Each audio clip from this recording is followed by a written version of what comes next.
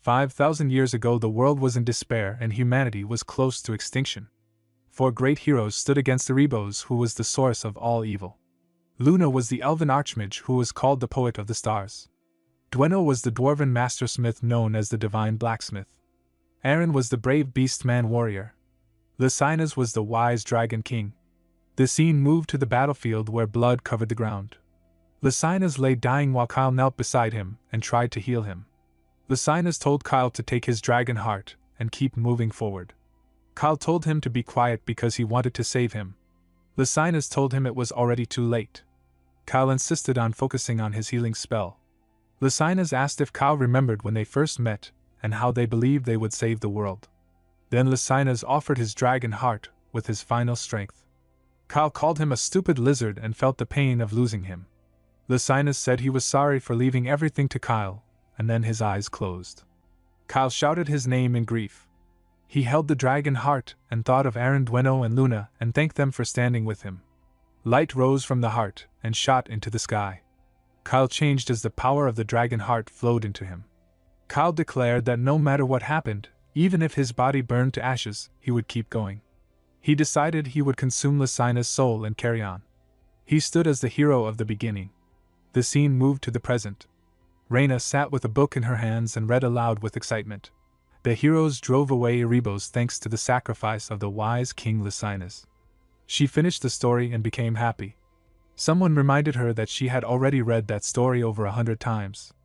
Reyna replied that little Leo loved the book the most, and she offered to show it. She looked at him and said she would read the story of the heroes of the beginning again. She opened the book and began with the familiar line that spoke of a time long ago, 5,000 years in the past.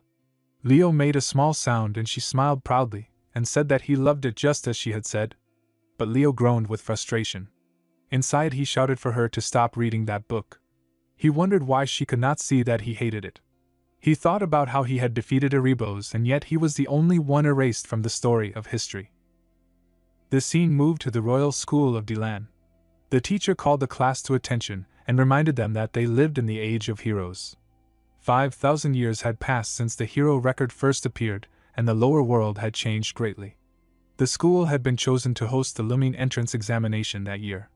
The teacher told the students that some of them might become heroes whose names would one day be written into the hero record, so they needed to pay close attention. A soft snoring sound came from the back. Everyone turned and saw a boy sleeping with his head on his desk. The teacher called his name and said that if he knew the material so well that the lecture put him to sleep, then he should answer a question. The teacher asked what ritual people had to go through to be called a hero 5,000 years ago. Leo stood up and replied that back then if someone made a name for themselves, people worshipped them naturally.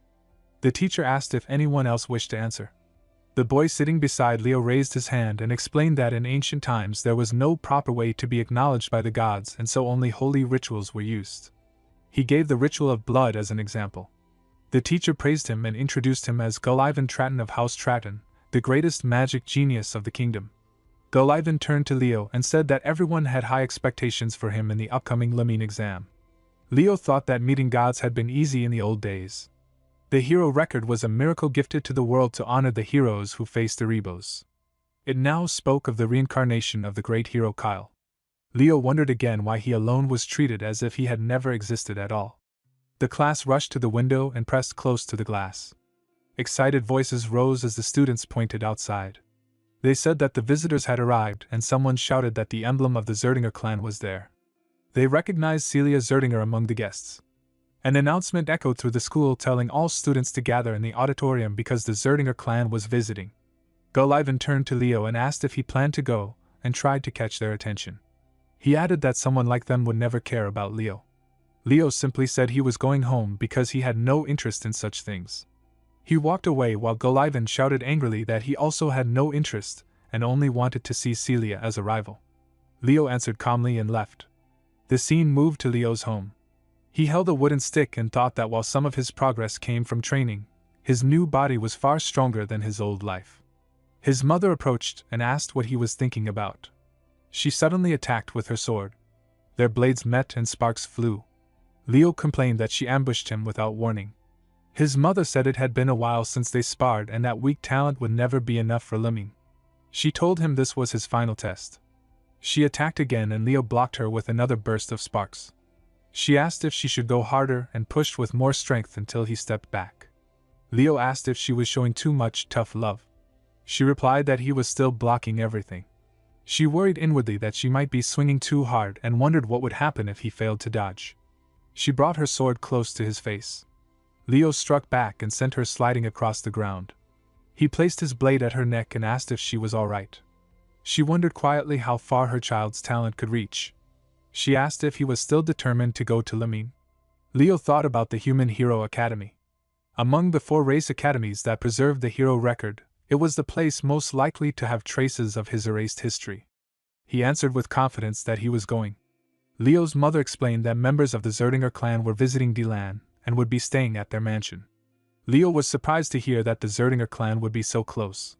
She said she would ask Ziz for a favor even though she did not want to. As the vice patriarch, he might teach Leo the Zeringer aura technique. With that skill, Leo could become strong enough to enter looming next year. She gently placed her hand on his head. Leo repeated the name of the technique in his thoughts and then reminded himself that he planned to enter looming this year, not next year. The scene changed to Celia Zeringer stepping out of a carriage. She wondered why her uncle wanted to stay in such a small place when he could have rented an entire hotel. She was 15 and known as the Sword Princess of the Zeringer clan. She wanted to focus on the looming exam and did not understand why they had come to this small family. Ziz asked her if she was curious about Leo, the boy who claimed he had no interest in the Zeringer clan.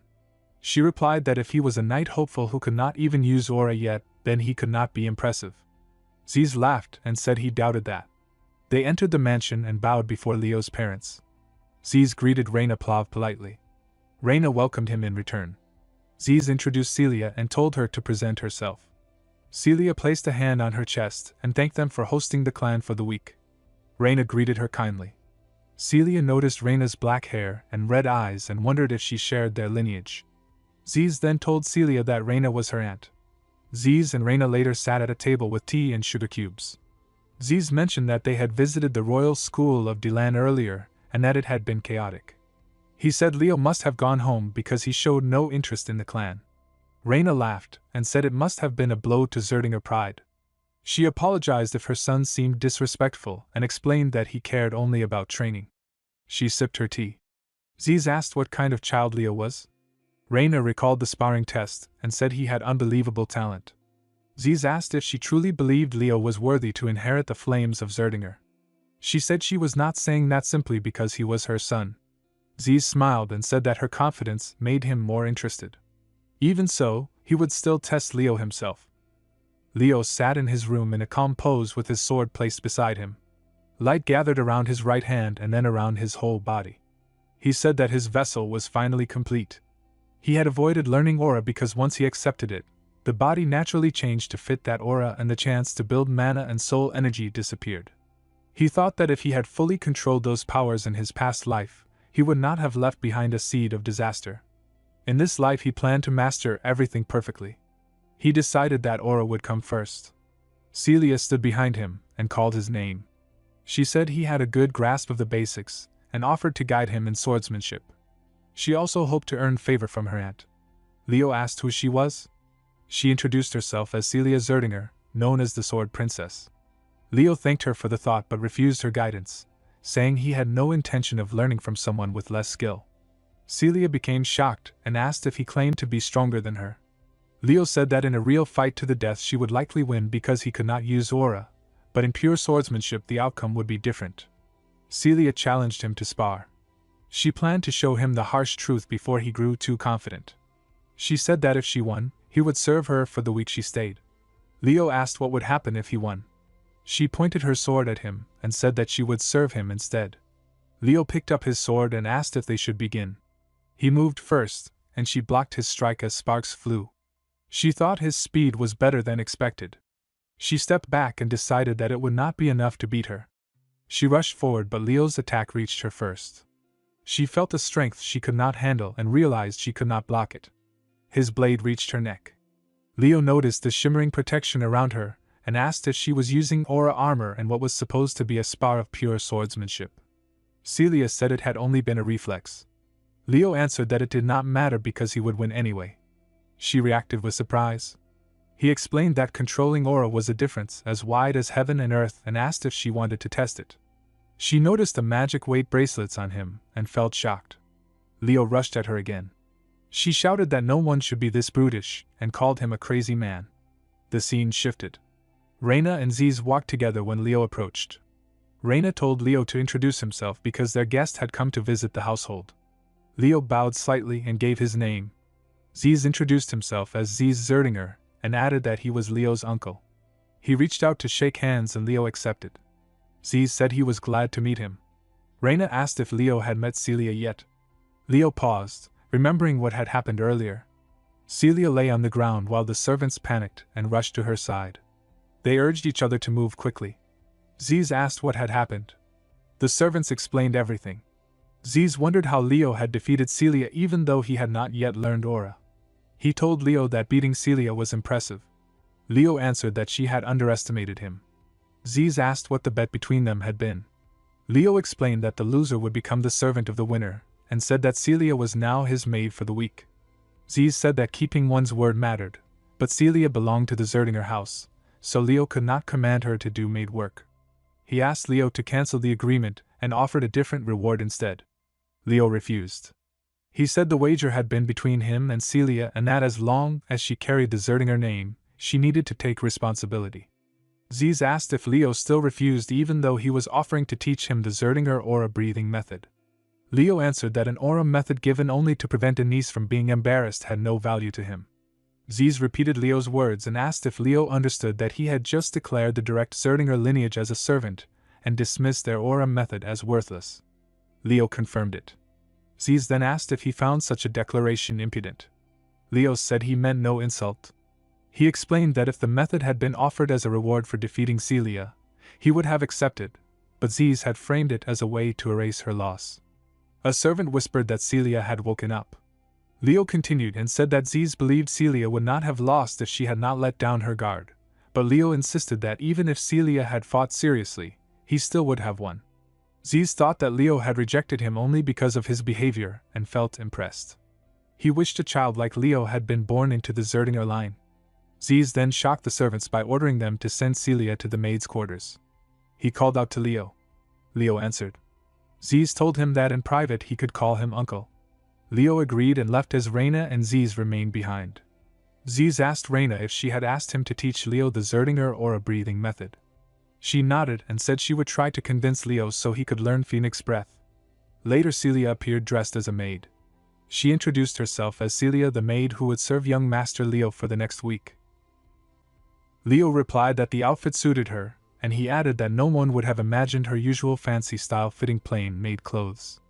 As he continued to speak, she cut him off while blushing in frustration as she said she knew she was beautiful but his words sounded too direct. Leo quickly apologized and said he never intended to make her angry.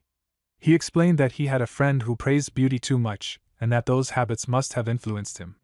He added with pride that the beauty of the Eternal could not be matched, and that if peace returned to the world, he wanted to dedicate his life to spreading beauty everywhere. Celia answered that his friend sounded cool and knew how to appreciate beauty, yet she secretly thought that Leo's problem was his honesty.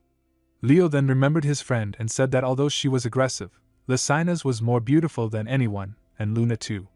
For the sake of art he boldly asked them to become his nude models. Dueno joined in and said he had even bought a sketchbook. They both ended up beating Dueno for his shameless excitement. Celia looked at Leo again and wondered if the book he held was some sort of training manual. She asked him what he was reading. Leo said he used to read it a lot when he was young as he held it in his hand. The title of the book was Great Hero of the Beginning.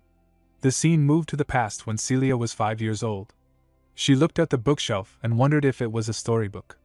She searched through his closet full of books and said it seemed he liked the Great Hero of the Beginning because even an average researcher could not compare to how much he collected. She noticed many books about Kyle and picked one up. Leo explained that among the achievements of the great heroes, many were hard to assign to anyone and he believed those uncertain deeds likely belonged to Kyle. Celia held the book and said Kyle was probably a scammer who tried to steal the achievements of the real heroes. Leo asked her in surprise if she meant Kyle. She answered that this was what most people thought, and she agreed with it. Leo quietly realized this was how people saw him. He rose from his seat and suggested they eat breakfast and begin training. Celia asked if she could train with him, while thinking she wanted to discover the secret behind his strength. Leo warned that it might be hard for her to keep up and asked if she would be alright. Celia stiffened with pride and reminded herself that she was Celia Zeringer. The scene shifted again. Celia was on her knees on the dirt with her sword fallen a short distance away. Leo told her that when stamina reached its limit, reaction speed slowed and more openings appeared. He said that was why she had left her back exposed just now. Celia looked defeated and asked if abusing the body like this really helped training. Leo rested his sword on his shoulder and said yes because young people had become too weak. He thought that aura techniques had advanced so much that people stopped focusing on body training, even though aura worked better when the body was strong. Celia heard the word weak and pushed herself up using her sword. Leo kept thinking that strengthening the body also strengthened the aura. Celia glared at him and yelled that he should not underestimate her, as she called him a damn white-haired bastard. Celia attacked Leo with her sword, but his movement sent her crashing badly to the ground. She shouted in frustration, asking why she could not win. Leo told her it was hard and handed her a magic bracelet. She thanked him and knelt in front of his feet. He explained that the bracelet had weight magic and told her to wear it during training from the next day. In another scene, Celia sat on her knees in the garden and asked to stop. Ziz watched her from a distance and thought this would be a good experience for her. He wanted her pride to crumble at least once before going to looming. He called out to Leo from behind. Leo turned and stepped toward him, calling him uncle. Ziz said he planned to ask the patriarch to allow Leo to inherit the phoenix breath. Leo thought about the Zeringer family's aura origin technique and remembered that only recognized members could inherit it. Celia hurriedly said that their father would not easily accept it. Ziz explained there was a condition and Leo had to pass the looming entrance examination. Celia smirked and said the exam was an actual fight, and it would be too dangerous for a child who could not even use aura. Leo admitted he had no real fight experience, at least in this life. Ziz asked what he thought, and Leo said if their parents agreed, he would do it. Ziz thought he was planning to take that year's exam. Later, Leo asked while running if they should continue after a short break. Celia ran behind him, thinking he would not be able to lose her. A week later, it was the day of the looming entrance examination. The hall was full of students. Voices in the crowd recognized Celia and wondered about the boy beside her. Celia asked Leo if he was nervous. He said he was not and asked if she should fix the way she spoke. Elven, surprised, called out to Celia. She turned and recognized him, wondering why he was there. Elven introduced himself as the land's greatest magic genius and reminded her he had greeted her last time she visited the school. Celia said she did not remember him. She grabbed Leo's hand and ran away, ignoring him. Elven shouted after them that he was off. Then Abad Llewellyn called out to Celia. She and Leo turned with wide eyes to see Abad and Chelsea Llewellyn from the Llewellyn family. During the looming entrance examination, Celia and Leo walked side by side. Leo asked her who the Llewellyn siblings were. Celia explained that they came from the same hero lineage of the Lordran Empire and were children of the Llewellyn family. She added that they would be taking the same path as them and they could not afford to lose. She reminded Leo that the Zeringer clan could not lose to the Llewellyn family. Leo said he was from the Plough family though. Abad Llewellyn appeared with his sister and greeted Celia, saying it had been a long time. Celia responded politely that it had been a long time. Abad asked who Leo was. Celia introduced him as Leo from the House of Plough, a noble family within the kingdom of Delad. Leo felt bored as he remembered his home. Leo and Abad looked each other in the eyes. Abad dismissed him as a small fry and declared that the top spot would surely be his. He told Chelsea to move with him, and she agreed. They walked away, and Celia muttered angrily that those arrogant jerks would be thoroughly crushed. The teacher began announcing from the dais. Celia and Leo listened as Albi Zarin, a professor at Jermyn Academy, introduced himself. Celia recognized him as Albi, the sorcerer of Man. Leo asked Celia who he was. She said he was a hero listed in the hero record. Leo thought to himself that Albi must be one of those heroes of this era and noticed the strong mana in his left eye. Albi began announcing that the types of trials would be one-on-one combat and monster subjugation. He said each person would take turns, but he found this method tedious. He burned the paper he was holding and opened a book called the Hero Record. Golden light spread from the book. Albi used his energy on the hero record to transport everyone into the hero world. Celia said she hated inefficiency and decided to combine everything and proceed at once. Leo remembered his teacher saying that the hero record was not just a historical record. Its true value was in creating a hero's world containing the experiences of past heroes. By entering this world, one could inherit the power of a previous hero. Leo thought it was almost like a hero training system. When they arrived in the wild forest, Leo realized this was the hero's world. He understood that the place was called the Wild Forest, and the objective was simply to survive. Participants could join forces or eliminate each other, and those who wanted to forfeit could break the orb they were holding to return. A student suddenly heard a sound and asked where it was coming from. Leo noted that the place looked the same as before. He thought it used to be an elven forest before it was polluted by the witch queen Salatna. Suddenly, Leo felt scared and said he wanted to go back. Another student told him it was just an illusion and mocked him for being pathetic. Leo immediately sensed danger and moved aside as something dropped toward him. He thought that everyone was wrong to treat the place lightly. Even if the hero world came from the examiner's memories, everything inside it was real. The hazards could truly kill someone. Chelsea arrived and said they had met before. She added that she was glad to have a chance to eliminate someone connected to the Zeringer name. Leo corrected her and said he was from the Plav family. Chelsea ignored that and gathered energy in her hand, saying he had been with Celia earlier. She cast Wind Sickle. Leo recognized it as a spell that did not exist in the past, though the basic form still felt familiar. Chelsea noticed how relaxed he looked and prepared to attack. Her energy wave moved toward him, but he blocked it with his sword. Chelsea was shocked and wondered how he blocked it without aura. She questioned if he possessed some attribute that was difficult to detect. Leo told her the attack was too simple and suggested they join forces instead. He reminded her that in this place the one who survived the longest earned the most points, and that as a sorceress she needed to pass at least one test. He smirked as he said it. Chelsea prepared another attack and told him she was a battle mage. She repeated his comment about her attack being too simple. Leo told her he meant that for wind magic, her attack was too straightforward for the power behind it. Chelsea became angry and asked if he was lecturing a direct descendant of the Llewellyn family. She shouted that she would crush him with those simple attacks and cast Wind Sickle and Wind Arrow again. Leo suddenly disappeared. Chelsea could not sense any mana and wondered why he had vanished. He reappeared right in front of her and struck her down, leaving her kneeling with her head lowered. Leo asked politely again if she would join forces with him. In the hall outside the hero world, a student cheered that the test was finally beginning. In another scene, Chelsea was tied to a pillar with rope while Leo sat on the ground in front of a small fire made of burning wood. She asked what was happening. Leo asked if she was going to cooperate with him. Chelsea refused and said she only needed her brother. She tried to use magic with her tied hands and cast Wind Sickle. Leo explained that it was a skill that restricted magic. He thought he did not have much mana, so it would not last long. Chelsea said she could escape without magic. Leo wrapped the rope she was tied with around his hand and asked if she really thought he would let her do that. The fire spread around her as the rope loosened, and her skirt caught fire. She shouted in panic and tried to stop the flames. She finally agreed to cooperate. Leo asked her to swear on her family name. She shouted that she swore on the Llewellyn family name that she would cooperate.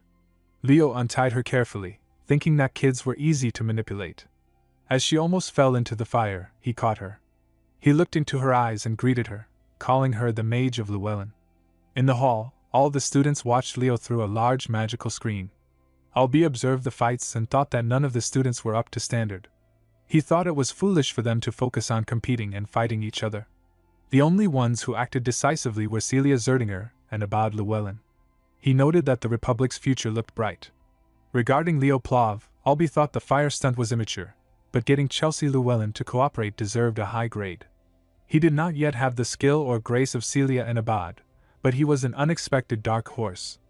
A monster appeared in front of Leo and Chelsea. Chelsea passed her weapon through energy and struck the monster, creating a hole in its body. She said that going along with the knight made things comfortable and asked what aura Leo was using, as she could not detect any mana from him. Leo replied that he did not know how to use aura.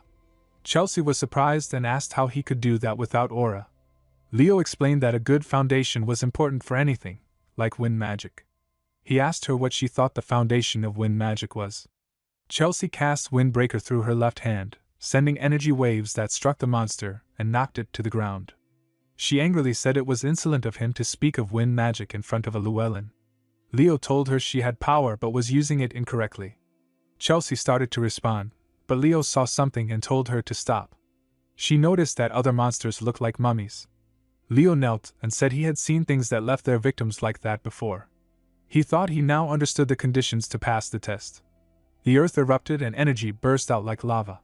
Leo grabbed Chelsea and jumped away. Suddenly, students arrived, including Gullivan, while Leo and Chelsea sat on the ground. Gullivan said they needed to get rid of Chelsea first, as the other guy was a nobody. Leo told Chelsea to attack together. He stood up and struck the students with a punch as they surrounded them with swords. He told Chelsea to watch his back, and she nodded with wide eyes. Leo shouted at her to attack, and Chelsea stood up with her weapon. Using his energy, Leo defeated all the surrounding students, but Gullivan ran away.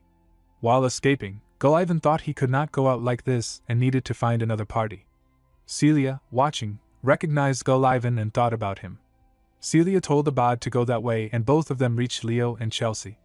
They stopped in shock when they saw the bodies of students and the monster lying around. Chelsea ran to her brother and Abad hugged her tightly because she was safe. Celia asked Leo why he and Chelsea were together. Leo looked confused as he explained that he suggested they cooperate and somehow convinced the stubborn girl to agree. Celia asked what he did, and Leo silently picked up a fallen student from the ground. Chelsea watched him and wondered why he was helping when the fight was already over. She believed they would beat this world together. Leo repeated her words with surprise. Abad pointed at the corpses and told Celia there was an anomaly in the wild forest. Celia noticed that the bodies looked dried up as if all moisture was sucked out. Leo added that the monsters were missing. Celia realized the forest looked scared, as if a high-tier monster had appeared and driven everything else away. Abad remembered that Hero Albi's first feat had been defeating a high-tier monster. Leo said the creature had finally revealed itself. In another part of the forest, Gullivan appeared with a weapon in his hand. He was determined to make Leo fail no matter what it took. As he moved forward, his foot slipped and he fell to the ground in confusion. While he looked around, a monster loomed above his head. In the hall, everyone watched the magical screen. Two students talked together, one saying that he had taken care of 15 or 16 of the monsters. The second student said he had about the same number. Albi examined the screen and said he had seen about 500 so far, and they had all failed. One student protested, saying that even so, they had to select around 100 students like in other regions, but only 50 students remained in the test. Albi replied that if they did not meet his standards, he was willing to fail them all. The headmaster had put him in charge of the test knowing this. Albi thought that a real hero could only be found in difficult times and wondered if Leo Plav, who must have noticed the anomaly in the forest, could beat this world. In the forest, all of them ran through the darkness. One student said it was pitch black. Celia warned that there was something ahead and told them to get ready. She pointed in shock at Gullivan, who was trapped in a monster's mouth, and realized that the one behind it was the real monster. Abad began to cast magic, but Leo stopped him and told him to snap out of it. He ordered Gullivan to break the crystal. Gullivan called Leo's name and broke the crystal, producing fire in the monster's mouth, returning it to its normal form. Abad cast Wind Fang at the spider-like monster, but it was not enough to kill it. Leo realized it was the spider princess, Tarantulia. He attacked fiercely, shouting in anger. Celia tried to finish it with a single powerful strike called Prominence, but her energy attack had no effect. She was shocked and could not believe it. Abad said that the difference in destructive power between a knight and a mage was like day and night. He attacked with a spell called Raphaeli, but it had no effect, and the spider monster began attacking him. Chelsea shouted for her brother and cast Windbreaker, using her energy to make the monster leave Abad alone. She asked if he was okay. Abad replied that he was and thanked her. A student nearby asked what kind of monster it was and commented on its monstrous regeneration. Leo explained that it was the daughter of Salatna, the queen of Tartaros, a monster in Erebos' army that had destroyed the elf forest. Celia thought about Tartaros in shock. Leo thought about the mana in Albi's left eye, realizing it came from the fairy king. Tarantulia ruled the cursed wild forest, destroyed the elf forest, and had eaten the right hand of the fairy king. Leo considered that the hand, which contained the source of infinite life energy called the Ring of Life, must have saved her. Abad declared that if the monster was the key to the test, he would defeat it. Celia shouted in shock and she and Abad attacked again. Leo warned them that the monster would just keep regenerating until they ran out of mana. Celia asked what he suggested. Leo said that 2 people needed to work together. Abad refused, wanting to be the top scorer, and Celia insisted it would be her. Leo reminded them that if they could not beat the hero's world, everyone would fail. Abad said that even if they worked together, it would take time to set up an attack capable of killing the monster instantly. No one except the 2 of them could stall the monster long enough. Celia looked angry while Chelsea thought carefully. Leo said he would do it. Celia was shocked and said it was suicide because he could not even use aura. Leo admitted that he could only buy 5 minutes. Chelsea worried about what would happen if the attack failed. Leo reassured her that it would not happen and picked up his weapon from the ground. Leo said that fire and wind had always worked well together. Celia and Abad looked at each other. Leo watched the monster and said it reminded him of old times before attacking with his weapon. Celia and Abad watched in shock and curiosity. Leo said it had been a while since he had faced a monster of Tartaros. The spider monster caught a boy in its web and began attacking him. The boy shouted for help, calling for his mom. Suddenly, someone arrived surrounded by golden light and shouted for the monster to step back. The boy wondered about the light. The person said the monster had dared to attack his homeland and devour the right hand of the contractor. He struck the monster with his magic light and freed the boy from the web, smiling as he asked if he was okay. In the forest, Leo thought about his limits without using aura. He called out to Chelsea, who held her weapon and answered him. Leo told her to use wind magic and send the surrounding weapons flying to him. Chelsea warned that he could get hurt while doing that, but he told her not to worry and just hurry. She asked which weapons, and he said any. Based on the sounds, he thought one was a scimitar and the other a bastard sword. He told her to send more weapons, and she used her power. Leo attacked the monster with his sword, striking repeatedly and shouting next. He thought the monster should be their age, but it moved like a martial god. Celia commented that he was not a small flea. Leo had a cut on his cheek with blood coming out, but he gripped his sword tightly, and reminded himself that if he could not stop a bug like this, others would be laughing at him from the afterlife. He told Chelsea next, and she worried that she had used the last weapon. Leo was shocked and exclaimed in disbelief. Celia shouted at Leo that she had finished the preparation and told him to move. She attacked the monster with her golden energy, and fire spread around it. The monster died, leaving the ring on the ground. The chapter in Albi's world, Prologue Wild Forest, was cleared. Celia smiled as she sat on the ground with her hands supporting her, and said it was over. She thought about Leo standing in front of her, and realized he had blocked the monster for 5 minutes. She praised him loudly. Chelsea, excited, said it was amazing and that he looked like a hero from the stories. Leo asked if it was so, and Chelsea said yes.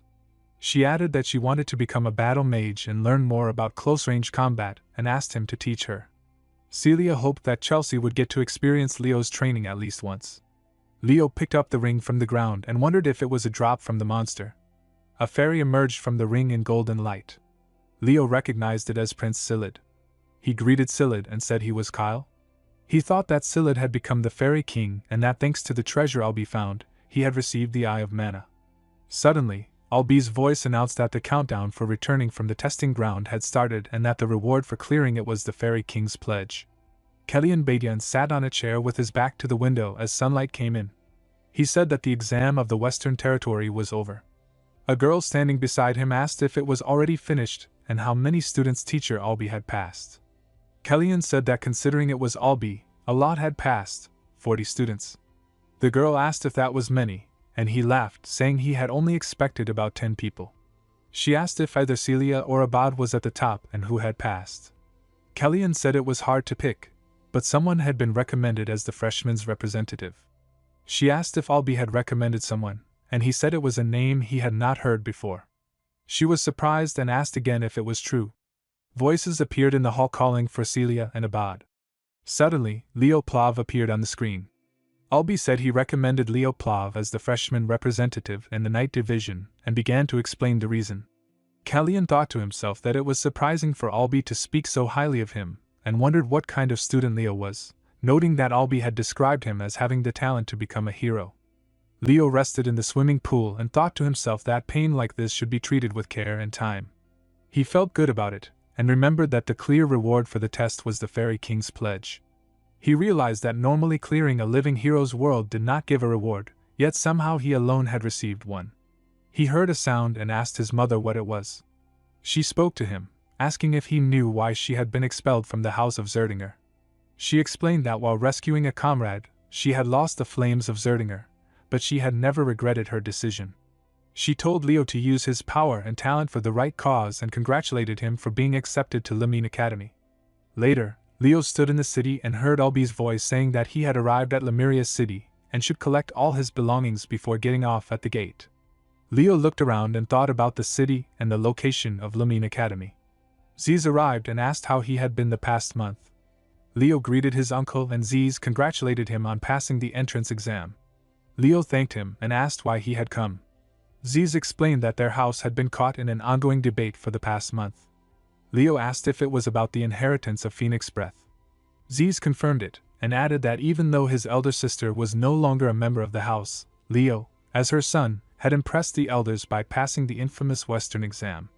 Ziz gave Leo a key with a shiny crystal and told him it was a subspace key and to open it. Leo opened the book from the key, but the pages were empty.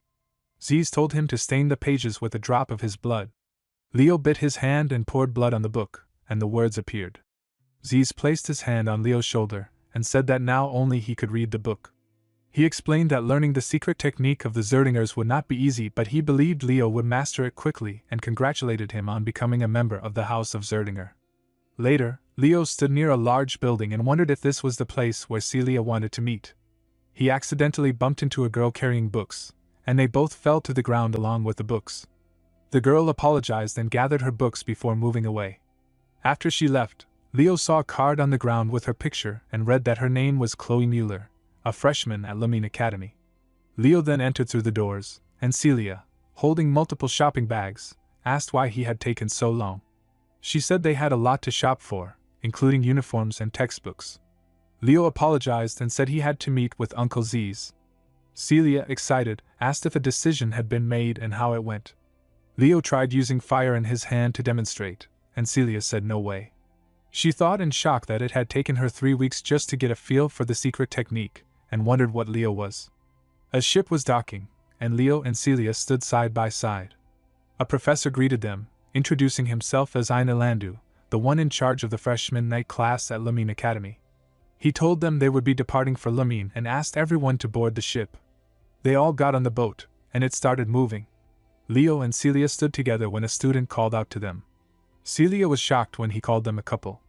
The student introduced himself as Car Thomas from the Kingdom of Mora and said he was an alchemist who sold everything from potions to weapons. He gave a card to Leo and told him to drop by if he needed anything at school. Leo thought he was an interesting kid and introduced himself as Leo Plav from the Kingdom of Delad. Car commented that passing the Western region exam was impressive. Leo remarked that the situation felt strange, and Car agreed that it felt too peaceful.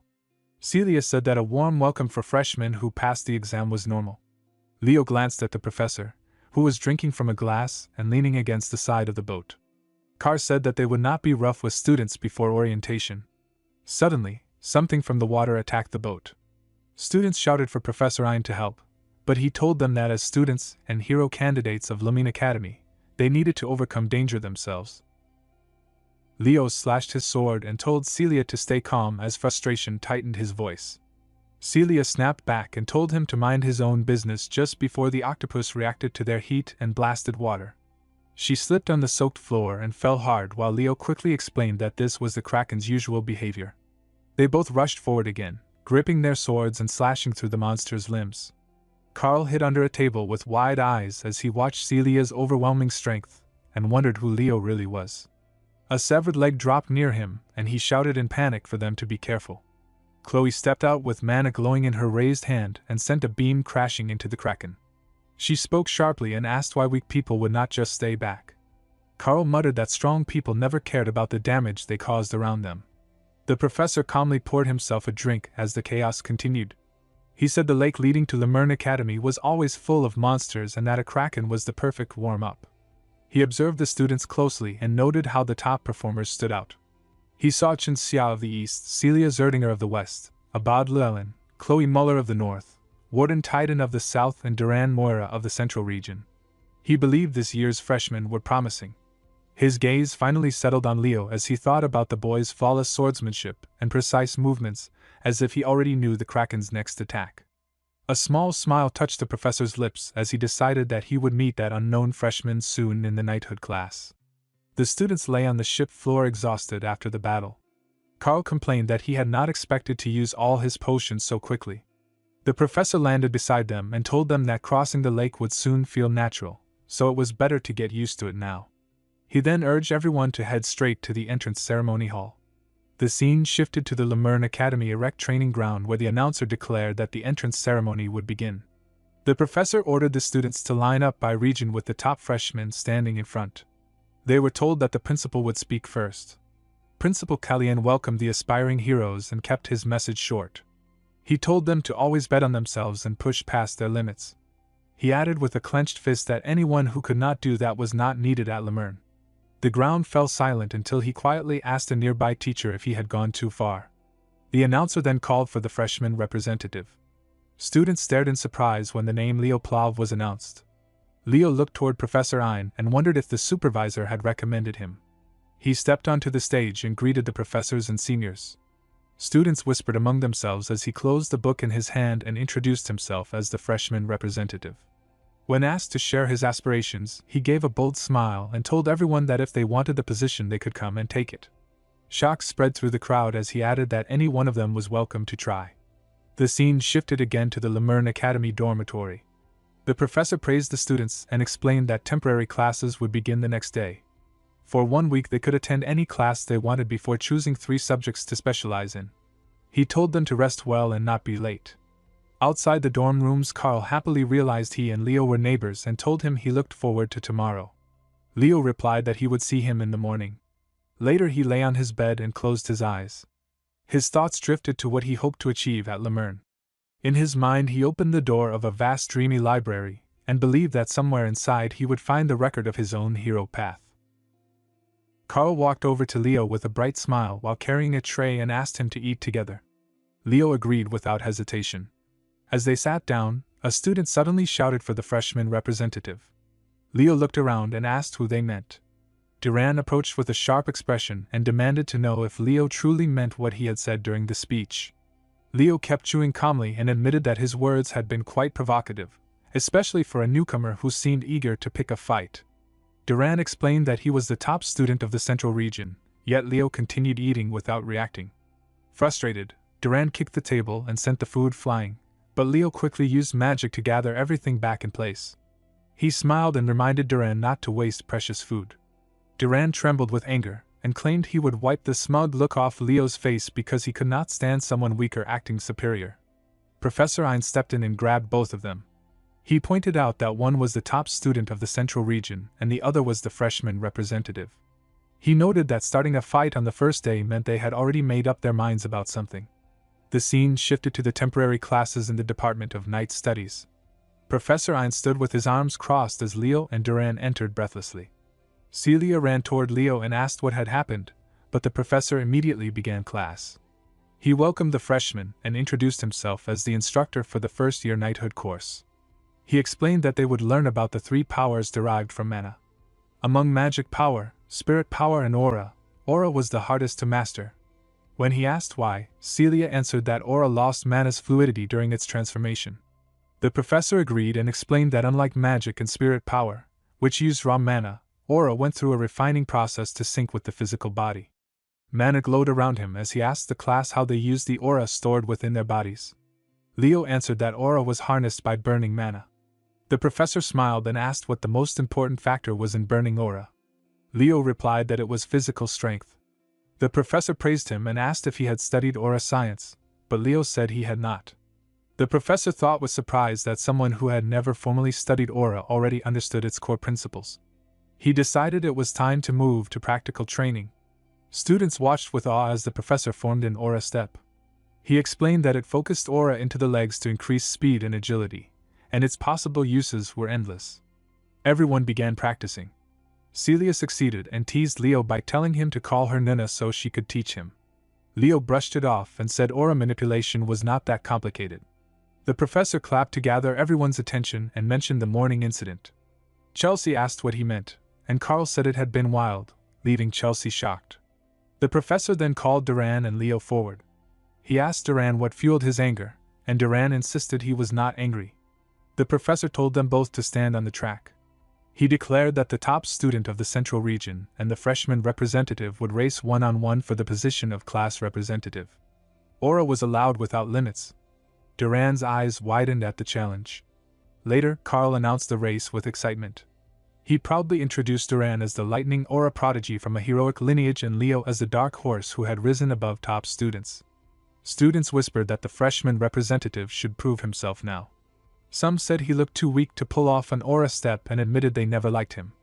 Professor Ein reminded them to accept the outcome with grace because that was true chivalry. The rules were simple. The first to cross the finish line would win. Celia watched with wide eyes and believed there was no realistic chance for Leo to win, yet she also knew he always found a way to defy the odds. The professor shouted for them to go, and the race began. Duran shouted as he ran that he was going first and Leo ran beside him with steady breaths. The students murmured that Duran was incredible. Chelsea raised her voice and told Leo to cheer up. Carl watched with wide eyes because Duran was already halfway through.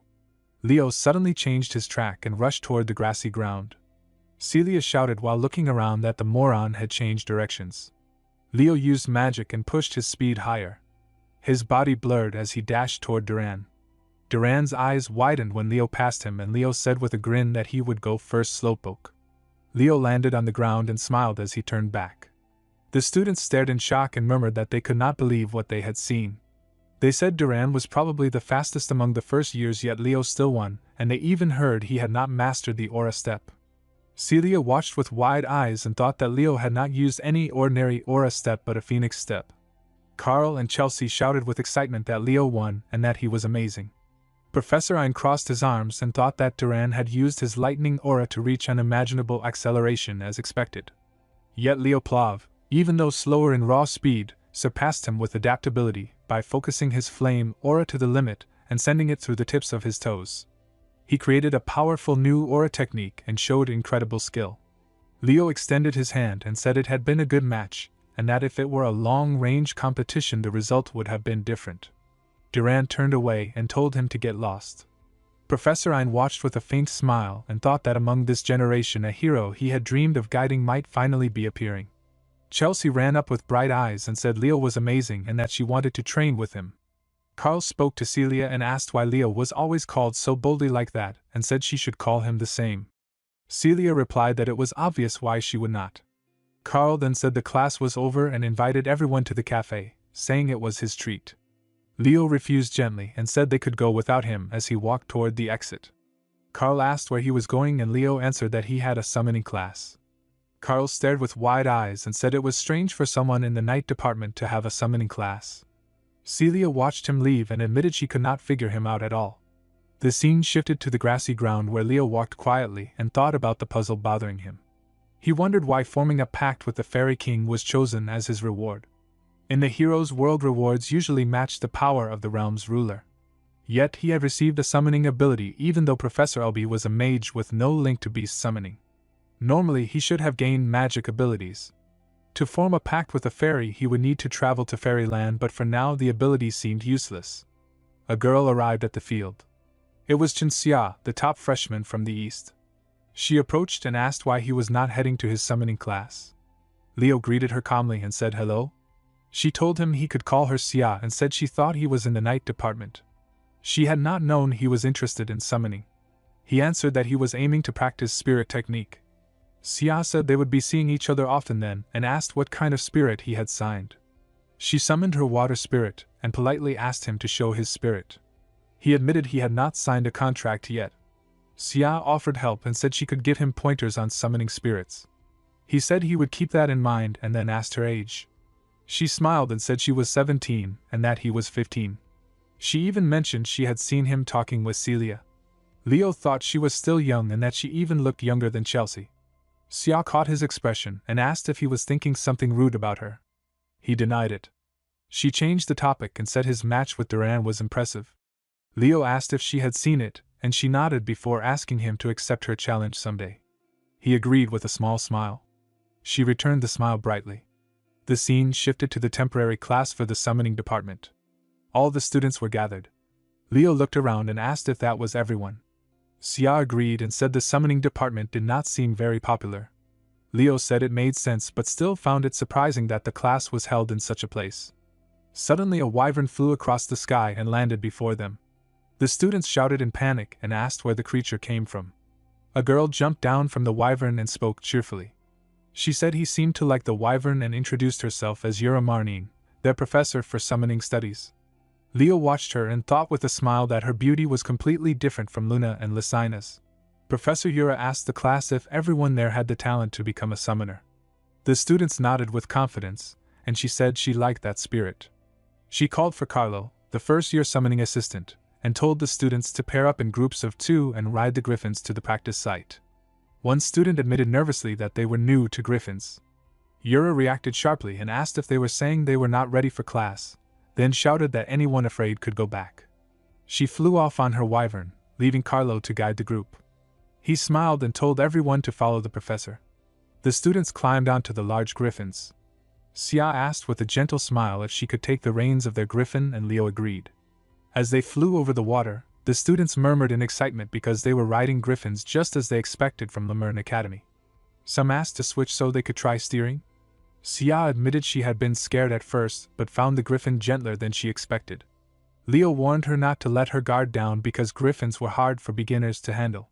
Suddenly their griffin's eyes widened and it shrieked.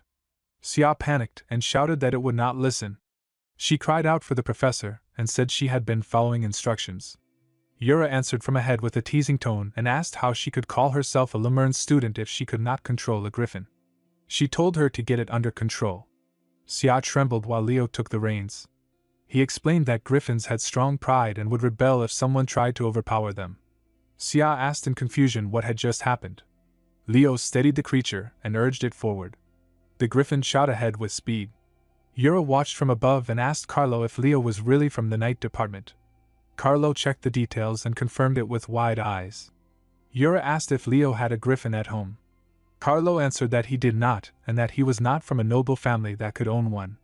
Yura smiled and thought it must be pure talent, and that a hidden gemstone had appeared among the students. The scene shifted to the Summon Beast Island, the practice site for the summoning department. Leo walked through the forest and plucked an orange from a tree, noticing a feather stuck to it. Xia asked what was wrong, but he said it was nothing. Yura then called for everyone to gather because they would begin a practical test. The students shouted in shock because it was only the first day and this was just a temporary class. Yura explained that summoning required more than mana sensitivity. The students needed spirit affinity for contracts and taming skills to control summoned beasts. She reminded them that summoner heroes were few, but those who rose to that level often achieved greater feats than others. She asked if that was not why they were here. The students nodded with determination. Eliza stepped forward and asked what the practical test was. She came from a renowned northern hero family known as the Herjin House. Yura said the island was filled with summoned beasts, and that the test was to tame one from the forest and bring it back. Anyone who succeeded would get to keep the beast. The students shouted with excitement and rushed into the forest. Leo walked calmly when Eliza approached him and said she heard he had defeated Duran and wondered if she could expect impressive results from him here as well. Leo waved it off and said he was just doing his best. Yura watched them and thought they would likely become the central figures of the first year. Leo moved deeper into the forest while some students whispered that he was going too far. They said if he failed to tame a beast he would get 0 points and would have to return to the night department. Leo held the feather, poured his mana into it, and let the energy spiral around him and the feather. The scene shifted to his home camp where his mother asked if Leo was doing well. His father cooked and said it was only the first day, and she was already worrying. She said it was a big deal after all. Back in the forest, a huge flame rose in front of Leo. His eyes widened as he recognized it. He said it was one of the 3 great mythical beasts, the phoenix. The fire phoenix looked at him and said she smelled a familiar essence. She said it was the fiery scent of Lena and asked if the child before her was truly Lena's. Leo asked if she knew his mother. The phoenix answered that she did, and said she had not been mistaken. If Lena had a child, they would be just like him.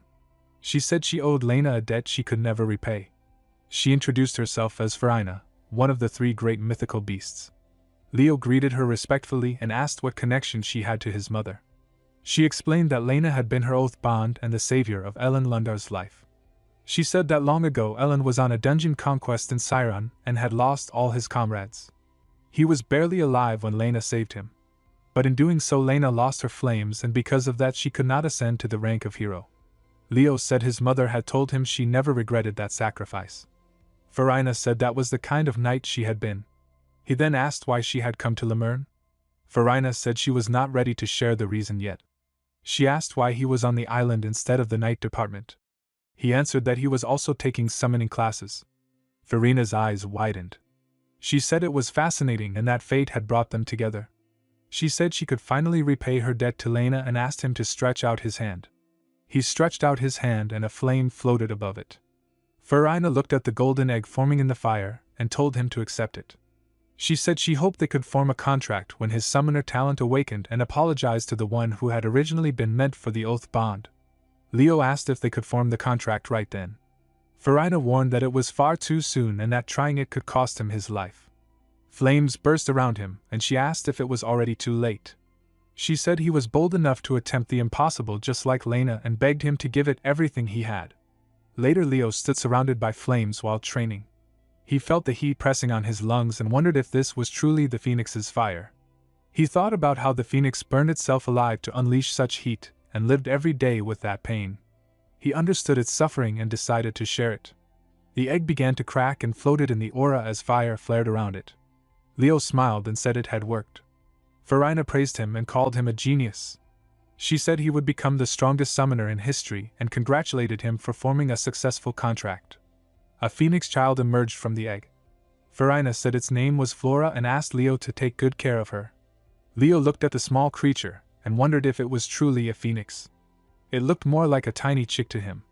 The scene shifted to Professor Yura watching the last part of the test. She looked at a banana wombat and called it adorable while asking Carlo how much time was left. Carlo said 5 minutes. She asked if only 4 students were still missing. Xiao then arrived with a small bear and happily asked if they were still within time. Yura looked surprised and said Xiao was an aspiring knight who had managed to tame an aqua bear cub, which was impressive.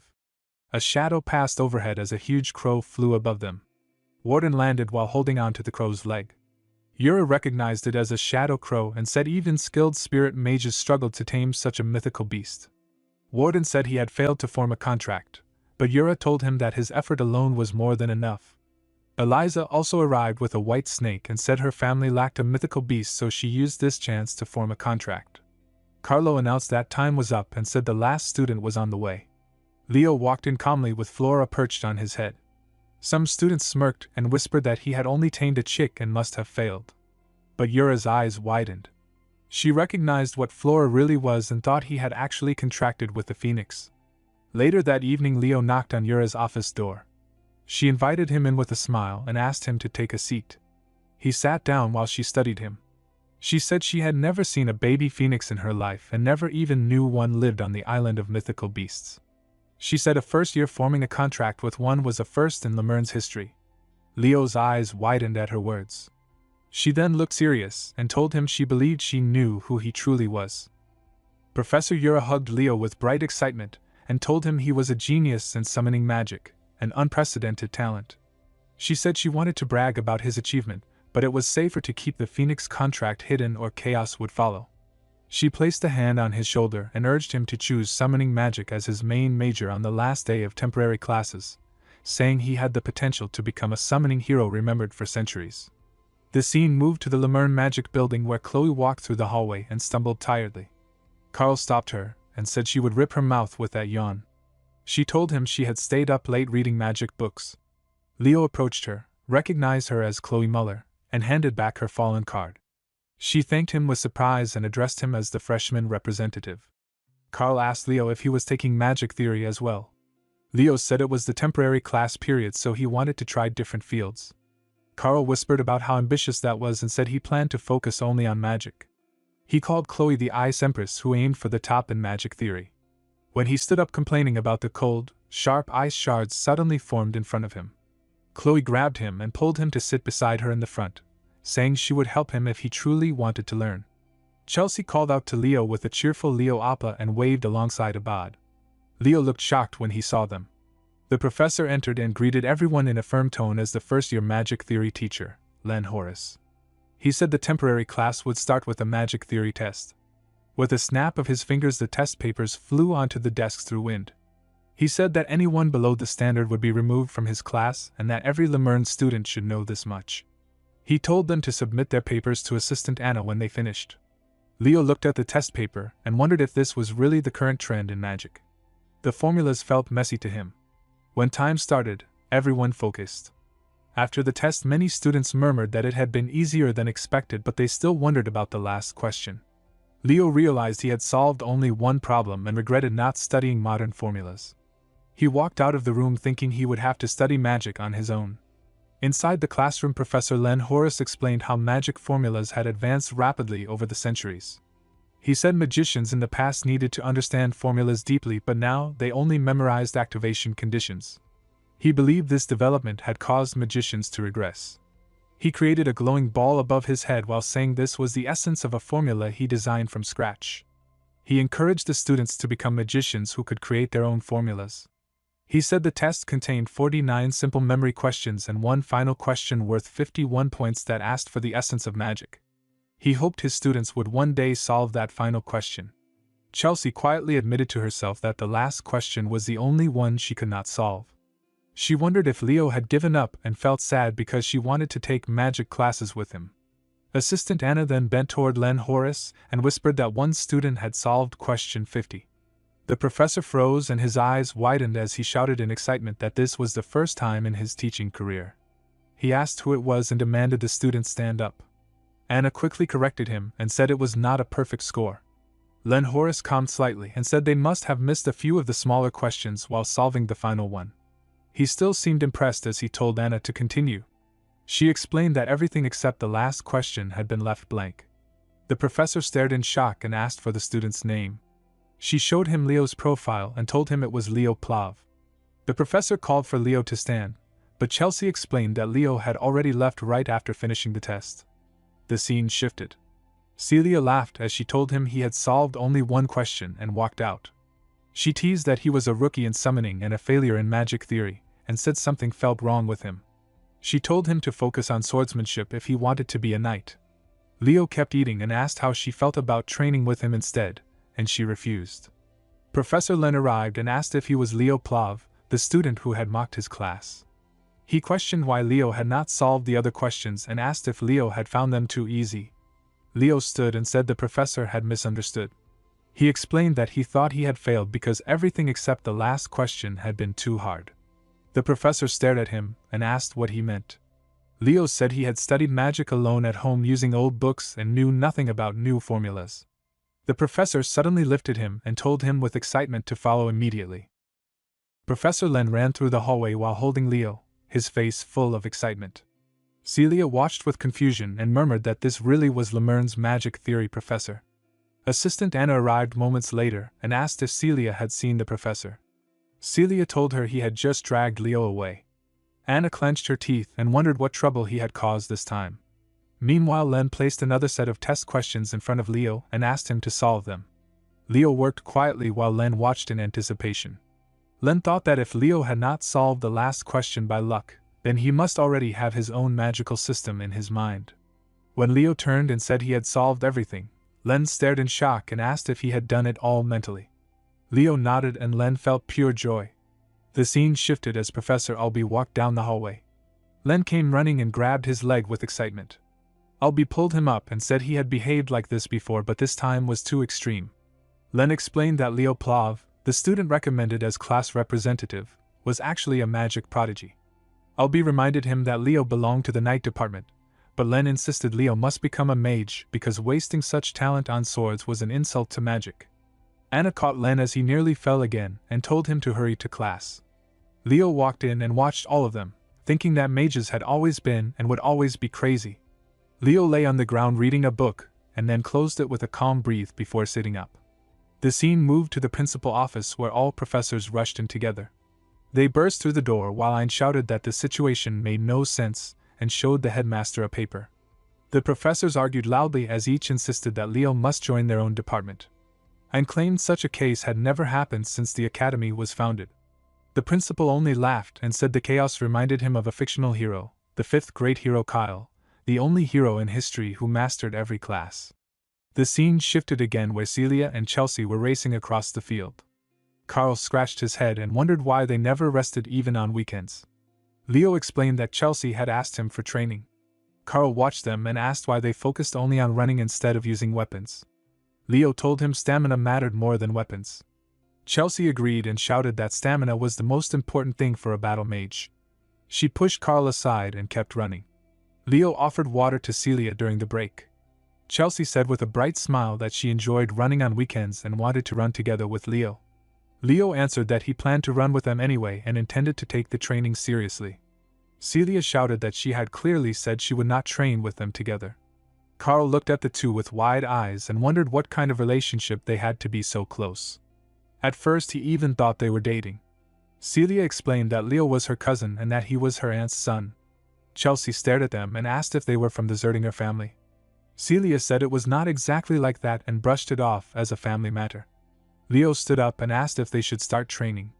Chelsea shouted with excitement and agreed. Carl smiled and said he would take a trip to Lemuria City. Leo grabbed Celia when she tried to shout for Carl to take her with him. Carl walked away wondering why there were no noble heirs around him. The scene shifted to the class assignment day. Leo entered the classroom and Carl waved at him. Carl already knew he was in class 5. Leo asked if Chelsea was also in the same class. Chelsea greeted him while looking exhausted. Carl stared at her with wide eyes and wondered what Leo had done over the weekend for her to end up like that. Leo said it was only the basics and Chelsea shouted that she would never do it again. Students around them smirked and called Class 5 the infamous whaling class. They wondered how many would survive until the end of the semester. Another student said they were the unluckiest juniors. Then a man approached them and said that from his point of view the others were the unlucky ones. The students stared at him with wide eyes when he asked if he was right. Harlan Edmund Homerum entered the room and acted as harsh as the rumors said. He sat on a frightened student who had been used as a chair and greeted the class like a bully. He said it was nice seeing them and welcomed them to the freshman class with the lowest scores. He reminded them that many had already heard about the teacher known as the Wailing Wall.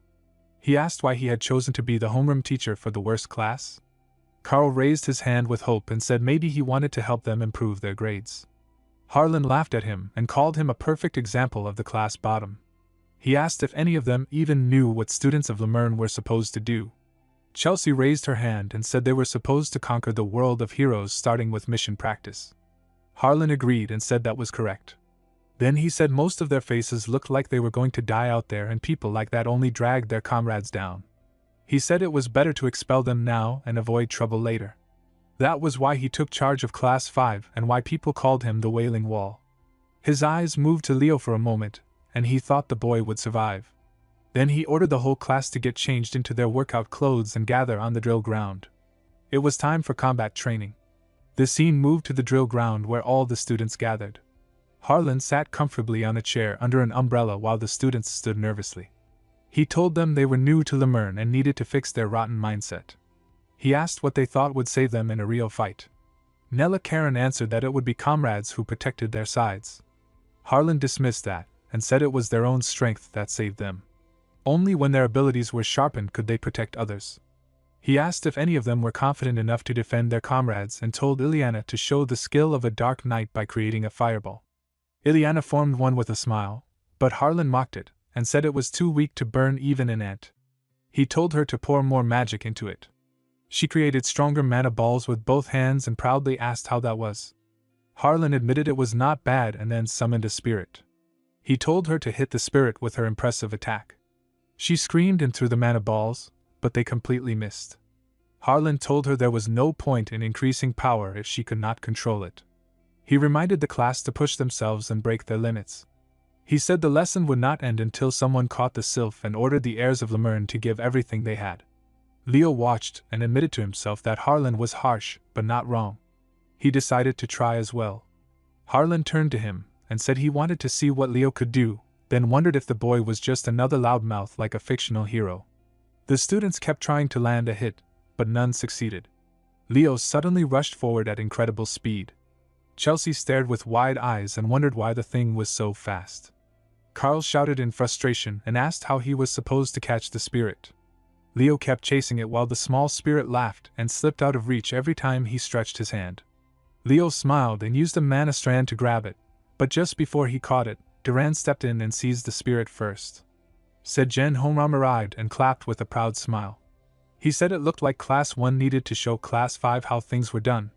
Harlan drank his juice and asked if Zeringer wanted to take over his class. Zeringer frowned at the remark. Carl watched with wide eyes and said the two pillars of Lemurn were about to clash.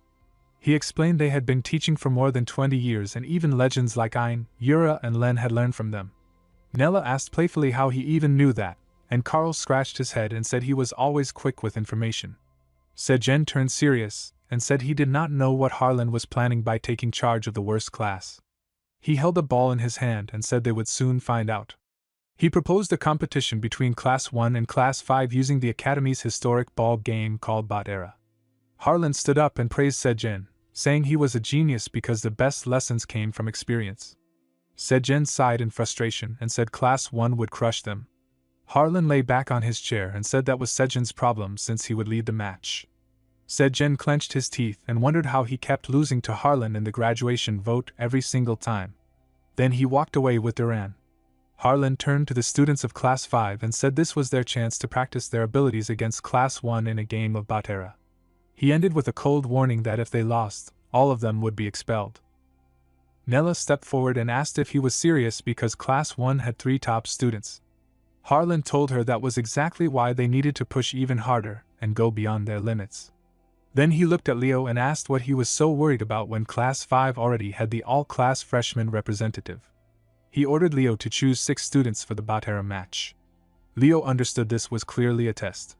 He felt that Harlan's gaze did not come from hatred. Many students had already lost their spirit within the first week at Lemurn Academy. Harlan probably wanted him to lead Class 5, who were acting like losers, and this bera match might become the turning point that lifted their morale. The scene shifted to the field where Class 1 and Class 5 faced each other. Leo asked Chelsea why everyone looked scared. Chelsea told him he probably did not know what bera truly was. Bera was Lemurn's traditional combat rat sports game. Leo asked if it was not just a ball game. Carl explained the problem was that it was a super dangerous one. Celia suddenly appeared and mocked Chelsea, asking if she had already admitted defeat. Chelsea snapped back and shouted she was not scared and would never lose to a Zeringer. Leo pulled Carl and Chelsea close and told them not to worry because their class would not lose. Celia pointed at him with energy and told him she had trained hard and would not lose to him this time. Zeringer raised his hand and called for participants from both classes to enter the field. Leo asked who wanted to join him. Chelsea stepped forward and said she needed to put them in their place. Ileana stepped forward as well and said if losing meant expulsion, then they had to win even if it drove them crazy, and they would show Harlan what they were made of. Leo stepped ahead and told the professor that Class 5 was ready. Zeringer signaled the start and threw the ball into the air. Every student's eyes followed it. Duran and Leo both reached it at the same time, but Duran seized control and landed first. The professor announced that Class 1 earned the first move. Leo landed and asked Tate to explain the rules quickly. Tate said bera was simple. They only needed to fill the ball with aura and get it into the goal using any part of the body. The first team to reach 11 points would win. He warned everyone to get ready because Class 1 was already charging. Duran punched the ball toward Leo. Leo countered with a kick. The students cheered wildly for Duran. Tate whispered that he thought Harlan planned to expel all of them. Leo asked how to gain the right to attack. Tate said there were 3 ways. They gained it if the ball went out during the opponent's possession or if they caught the ball. Before he could finish, the ball struck Ileana and sent her flying backward. Celia mocked them and asked why they were whispering instead of focusing on the match. Tate helped Ileana and told Leo that direct attacks or blocks on players were forbidden. If a teammate was hit by the ball, they became unable to continue. Attacks were only allowed through the ball. Leo picked up the ball and said it was their turn. The professors watched from the side. Zeringer thought about the destructive nature of bera and how teams with strong fire attributes always had the advantage. The Zeringer fire was the strongest of all, and Celia carried that power. He wondered what Harlan was thinking because winning against such strength would be nearly impossible. Harlan asked Zeringer if he remembered the Zeringer child who had been their first disciple. Zeringer said he could never forget the Empress of bera. Harlan said the child of that Empress was now in Class 5. Celia smiled as if everything finally made sense. A burst of fiery aura exploded around Leo and he warned his team to be careful. He threw the ball with full force. It struck an icy pillar and tore a hole through it. Chloe smiled and said that as long as she was present, scoring would be impossible. Leo stepped closer and asked if she meant it would be possible. Leo clenched his fist and shattered the icy shard in front of him. Chloe's eyes widened in shock. Zeringer watched with disbelief and admitted to himself that Leo's combat sense was remarkable. The students cheered loudly for Class 5 and shouted Leo's name. Zeringer murmured that things were only beginning. The match grew harsher as the ball struck several students. Duran grabbed it and hurled it toward Class 5, but Carl caught it and laughed weakly as he admitted his mana had long been exhausted. The professor announced the score was 10-10 match point. He said the opponents had 3 top-ranked students while Class 5 only had Leo, making the situation extremely difficult. Chloe declared she would not lose this time and began creating her copies. But before she could react further, Leo vanished from where he stood. The students stared in shock as he reappeared far ahead with the ball already in hand. Celia shouted that Leo planned to score by himself. Chloe searched through the illusions and wondered where the real one was. Her eyes widened when countless reflections of Leo surrounded her. She fell to her knees and realized the magic was star magic, something impossible for a human to use. The professor declared Class 5 as the winners. Students erupted in cheers and called out Leo's name. Zeringer turned to Harlan and asked what the talk about expulsion meant. Harlan simply said it was motivation. Zeringer rubbed his head and walked to his students. He offered his hand to Chloe and asked if she was upset about losing. He told her that once the match ended, regardless of the result, it was customary to greet the opponent. Chloe stood and took his hand. Zeringer told the class they had fought together with one heart for Class 1's victory. He praised those who cheered and those who fought and told them to hold their heads high. From behind, Harlan shouted at them and told the loser to come over and finish cleaning up. Zeringer gathered both classes and told them they had all done well. Class 1 had shown their talents without holding back, and Class 5 had refused to give in and kept fighting until the end. They had broken their limits and made a comeback victory. He hoped they would continue to grow through harmony and healthy competition. He told everyone to shake hands, and both teams exchanged respectful gestures. Celia smiled at Chelsea and said she had held out longer than expected and thought she would drop out sooner. Chelsea smiled back and said Celia was so persistent she reminded her of a squid. Carl grinned at Duran and asked if their class had won this time. Chloe stood with teary eyes until Leo extended his hand and told her she had been amazing and that with more real-world experience she would become a great talent. She asked if he was making fun of her. He smiled, and she thought silently that she would defeat him someday, then took his hand. The scene shifted to 1 month later. Carl ate while asking which clubs they planned to join.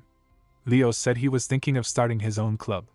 Chelsea immediately said she wanted to join if Leo was the one starting it. Carl asked what kind of club it would be. Leo said he planned to make a hero research society to study Kyle, the forgotten hero and the hero of the beginning.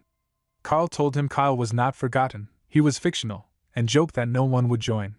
Chelsea raised her hand again and said she wanted to join. Suddenly students shouted across the campus. Carl stood up in excitement and said it was today. Leo asked what he meant. Carl explained that it was the day the 5th-year students returned after conquering the hero dungeon. Leo watched the scene and remembered it was the day when the 5th-year students returned after conquering the hero dungeon.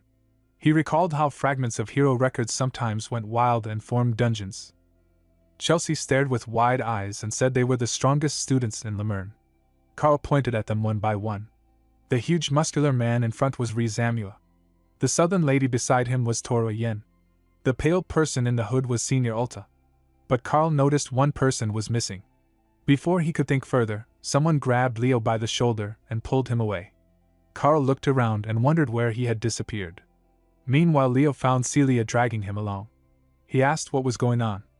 She told him she needed him to come with her to Lemuria City because the student council president wanted to see him.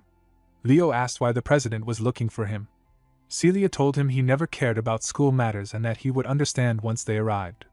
They sat in a small cafe. Celia crossed her arms and asked why the president chose this place to meet. Leo said the place smelled nice. She ended up smiling. Suddenly she ran to a boy and hugged him while calling him her brother. He smiled at Leo and said it was nice to meet him, that he had heard much about him, and that Leo was aiming for the all class. He introduced himself as Riss Zeringer. Riss asked Celia why she looked uneasy. She said she had never eaten food like this before. After taking a bite, her expression softened and she said it tasted delicious. Riss laughed and said it was the restaurant he had wanted to bring Celia to when she first joined Lemurn. He mentioned that Leo was the son of that aunt. Leo asked if he had met his mother before. Riss smiled and said he had seen her a few times when he was young and that during her school days she became famous for many legendary stories. He explained how the dorm cafeteria once served terrible desserts, and Leo's mother led the students to storm the principal's office. Celia shouted in shock when she realized Leo's mother was the main character of that famous incident. Riss nodded with amusement. Leo thought that she truly deserved the title of Lemurn's strongest, and that it was only a matter of time before she reached the seat of a hero. Riss stood and asked if they wanted to go for dessert. Celia agreed with a nod. Riss told them to head out first while he handled the bill, but his eyes widened when the hero page in his hand suddenly began to glow. The scene shifted to Professor Harlan calling out Liana Layden and asking what silly question she had this time. Liana raised her hand and asked why Class 5 still did not have a class leader when the other classes already had one. Harlan admitted he had forgotten and simply announced that Leo would take the role. Liana protested loudly and Tade reminded the professor that they should choose fairly through a vote. Harlan ignored them and placed a stack of documents on the table, telling the class president to organize them. Both students fell silent. A voice then echoed through the speakers announcing that a joint class on hero studies would begin soon and all first-year students needed to move to the auditorium. Leo looked at Harlan and asked if they should prepare to leave. Harlan snapped his fingers with energy and said that was the spirit and that was why Leo was the class president. Carl turned to Chloe with wide eyes and said she looked exhausted. Chloe asked if she could buy any spare fatigue recovery potions he had. Carl handed her two and explained those were all he had left. Leo told Chloe she was pushing herself too hard, especially so early in the semester. She drank the potion and turned away, insisting she was fine. Carl watched her with confusion and said it was intense because she was ranked first in magic theory exams. Chelsea explained that Chloe must be anxious since once Leo became familiar with the latest magic trends, he might surpass her in the theory exams as well. Carl asked why it mattered if she became second. Chelsea called him an idiot and reminded him she was a wizard from the Mage Tower. She said that for battle-type wizards like herself, grades were not everything, but for Mage Tower wizards, research and study meant everything. It was a matter of pride. She then questioned if Carl was even a wizard. Carl proudly said he was and that he used magic to make a living with livelihood, magic being his pride. The scene shifted to the principal who stared with wide eyes while cleaning a plant, murmuring that the damaged hero's page was reacting. The principal asked if it was true that the hero's page had reacted. Riss nodded and explained that it was only a fragment, so damaged that it was embarrassing to even call it a page. It should not have reacted, yet it definitely did, even though no relics were nearby. The principal asked if there had been any reaction after that, and Riss said there had been none. The principal examined the page and said they would need to investigate further. He praised Riss for his work and reminded him the journey was not over. The principal then called Elena. She entered the office smiling and responded politely. The principal handed her a box and told her to take it to the Grand Hall of Beginnings, where the first-year combined class would soon have a lesson. Once alone, he thought it was rare for a fragment of that size to react and that if the full record appeared, it would definitely react. The scene shifted to the Grand Hall at Lemurn Academy, where the first-year combined hero studies class was gathering. Artian Nir shouted for everyone to be quiet, and flames burst around her. She shouted at the students to shut their mouths because they never listened. Soon, she smiled and said it was finally quiet. Leo thought that his professor was always terrifying and that a spirit summoner like her was rare, even in his previous life. Artian began the lesson and explained that after the hero record appeared, families of heroes could be established. To open a hero's world, one needed an object deeply connected or historically tied to that hero. Descendants of heroes had easier access to the hero's world. This was why Lemurn Academy, which held the hero record, maintained close interactions with hero families. She compared it to a key and a treasure chest. Leo smiled to himself, and thought it was interesting. Artian explained that hero studies was an essential field where students learned clues and stories to conquer a hero's world. When they became upperclassmen, they would choose a hero to inherit power from and challenge their page.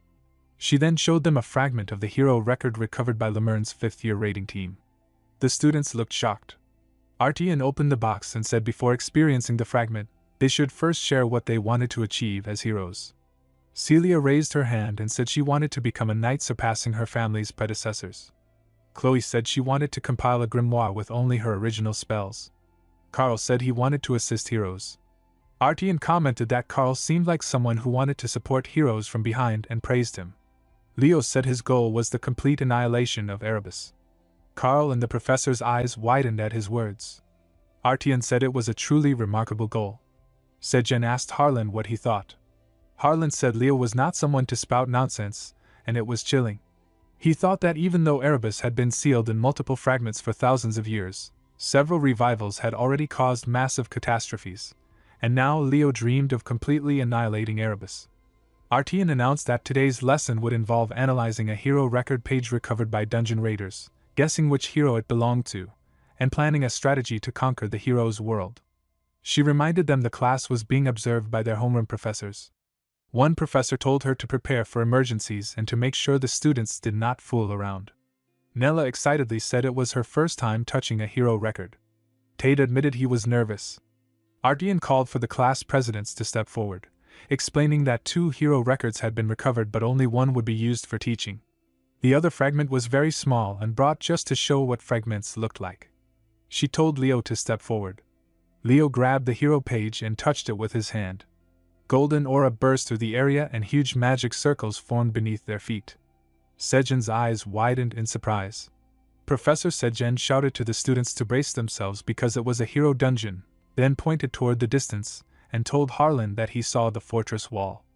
Leo thought about the age of catastrophe and the last city guarded by the walls of Gardaslan. He admitted that his unfulfilled wish had been a foolish one. A girl stepped forward and repeated the same words with a strong heart, saying they would save the world. Leo called her Lacinas and she smiled as aura flared through the area.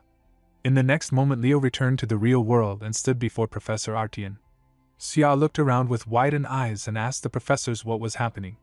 Harlan announced that classes were suspended and told everyone to stay calm and leave the auditorium. Leo stared at the hero page and thought that Kyle's page was his own record. Harlan quietly watched him. The scene shifted to the classroom where Ileana shouted with excitement that he had seen the King of Wisdom. Chelsea said it was amazing and called it a historic event, wondering if that was Lacinas's hero record. Ileana clenched her fist and complained that she should have been the class president because it was a mischance. Carl nodded and she punched him in frustration. Harlan entered and said she had come to scold the noisiest class, then told them to choose self-study or expulsion before walking out. Leo wondered why his hero record was the only one that looked like a complete mess. It was in such a broken state that he could not even tell whose world it was meant to show. It felt as if someone had destroyed it on purpose. He remembered that a hero record was an item that passed down the power of a hero. If someone feared the rise of a new hero, then someone like Erebus could be involved. Leo decided he needed to find out why his hero record had been divided in the first place. The scene moved to 1 month later in the magic department class. Professor Len Horace explained that an original was a unique magic and that this would be their midterm practical exam. He said original magic showed the individuality of a magician, and in the current era most people only relied on activation techniques. He reminded them that original magic could become a secret technique that protected them in dangerous moments. He mentioned the star magic learned by all elves and said it was only a small imitation of the true original. Only one person in history had wielded the real star magic, Luna, the founder of Nebulage. Chloe watched Leo carefully, but his eyes moved to her book and he wondered if it was a grimoire. Professor Len finished class and told them everyone must be excited to discover their own magic. When class ended, Leo called out to Chloe and asked with a friendly smile if she wanted to have lunch together, while thinking about the grimoire she had hidden earlier. She refused with a cold look and said she did not have time because she was going to beat him in the exam. Carl appeared and teased Leo, saying the rascal was brave for challenging the top student of the Ice Queen's magic studies. He admitted he had already lost to Leo in techniques. Chloe stated that she would not let anyone pass her in magic techniques, and that she would win no matter what. Leo smiled and said backing out would be disrespectful to her. Her eyes widened when he extended his hand and told her they should both prepare well. She took his hand. The scene shifted to the Tower of Heroes. Leo thought that somewhere in this place stood Lemurne's forbidden library, and that if he could reach it, he might discover clues about his missing hero record. As he climbed the stairs, nearby students whispered about the first year wandering there, and wondered why he had come. A girl stopped him and called his name. She formed a gentle bubble of mana and greeted him warmly, saying she had heard much about him from Professor Rin. She introduced herself as Tori Yen from the Department of Magic, 5th year. Leo bowed politely. She asked what business a first year had in the Tower of Heroes. He told her with a calm smile that he had come to meet the student council president. She said he would have a good chance if he joined the magic department. He explained that he was already taking classes there. She stepped aside and he thanked her as he passed. Before he moved too far, she called out again and told him to declare his major as the Department of Magic before the semester ended. She said she hoped she had made herself clear. Leo turned back with a small smile and continued toward the lift. When he pressed a button and it did not respond, he muttered in confusion. A boy approached and pressed the button while channeling mana into it, explaining that this was how it worked. He greeted Leo with a friendly smile and said it was a pleasure to meet the rumored first-year class representative. He introduced himself as Lee Zamua from the Department of Knights, 5th year. Leo greeted Zamua with a polite bow. Zamua asked what had brought him to the Tower of Heroes, and Leo replied with a calm smile that he had business with the student council president. Zamua remarked that Leo was a freshman who did not seem scared at all and was bold enough to walk straight into the president's office alone. He joked that Leo should consider joining the night department. Leo laughed lightly at the comment. Later, Leo stood outside the office and wondered if he was already tired before the real conversation even began. He knocked and announced himself, asking if he could enter. Riss called for him to come in. When Leo stepped inside, Riss asked what he needed. Leo explained that he wanted access to the Forbidden Library. Riss widened her eyes and said she knew Leo was not someone who acted without reason. She told him there were only 2 ways for a normal student to enter the Forbidden Library. The first was to conquer the hero dungeon, since the conqueror traditionally returned the pages to the hero record. When she moved on to the second way, she only chuckled and said she would reveal it once he joined the student council. The scene moved to the day of the practical exam for the night department. Carl was already excited and chattered that the long-awaited exam had finally arrived. He said no one could watch a match like this without popcorn. Chelsea said it looked like Carl had gone deep into business. Ileana laughed and said it was typical of him, and that he would have been earning money even if he were not in Lemurne. Leo noticed that Chloe had not come. Professor Ein crossed his arms and announced the first sparring match between Hall Snaif from Class 1 and Leo Plav from Class 5. Carl rushed to Professor Sedjen and excitedly asked if he wanted to buy popcorn and a drink. Sedjen sighed and asked if Carl really thought he would buy it, then told him to ask Harlan instead. Carl's eyes widened in surprise. Celia asked Sedjen in a cheerful voice if he was buying them popcorn because it looked delicious. The students chanted his name with excitement. Sedjen finally said to hand them out 1 per person, and Carl quickly agreed. Leo told Hall he was lucky to be the first opponent. Hall replied that Leo did not seem to care about him, and would regret that.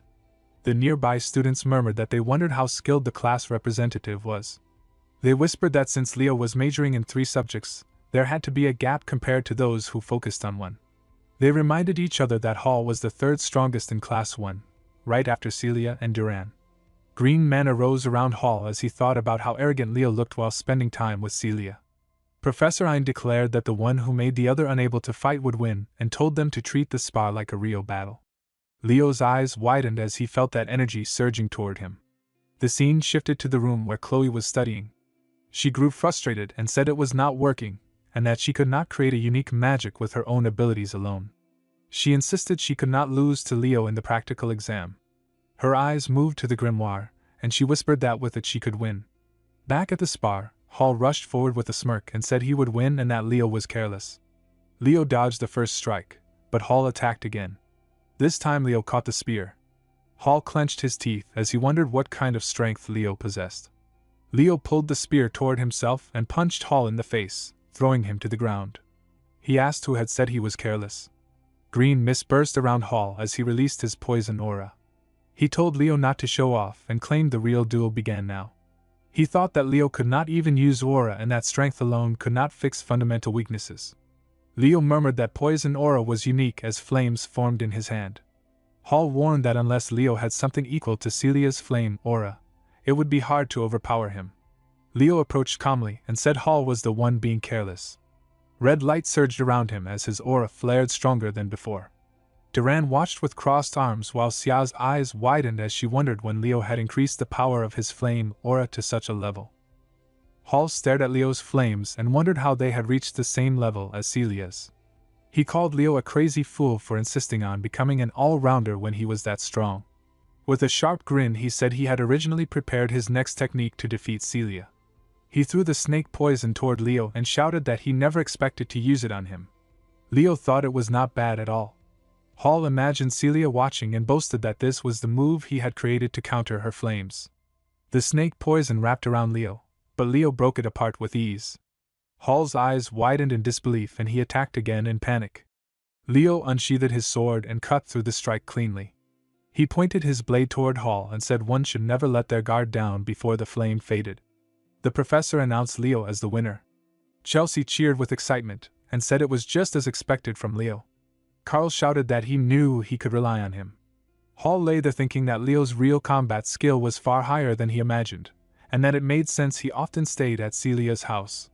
Celia walked to Hall with a warm smile and told him he had done well. Hall turned his head in confusion. The professor announced the next match. Ileana stepped forward with a bright smile and asked who her opponent was. The name Kem Xia from Class 5 echoed across the field. Ileana's eyes widened when she heard it. Xia stepped forward calmly, and the two girls stood face to face. Xia greeted Ileana with a gentle smile and asked her to take care of her. Ileana smiled back and said the same. When the professor announced the start, Xia gathered water in her hand while Ileana's golden aura rose brightly. Ileana rushed forward, but Leo watched with crossed arms and thought Hall still looked hurt. Xia easily threw Ileana aside and Ileana hit the ground. The professor declared Xia as the winner. Ileana sat up and said at least she had not backed down against her. Leo said it was a shame because the match had been bad for Ileana from the start, and she might have done better if she had stayed calm. The professor then called Celia from Class 1 against Duran from Class 1. Celia smiled and said it would be interesting because her opponent was him. Duran's expression sharpened. Leo commented that the match would be interesting and Carl said it was starting. Aura burst around both Celia and Duran. Celia declared she wanted to see who the strongest student in the night department truly was. They clashed at full power. A student whispered that this was the combat ability of the top students. Carl said it was incredible and asked Leo who he thought would win. Leo answered that Celia would lose at the current pace, but he noticed something in her eyes that told him she had a hidden plan. Duran rushed in again, but Celia dodged and raised her sword as flames burst around her. Leo said she had used her head well. Carl looked shocked. Leo explained that the training ground was small, and because Celia could not match Duran's speed, she had turned the space into her own battlefield. With the heat and the limited space, Duran's movements would now be restricted and the flames would make it hard to see. He said Celia had already been amazing but had grown even stronger. Duran complained about the heat and attacked again, but Celia grabbed his sword and smiled. She said she had caught him and then slammed her head into his. Duran fell to the ground. The professor declared Celia as the winner. Celia smiled and told him to focus on developing his strength too. Duran sat up and accepted her hand as he stood. Leo and Carl shouted that she was awesome. Professor Harlan stepped forward and said he had heard Leo's explanation clearly. Then he announced the final results of the practical exam. Celia, Duran and Xia each finished with 4 wins and 1 loss, while Leo stood at the top with 5 wins and no losses.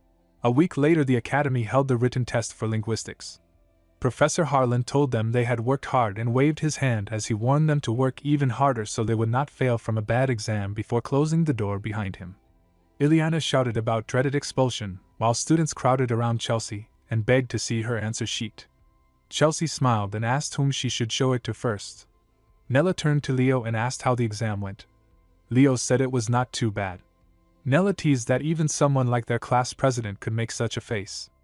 Leo wondered if he really looked like that, and Nella smiled and told him to let her know if he had any aches because she would heal him. Carl groaned that his shoulders and back were stiff and asked Nella to help him too, but Chelsea punched him lightly and said with a smile that the pain would go away if she did that. Chelsea changed the topic and asked Leo about his practical summoning training. She said Tade claimed Leo barely showed up at the summoning field. Leo answered that he had been practicing quietly out of sight. Chelsea said that was typical of him, and asked what rank he thought he would get in the summoning exam. Leo said he would take first place. The day of the summoning practical exam arrived and the scene moved toward the start of the test. Runba stood on the ground and announced that they had gathered once again for the biggest first semester event for the first years, and welcomed everyone to the summon creature race. Celia looked around and asked if this was really a test. Riz raised his hand and explained that the race was a long tradition of the summoning department, and always popular. He said it was also a chosen event in the Inter-departmental exchange, so it always drew attention. Tade complained about the noise and said everyone crowding around was annoying. Eliza stepped forward with a smirk and asked Leo if he had prepared for the summoning practical as thoroughly as he did for the night studies exam. Leo nodded and said of course. Eliza said she had never seen him practice even once. Leo clenched his fist and insisted that she was right. Some students shouted for him to step aside if he was not serious. Tade asked what was wrong with everyone, but another student warned him not to defend Leo just because they were in the same class. They claimed Leo was disrespecting their department. Xia whispered that the atmosphere felt tense even before the test had begun. Sun Lu smirked at her and said that since she got good grades in the night studies department, she probably did not need to worry about summoning. Warden grew tired of the noise and stepped forward, telling everyone to stop arguing about how much they had ridden their summoned creatures. Sun Lu exploded and demanded to know what he meant. Warden crossed his arms and said it was annoying listening to them brag as if riding their summons more times was something impressive. Sun Lu raised his finger and accused Warden of feeling guilty since he barely showed up for taming training. Warden replied with a cold expression and said the training was not worth his time because he was not an idiot who failed to handle a griffin. Sun clenched his fist and prepared to shout, but Leo stepped in and grabbed his arm. Leo reminded him that starting a fight before the exam would lead to disqualification, not just punishment. Tade scratched his cheek and explained that the atmosphere in the summoning department was not good. He said summoning studies naturally had a big skill gap between majors and minors. Since Leo and Chen Xia, who were not single majors, were ranking high, the second-year seniors had called them together. He added that Leo never showed up for practice, which made things even worse. Leo thought that he understood why others might see him as negligent. High above, someone covered in dark aura watched the scene and said that it was finally starting before disappearing into a portal. Sun clenched his teeth and thought that he would see them at the test. He planned to crush them all. Runba announced the rules before the race began. First-year students in the summoning department could only use their summoning skills. Even dual-class students were not allowed to use aura or magic. Once the test started, they had to tame the griffin in front of them, pass through the island of summons, use the silent lake as a turning point, and head back. The winner would claim the spotlight in the first semester midterm summoning practical exam. Both teams stood face to face as Professor Yura shouted for the rookies not to be nervous and to stick to what they had practiced. She warned anyone who panicked would be left behind. She smiled and shouted for them to start. All the students began running. Some gathered fiery mana and threw fireballs at Leo and Warden.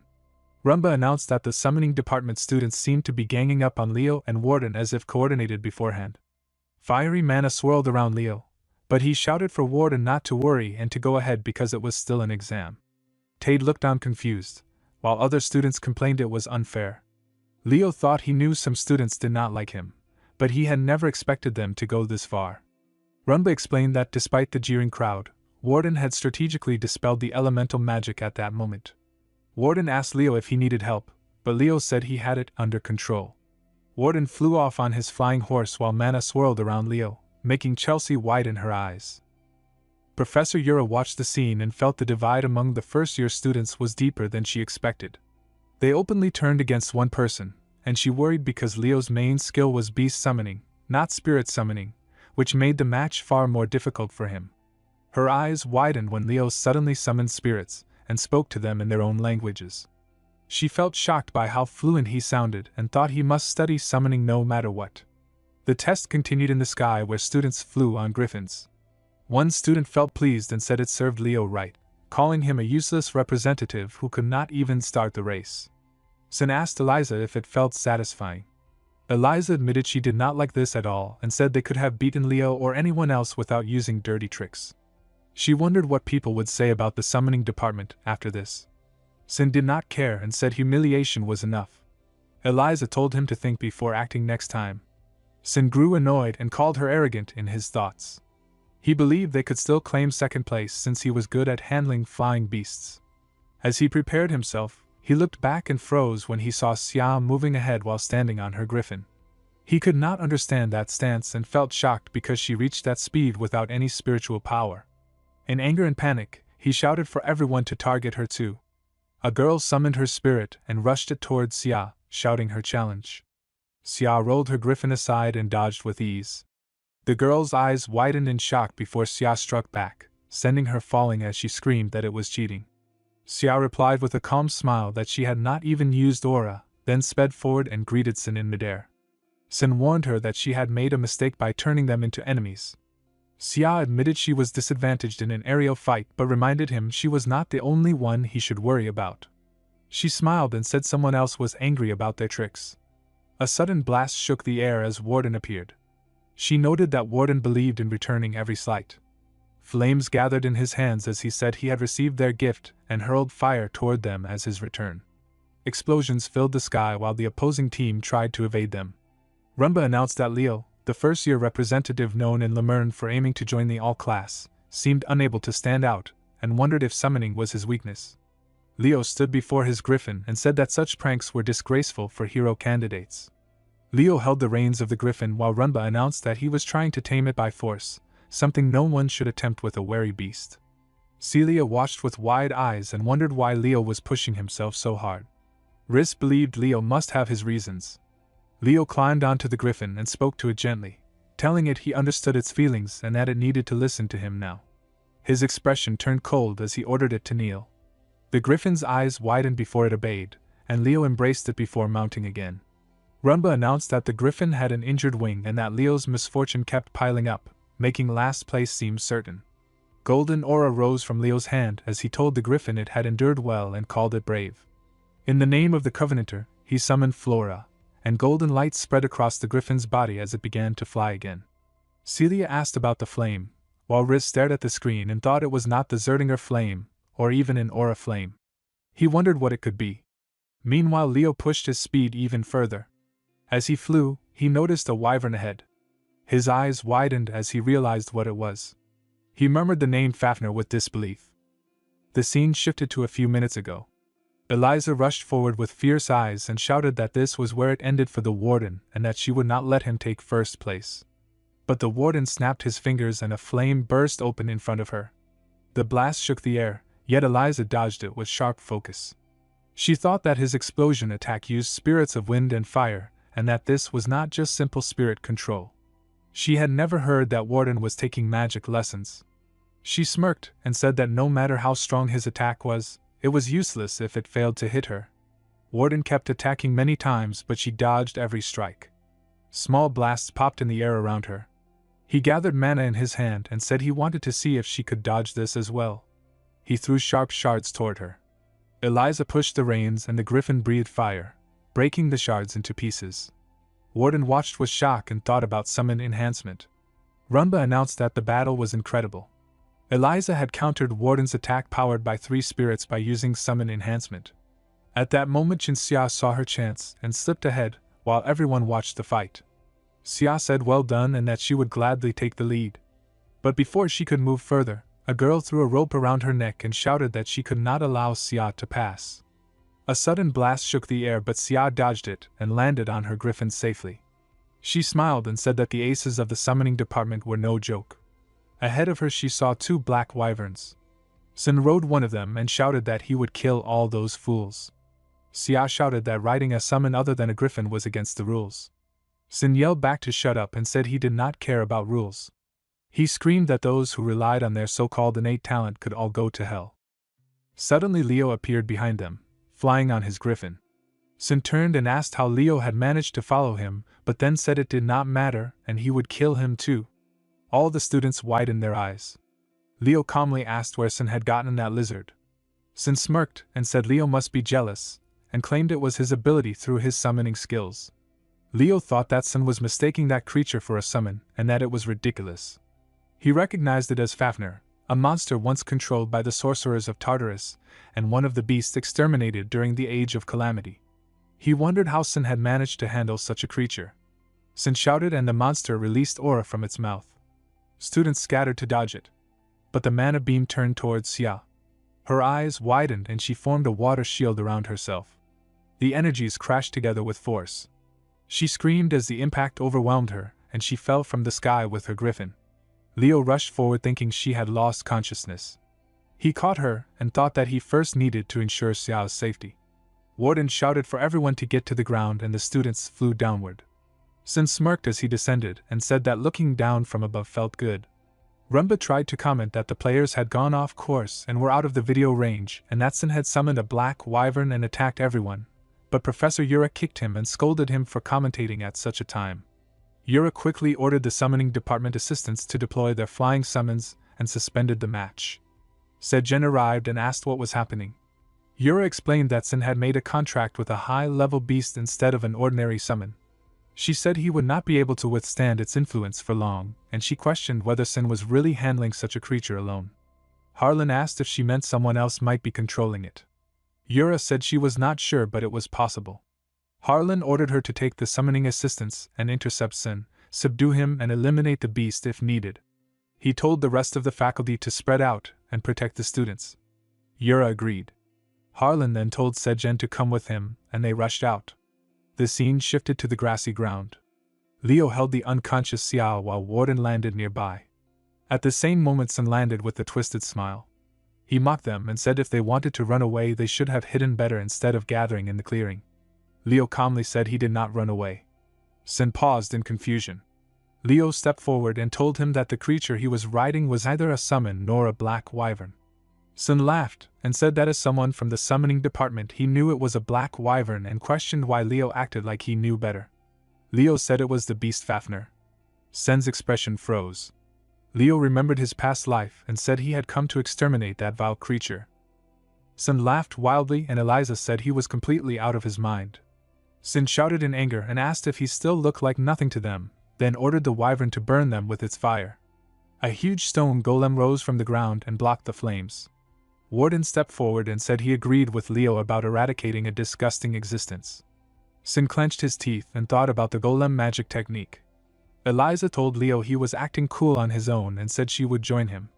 She added that first they needed to pull that idiot out of the enemy's grasp. Warden warned that the golem was about to collapse and told them to prepare.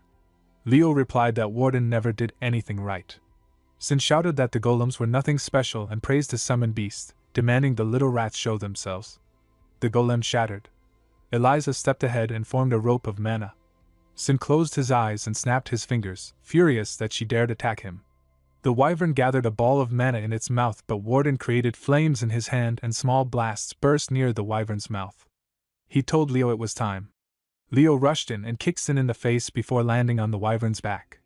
Sin trembled with rage and said Leo had done well trying to pull the boy away from the enemy, but that this was as far as they would go. Eliza shouted at Leo, asking how he could go alone. Sin mocked him and asked if he was afraid, calling him a young hero candidate. Leo said he knew Sin was the beast mage Tartarus, and asked where his main body was, saying it could not be far. Sin smirked and asked if Leo had seen through his true identity. He said it was interesting that Leo stayed calm in such a situation, and called him the perfect hero in the making. He declared that Leo would die there. Sin slashed out with mana and Leo fell from the wyvern. As he dropped through the air, Leo called out to Fiora and said it was time for her to shine. Flora appeared beside Leo and he smiled.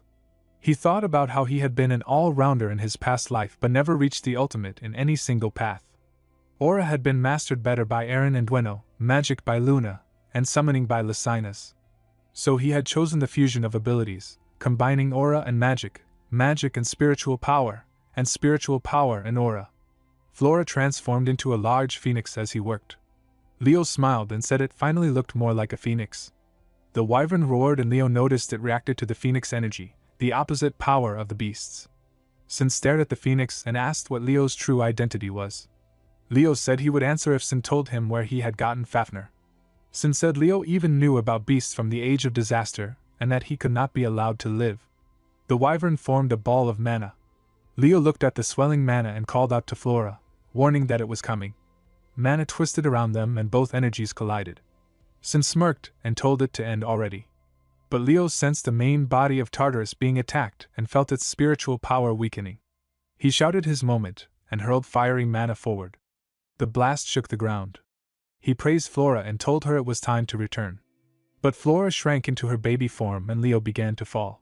The scene shifted to a cloaked man working magic. He murmured that this was as far as the hero candidate would go, and tried to end it.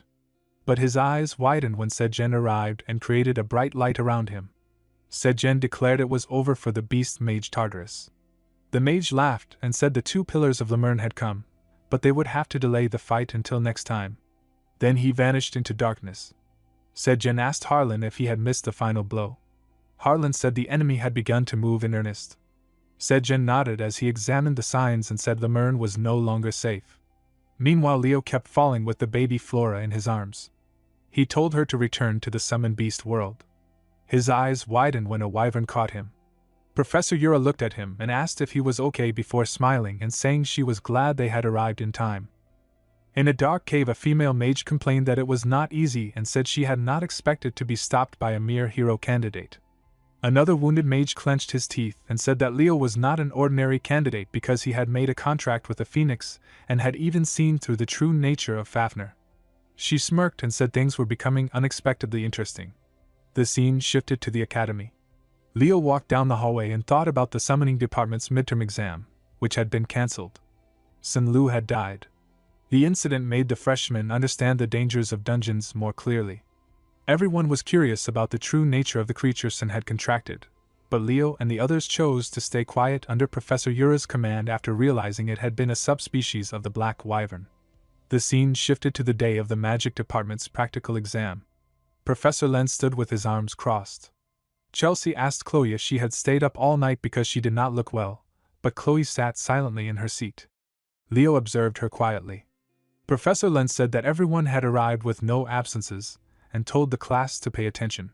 He said everyone had prepared original magic that reflected their individuality, and that it would be a shame for him to witness such amazing magic alone. He introduced 3 guests who had graduated from the magic department 3 years earlier. They were Rilda Fedney, Fidman Slack and Shin Hughes. They stood as the judges who would evaluate the students. The 3 greeted the class.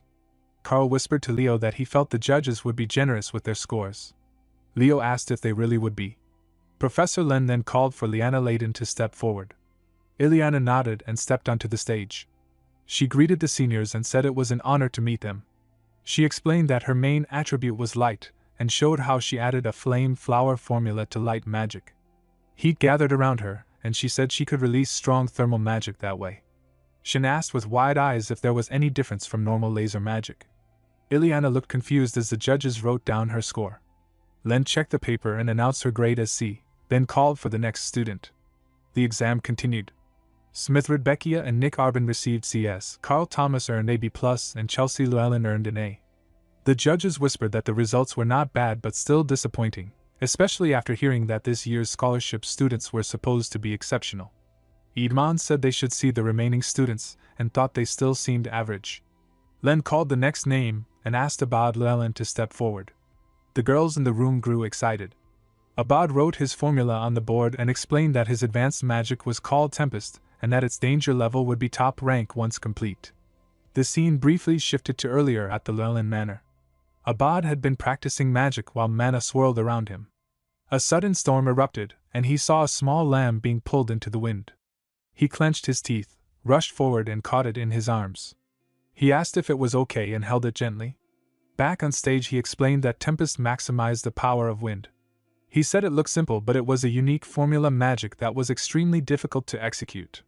Len announced his grade as a plus. He crossed his arms and called the next student. Leo stepped onto the stage. He said the unique magic he would present was from the non-attribute formula system. Leo asked if all existing magic techniques required attribute manifestation. Shin nodded and said it was the minimum requirement to activate any magic.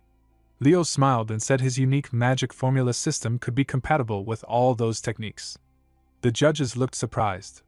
Shin asked if he meant he wanted to create a new magic system. Leo nodded and confirmed it. Professor Len thought happily that this child had to become a great mage. Idman complained that they had not come to hear nonsense. Len shouted that he was eager to see it and told Leo to write down the technique quickly. Rilda agreed to take a look. Leo began writing on the board. Rilda said that in history, only one mage had a magic formula system as their unique magic. Leo nodded and said it was the founder of the nebula, Luna. Shin asked if he wanted to stand on equal footing with Luna and questioned whether he could compare to her. Leo said no, that Luna was incomparable, but creating a magic formula system did not require the same level of genius. Shin's eyes widened. Leo finished writing. Rilda said he had not been speaking nonsense. Idman noted that the structure seemed to allow any magic to be used without penalty. Chelsea admitted she could not interpret the formula. Carl yawned and said he had already given up. Idman asked Leo why he had created the magic system. Leo said it was to freely use all the magic that existed in the world. He thought that the junior was completely insane and understood why the higher-ups thought highly of this batch. He then asked what the name of this unique magic was. Leo gathered mana in his hand and Shin's eyes widened. She thought of the Bible, the magic system used by hero Kyle, and smiled, wondering if Leo could prove that Kyle had really existed. Shin handed her paper to Len. Len smiled and gave Leo an A+. Leo thought that this was a technique that had not been perfectly perfected even in Kyle's time. Chloe observed him quietly. Leo asked if she was okay. Len then announced that only one presenter remained, Chloe Muller. Rilda asked if she had been the top student in the magic department's practical class, and what magic she had prepared. Chloe said she had prepared a flame-type magic. Chelsea's eyes widened as she thought it was strange to choose an opposing attribute as unique magic. She had expected Chloe to be on the same level as the first two students. Rilda said that if that was all, there was nothing more to see and began to announce Chloe's score. But Chloe interrupted, gathering water around her while flames still burned in her hand, and said she would show the true value of her magic. Abad's eyes widened as he thought it might go out of control. The judges asked if Chloe had really given eternity to her magic. Chloe smiled and said she had. Unless she cancelled it, the flame would not be extinguished. She clenched her fist, and the flames went out. Idman thought that magic was a law of formulas and any magic would fade without power, but Chloe had created invariability in the formula. He wondered how it was possible. Chloe smiled and said her unique magic was called Unquenchable Flame. Leo thought it was impossible. Len announced Chloe's grade as A+. Leo thought about the unquenchable flame and realized even Luna had failed at it. Only one being had ever created an everlasting flame, Erebus. Later in the library, Celia asked if she should call Chloe, but said she was probably sleeping since she had gone to bed early during the exam period. Leo said there was nothing he could do and decided to leave for now. Celia asked if something had happened to Chloe lately. Leo turned confused as she explained that Chloe had become more sensitive, had fought with classmates, and there were rumors she had been hanging out with troublemakers from the magic department.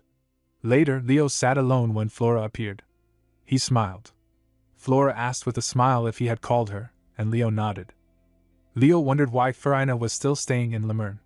He thought that the divine beast Phoenix and the monster were opposing forces, so there must be a reason for her to remain. Farina told him that 5 years ago Lemurn had been attacked, and 2 students and 3 staff members had died. The culprit was never found. In the end, Headmaster Kellyan Baden had asked her to search Lemurn, and since then she had been tracking their presence. Leo asked if she was aware of the incident during the summoning exam when the beast summoner had appeared. She nodded and said she had heard that a student had lost his life. He asked if she thought Tartarus was behind it. She held Flora and said they were still only at the stage of suspicion, and she could not say more. Leo then asked her to relay a message to Headmaster Kellyan, telling him it might not have been just Sun Lu, the student Tartarus had reached out to. Farina's eyes widened. The scene shifted to the day of the Heroic Studies and Combat Studies joint practical exam. Professor Harlan shouted for Class 5 to assemble, and told them that once everyone had gathered, the class representative would explain the exam details. Leo explained that the joint exam was about forming teams and conquering the world of heroes. The world they would be conquering was based on the Chad murderers incident.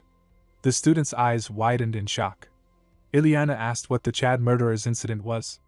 Carl said she really did not know. Harlan told everyone to be quiet and listen carefully as the class representative continued. Leo explained that 30 years ago, first-year students of Lemern sent on a mission to the central Chad murderers' forest had been attacked by Tartarus. At that time, Professor Albee, a sorcerer with the evil eye and only a second-year student, had been dispatched as part of the rescue team and had narrowly prevented total annihilation. The mission objectives were to rescue the injured, subjugate the beasts, and assist Professor Albee. Harlan said the exam was not just a simple midterm assignment. It was also meant to instill a sense of urgency, and anyone deemed hopeless would be expelled immediately. He smiled and encouraged the students to believe in themselves, saying they had grown enough. The students looked at him with admiration.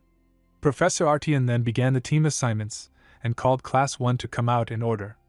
Chelsea asked if the teams were not supposed to be formed within their own class. Carl commented that it looked like they might take the exam with students they had never met before. Leo thought while holding the number 11 ball that Team 11 seemed lost in the lineup. Professor Artian announced that the team assignments had been completed and called Team 1 to the summoning circle. Chelsea smiled and said it was reassuring to be with the Princess of Zeringer. Celia smiled and said they would show the power of the Raudran Empire. Professor Albee opened the hero record of the Chad murderers incident. Celia and Chelsea looked surprised.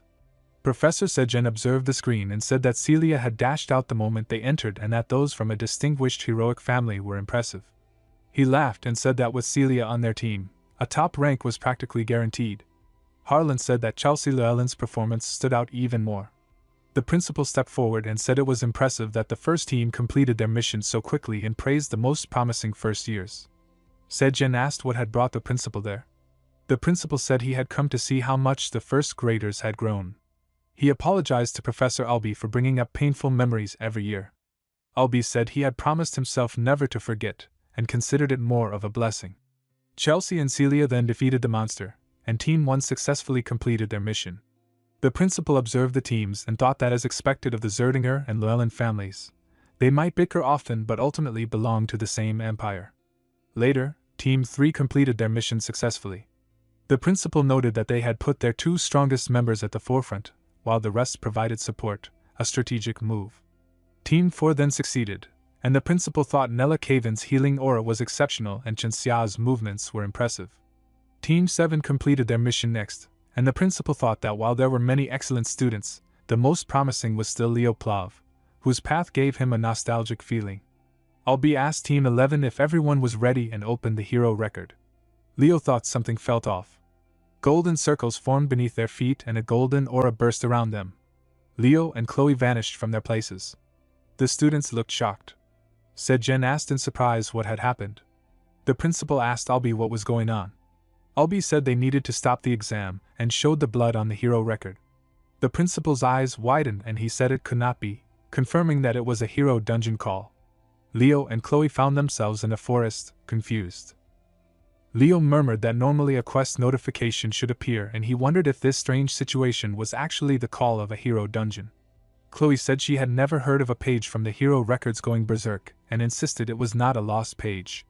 Leo tried to reach the professor and said he could not see the other group members and no one was answering.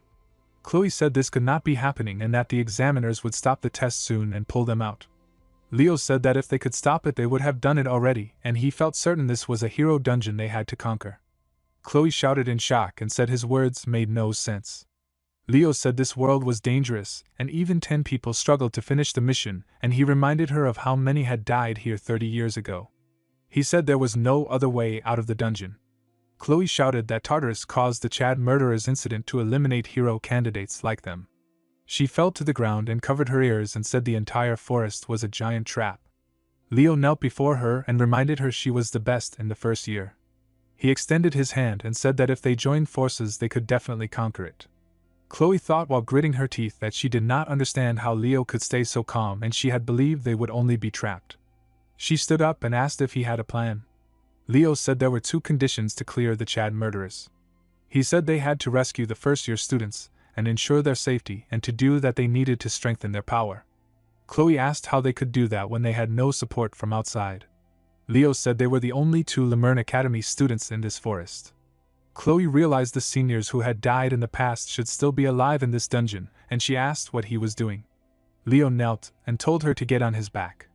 She became flustered and asked why she should. He said they did not want their seniors to face Tartarus before them, and since she was a mage her mobility was low. The scene shifted to the forest where other students were fighting orcs. A member of the Chubaran demon clan watched and said it had begun. He looked at the screen where Leo and Chloe appeared and murmured that a rescue team had come. He looked at the other students and said his true target was the future hero candidates, and everyone else was meaningless. Leo walked through the forest with Chloe on his back and thought it grew darker the deeper they went. He smiled and wondered if he should use Aaron's technique. He adjusted his aura finely, and his eyes burned as he sharpened his senses to the extreme. He rushed forward and told Chloe to be ready because a group of orcs was ahead. She nodded and agreed. The orcs turned their heads toward them, but Chloe unleashed sharp ice shards that pierced through the monsters and defeated them.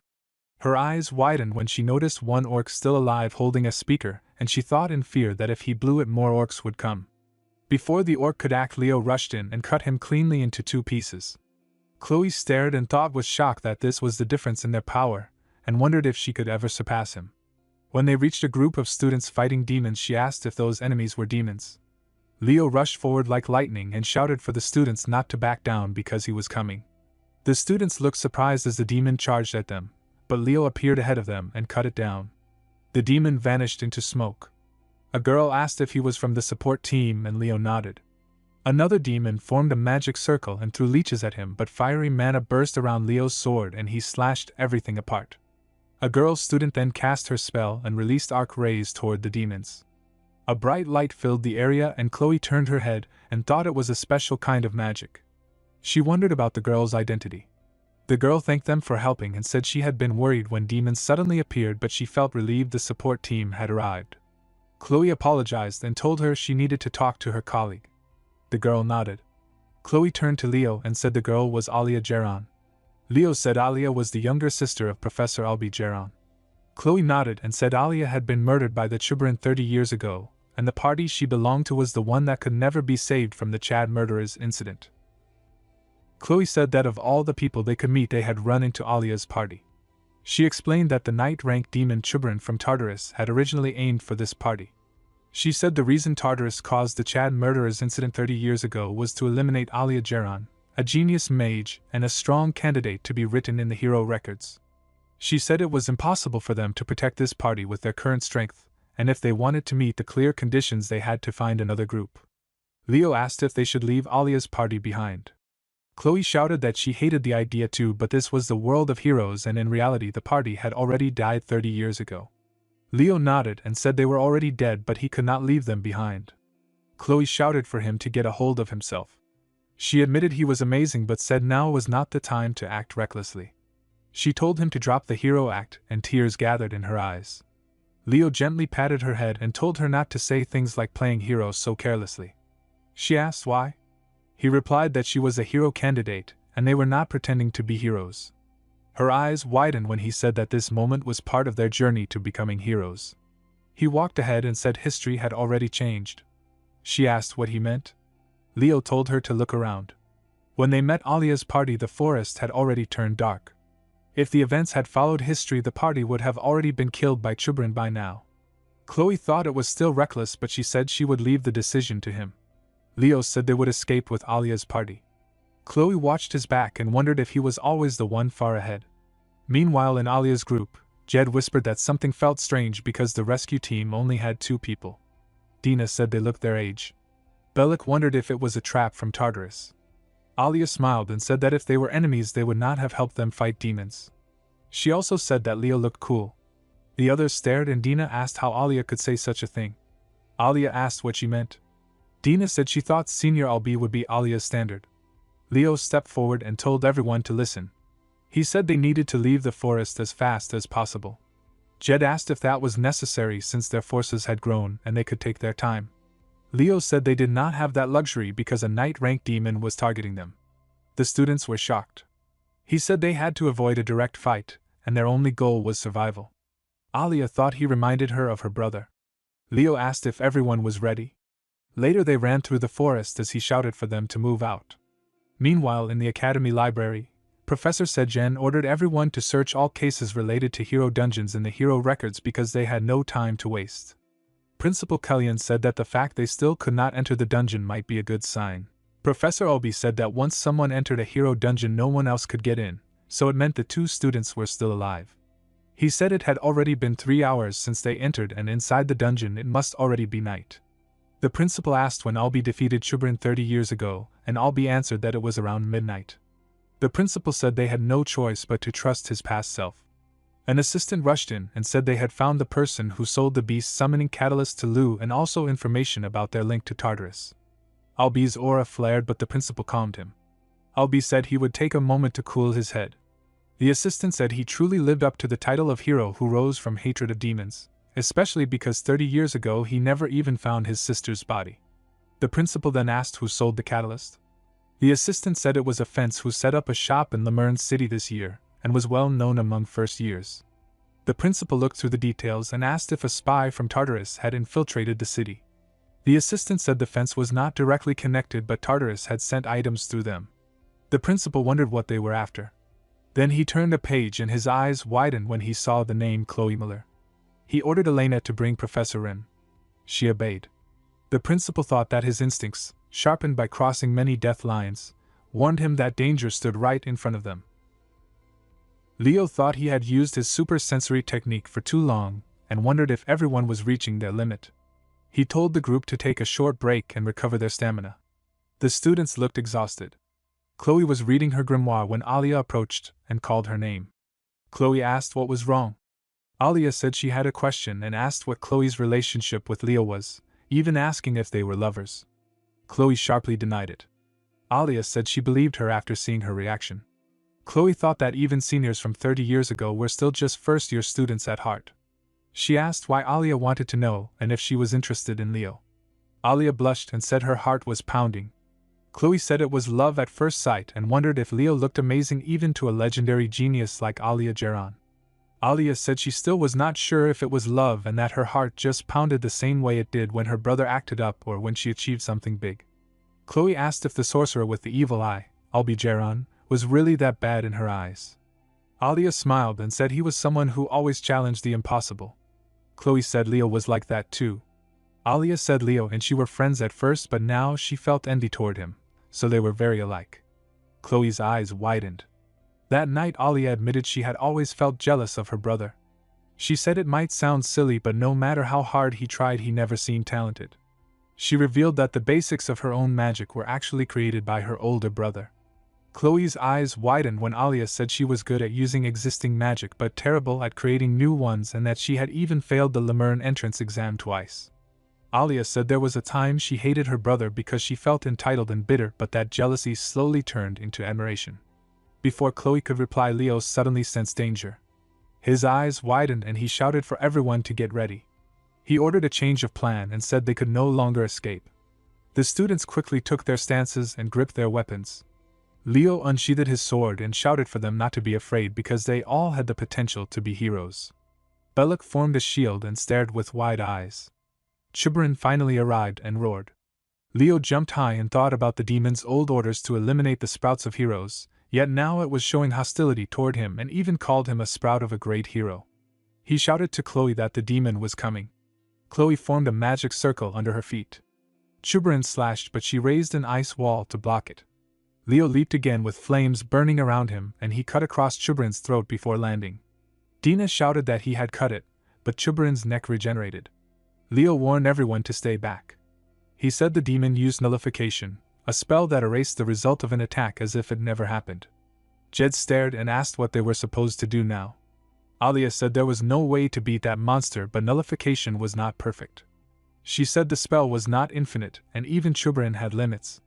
Chubrin lifted his axe and mocked them, calling them remnants of a great hero. Leo smiled and said the demon was the one afraid of a new great hero being born. He rushed forward while Alia created glowing magic circles and released bright rays at Chubrin.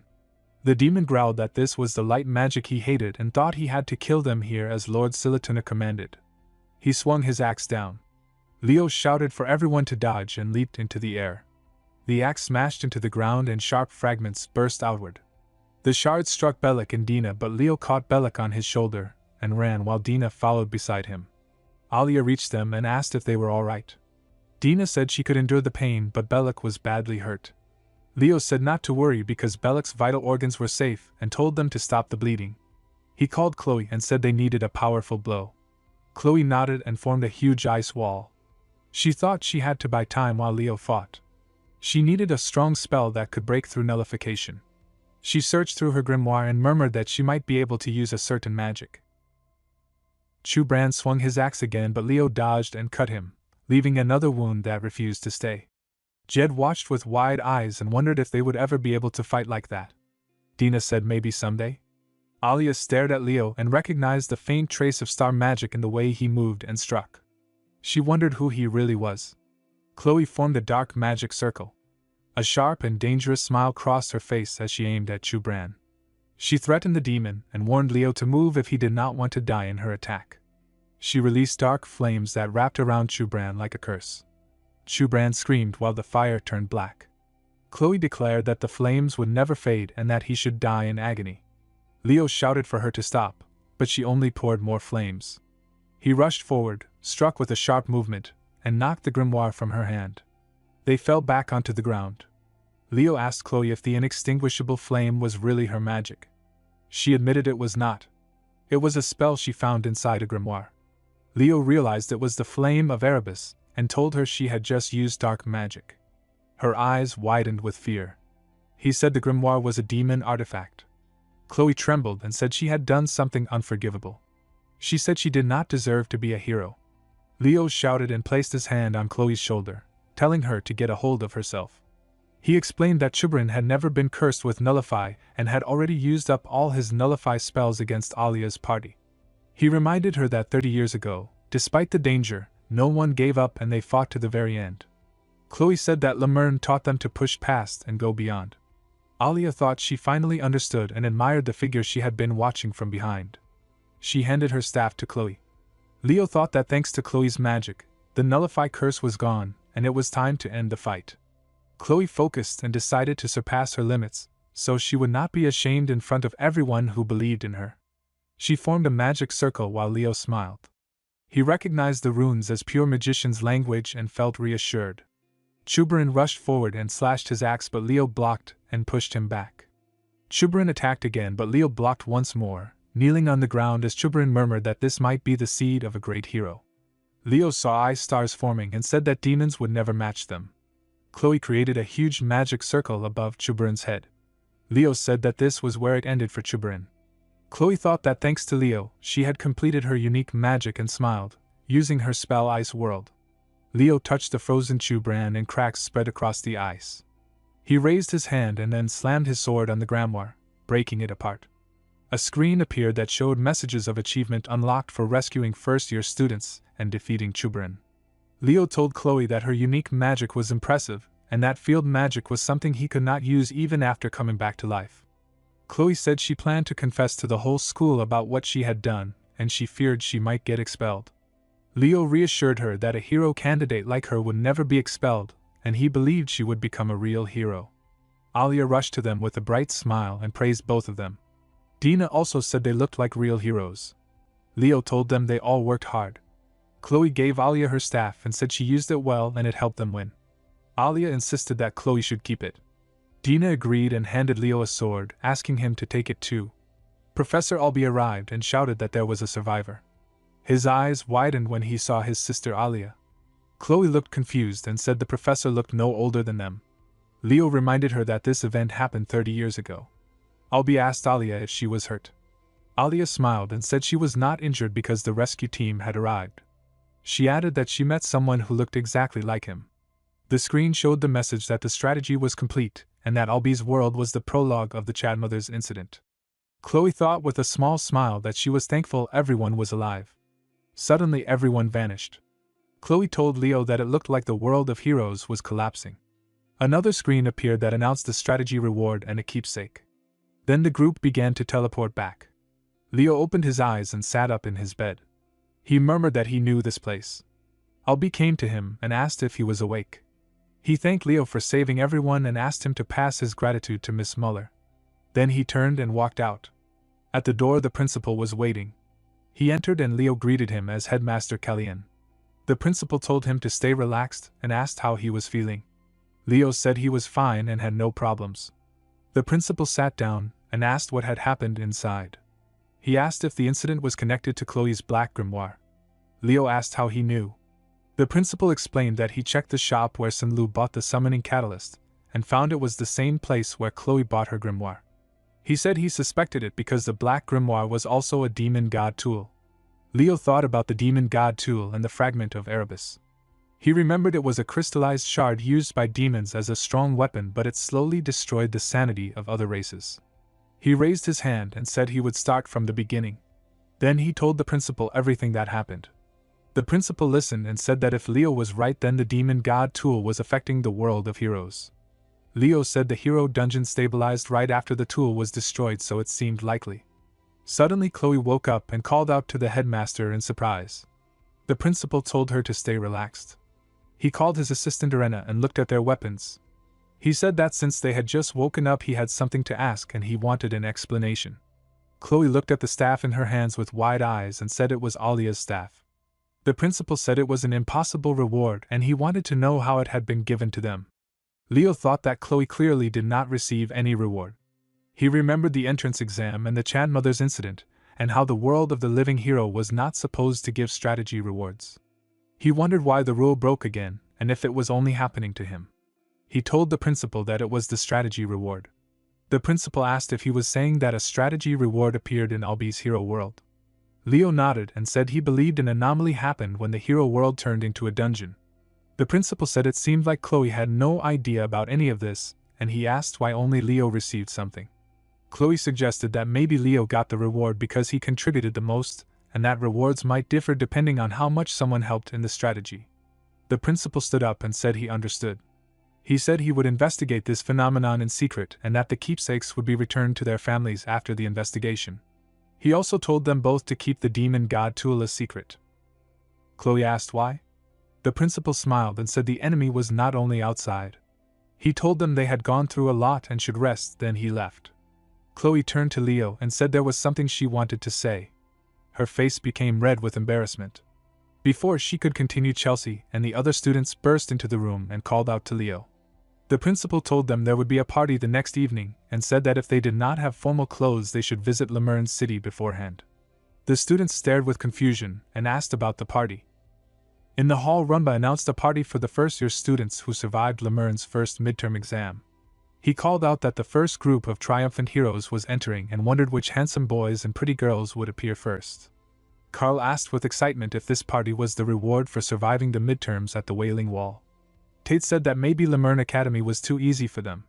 Carl kept eating and asked why it felt like only their class was missing. Tate reminded him that Lemurne did not tolerate lateness.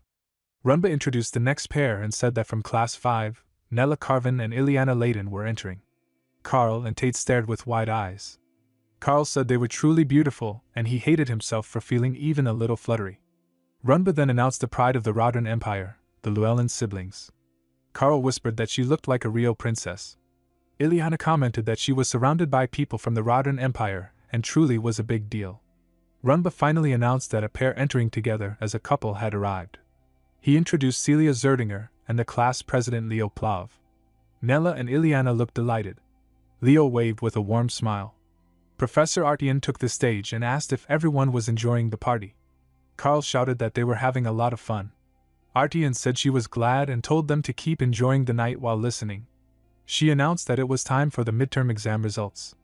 Carl complained and asked how they were supposed to enjoy themselves after hearing that. Artian said they expected this kind of reaction. She told them only the top 3 students from each major would be announced, and the rest of the results would be revealed by their homeroom professors the next day. She said the departmental professors would now announce the names. Professor Ein held the mic and said everyone worked hard on their first midterms. Called the names of the top students in the night department. Celia Zerdinger, Duran Moira and Fen Xia. Celia looked shocked and thought that Leo was not in the rankings. Professor Len stepped forward with a smile and announced the magic department results. Abad Llewellyn, Chelsea Llewellyn and Emil Luchen. Chelsea asked sadly why Leo was not there. Leo gave a calm smile and said it happened. Carl pointed out that Chloe was missing too. Chloe only smiled. Len thought that after the discovery of the magic tome, the Academy had no choice but to give Chloe a 0 on the practical exam. Yet he admired her passion toward magic. Professor Zeringer shouted that in his heart Chloe would always be number 1 in magic studies. Len smiled at his outburst. Professor Yura then announced the summoning department results. Warden Titan, Eliza Hergin, and Jordan Lawson. Celia looked around and thought Leo was nowhere. Abad also noticed that Leo Plav was not on any list. Ardian returned with a smile and said they would now announce the top scorer and student representative for the year. She revealed that the student who placed first in the midterms and would be the next year's representative was Leo Plav.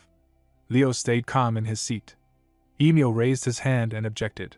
He asked how Leo could be the top student when he did not place in the top 3 of any department. Artian said there was a reason and then exploded in anger. She shouted at the students and told them to listen carefully. Professor Harlan whispered that she sounded possessed again. Zeringer nodded with a grin. Artian continued shouting. She explained that dual-class students were not included in departmental rankings because they could not be compared fairly. She said a magic swordsman was weaker than pure knights in aura and weaker than pure mages in magic, but their abilities created strong synergy when combined. She then shouted that Leo scored highest among first years in the joint practical exam for hero studies and combat studies. Emio said other students also got top scores. Artian pointed at him and shouted that Leo went beyond the exam. She revealed that Leo completed the real hero mission and defeated Chubarin. The students stared in shock. Professor Artian ended the announcement and told everyone to enjoy the party. Ileana asked with wide eyes if Leo had really defeated Chubarin alone with Chloe, and he nodded. Professor Yura spoke while eating and asked Len what would have happened if the dual-class students' grades had been included in the rankings. Len replied that the magic department would have been in chaos because everyone would have dropped a rank. Yura reacted with shock and realized the top student in magic studies was Leo. Len lifted his glass and said Leo was first in magic, and Yura added that it was the same for summoning. Professor Ein calmly mentioned that Leo was also first in night studies and said it was not an impossible dream. Len suddenly stood and said he would raise Leo as a magician because his talent was incredible, but Yura cut in and claimed summoning talent like his was rare. Ein joined the argument and said Leo suited a sword best. The scene moved to the classroom where Carl complained that he must have drunk too much. Chelsea teased him and said he was the first person she had seen drink 2 liters of orange juice. Professor Harlan entered and ordered silence before announcing details about the school trip. He reminded them they were heading to the Elven territory. Ileana replied with excitement and said they already knew and had heard they could choose specific locations by class. Tate mentioned that the places being considered were the Dwind Forest known as the Warm Forest and an area full of all kinds of fruits. Harlan pointed at the board and announced that they were going to El Salvikia. Carl repeated the name and explained that it was a small country in the far north of the Elven territory where it stayed cold all year. Harlan told him not to complain and said the class president had chosen it. Carl turned to Leo and shouted in frustration. Leo answered with a smile and said it would be better to buy everything they needed early in the city of Lemurn. He thought about El Salvikia and remembered that while humans saw it as insignificant, it was actually a sanctuary for fairies, the hidden fairyland. He wondered if Salo and the others were doing well. Later on the training ground, Leo said he would take care of buying food and equipment, while Nella handled the potions. She nodded. He went out and bought food, then noticed the sign for 13th Street in the Karaza district. He walked toward it, and recognized it as Lutek, the place where Sinlu and Chloe had purchased magic tools. He entered the shop and looked around. He thought that there should not have been anything unusual because Lumarin's investigation team had already searched the place. All that remained was a simple teddy bear. Then his eyes widened as he realized that the investigation team should have collected every item, and the shop had been locked when he entered. The teddy bear suddenly shot dark mana from its eyes and Leo quickly dodged. He realized it was a demon, and understood it was no ordinary one. It carried the cognitive decline curse along with many other curses. A huge demon rose from behind and mocked him for noticing its curse. Leo recognized the voice and understood it belonged to Silatuna, the demon beast queen and one of the 3 legion commanders they had failed to defeat 500 years ago. He noticed it was not her true body but a clone formed from gathered flesh. Silatuna spoke again and judged his skills, calling him an Ira user and a magic swordsman. She admitted his talent but told him to blame his sharp senses. She launched an attack but Leo stepped back. He clenched his teeth and thought he stood no chance against her and needed to escape somehow. She opened her mouth and thanked him for the meal, but he smiled as light filled the room. Professor Alby appeared and used his magic technique called Spear of Light. The bright beam struck Silituna and knocked her to the ground. She laughed while lying there and said having an audience made everything better. Alby adjusted his glasses and called her demonic filth. Golden magic circles appeared around him while a golden aura burst into the air. Alby said he had no interest in scraps left from a clone and unleashed a glowing beam of mana while shouting for Silituna to die. Leo recognized him as Alby Geron, the evil-eye sorcerer known as the Tartaros Slaughterer. He remembered that Alby had become a professor only to gain authority to move freely during extreme hunts. Leo felt indebted to the hero of this era. He picked up the torn teddy bear and explained that it had appeared during their investigation of Lutek, and that it had been cursed with cognitive dissonance. Alby said he would hold the Lemurn investigation team responsible. He turned away and told Leo he would overlook the fact that Leo had investigated on his own. He added that Leo could ask for help anytime because he owed him for what had happened earlier. Leo froze for a moment. He realized the Geron family was one of the 3 great families that managed Lemurn Academy, and thought he might be able to access the Forbidden Library through Alby. Nella arrived and called out to him. She said she had gathered everything and healed his wounds while asking where he had been hurt. Leo thought that this confirmed Silituna was behind the Beast Mage and the Black Grimoire. He wondered what those enemies were plotting. A week later Leo stood before the portal with his class and asked if everyone had packed their supplies. They nodded. Celia came over and asked why his class was going to El Shalbikia. Leo said the weather was getting hotter, and it would be like a summer retreat. Celia waved and complained that she hated the cold but wished him a good trip. He told her to be careful as well and told his class to prepare. Chelsea smiled and said she was looking forward to it. Carl grumbled that he hated the cold. Leo stepped into the portal and told them they were heading to El Shalbikia in the Elven territory. The scene moved to Siren Academy, the Elf Hero Academy. An elf girl scolded a student and mocked his shabby clothes, saying an elf like him did not deserve to be a student of the Great Siren. The boy trembled. Runia, a red-haired elf girl, stepped forward and told her not to bully other students and to behave like a true descendant of Siren. The girl sneered and said that meant the half-blood elf was accepted as a Siren student and asked if Runia was fine with that. A boy elf beside her agreed and insulted the half-blood, calling him a disgrace and saying even his clothes were uncivilized. Runia shouted back and told him that if he disliked the boy's clothes so much, he should take off his own and give them to him. She called both of them disgusting for not helping and only mocking. The girl panicked and reminded Runia that she came from a well-known family and should watch her tone. Runia asked if they felt no shame for ganging up on one person and challenged them to fight her if they disliked her words. They backed away, muttered that she was crazy and left. Runia turned to Luca and asked why he was dressed like that. Luca smiled and explained that someone had stolen all his clothes. She wrapped her scarf around him. Luca tried to return it because of the cold but she refused. He noticed her cheerful mood and asked why she seemed happy. She told him her familiar had finally hatched. He congratulated her warmly, and she thanked him before rushing home. Later she entered her house and called for her father with excitement. She asked if her familiar had been born. Her father Flan reminded her that she should call him teacher while at the academy. Then he nodded and said Perina's child had hatched. Runia shouted in excitement that she knew it and asked when she could meet her familiar. Flan told her that her familiar had already signed a contract and that she would learn more about it later. He explained that this was Perina's words. Runia angrily demanded to know who had stolen her familiar. The scene shifted to Belkia, the capital of El Shalbikia. The students shivered in the cold. Carl shouted for Leo to just end it, but Leo said it was worth holding on a little longer.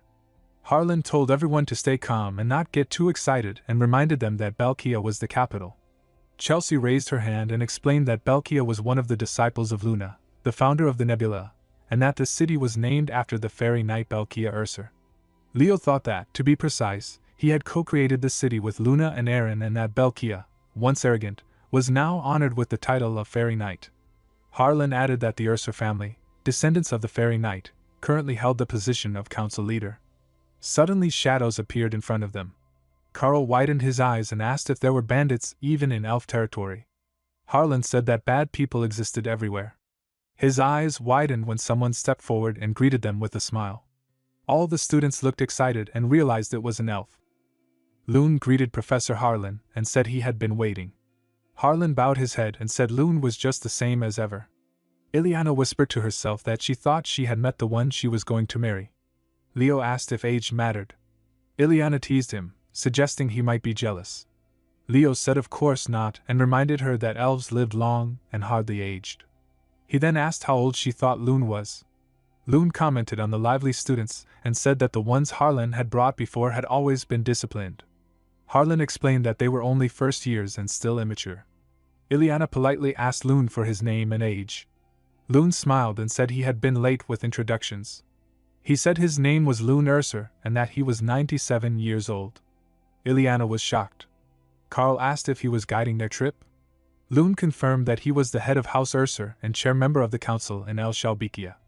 Carl composed himself and said it was an honor to meet him. Later at the school trip lodging that night, Carl shouted in surprise that they were really staying there. Chelsea cried that she could not handle it. Leo smiled and said that if she could not, she would have to sleep somewhere else. Ileana said she knew Leo had a plan all along. Leo pointed and said he had set something up outside and asked if she wanted to sleep there. Carl asked what they were doing and told them to unpack in their lodging. Sitting upstairs, he added that the real charm of a school trip was sneaking into the girls' room and laughed about it. Leo walked outside and said that it looked like everyone was enjoying the trip and thought he might take a look around himself. A girl elf called him Lord Leo Plav and told him that the head of the house wanted to see him. Leo turned and followed her. Later, Leo entered the room. Loon welcomed him and apologized for keeping him waiting, saying he was a bit busy and asked if Leo could wait a little. Leo said it was no problem and asked if he could look around because there were many interesting items.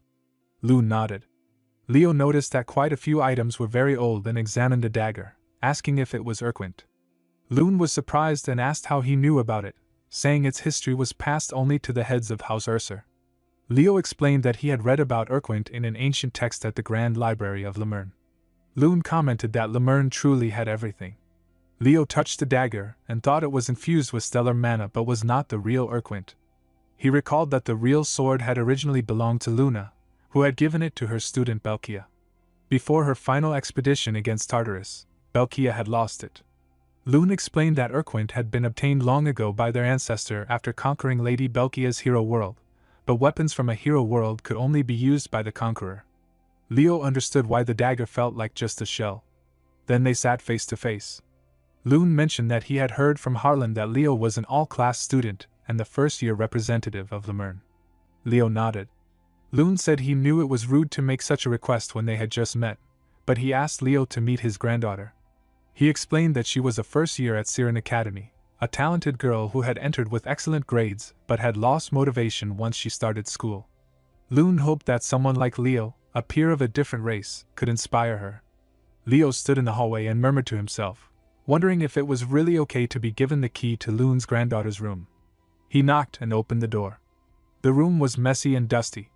He noticed a portrait of a great hero fangirl and thought that he knew some kids collected this kind of stuff, but this was extreme. He also saw the Siren school uniform and murmured about it. Iron sat up and told him that it was too much to just barge into her grown granddaughter's room. Suddenly she shouted in shock when she realized he was human and hid under the comforter. Leo introduced himself as Leo Plav and said he had come at her grandfather's request. He remarked that she had almost as many books about Kyle as he did and commented on how well she had organized them, noting that the great subjugation of monsters in the northern mountains might also be Kyle's achievement. She hesitated and asked if it could be that he liked Kyle too. Leo talked about the Battle of Darnos and the story of Kyle the Braskart.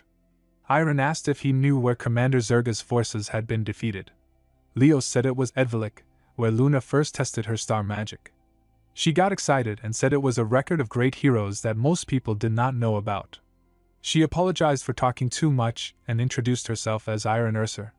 Leo said it was not a problem and added that great heroes would be happy to know someone enjoyed their stories. Iron shared her opinion that although 4 great heroes were confirmed in history, there might have been a 5th one. Leo agreed that Kyle probably existed and said he planned to join a club researching Kyle's traces when he returned. Iron smiled and said that sounded great. Leo thought she was shy and reserved but talented. He asked why she did not go to school. She explained that she did not feel Siren suited her because everyone worked hard to become heroes while she dreamed of being a hero with a lighter heart. Leo noticed how carefully she kept her uniform and thought she had not let go of her dream. He told her that he was not the only human in Belkia and that his whole class was on a field trip. He added that if his classmates heard her story, they would want to meet her. Iron's eyes widened when he mentioned that there were human schools training heroes like Siren Academy, and invited her to come see the students of Lemurn. When Leo stepped outside, Loon was standing there. Leo shouted that he had been startled. Loon whispered, asking if he had been talking with Iron the whole time. Leo nodded. Loon said it had been months since Iron had such a long conversation with anyone and that she seemed to have opened up to Leo. He said that as her grandfather, he wanted to repay Leo and offered to gift him a magical item that might help him. The scene shifted to the Ursa family treasury. Loon told Leo to go ahead and choose. Leo observed the items and picked one. Loon explained that it was a jewel imbued with the power of a fairy, obtained by the former head of the family 1,000 years ago. He said the carved fairy was delicate and beautiful and mentioned its uses. Leo said it was fine. Loon said it was enough if it pleased him. Leo looked at it and realized that it was not a carving but a real fairy. The scene shifted to Harlan explaining the schedule to the students. He said they would wake up at 6 in the morning, do personal training in the fairy forest near the city, and practice missions in the afternoon.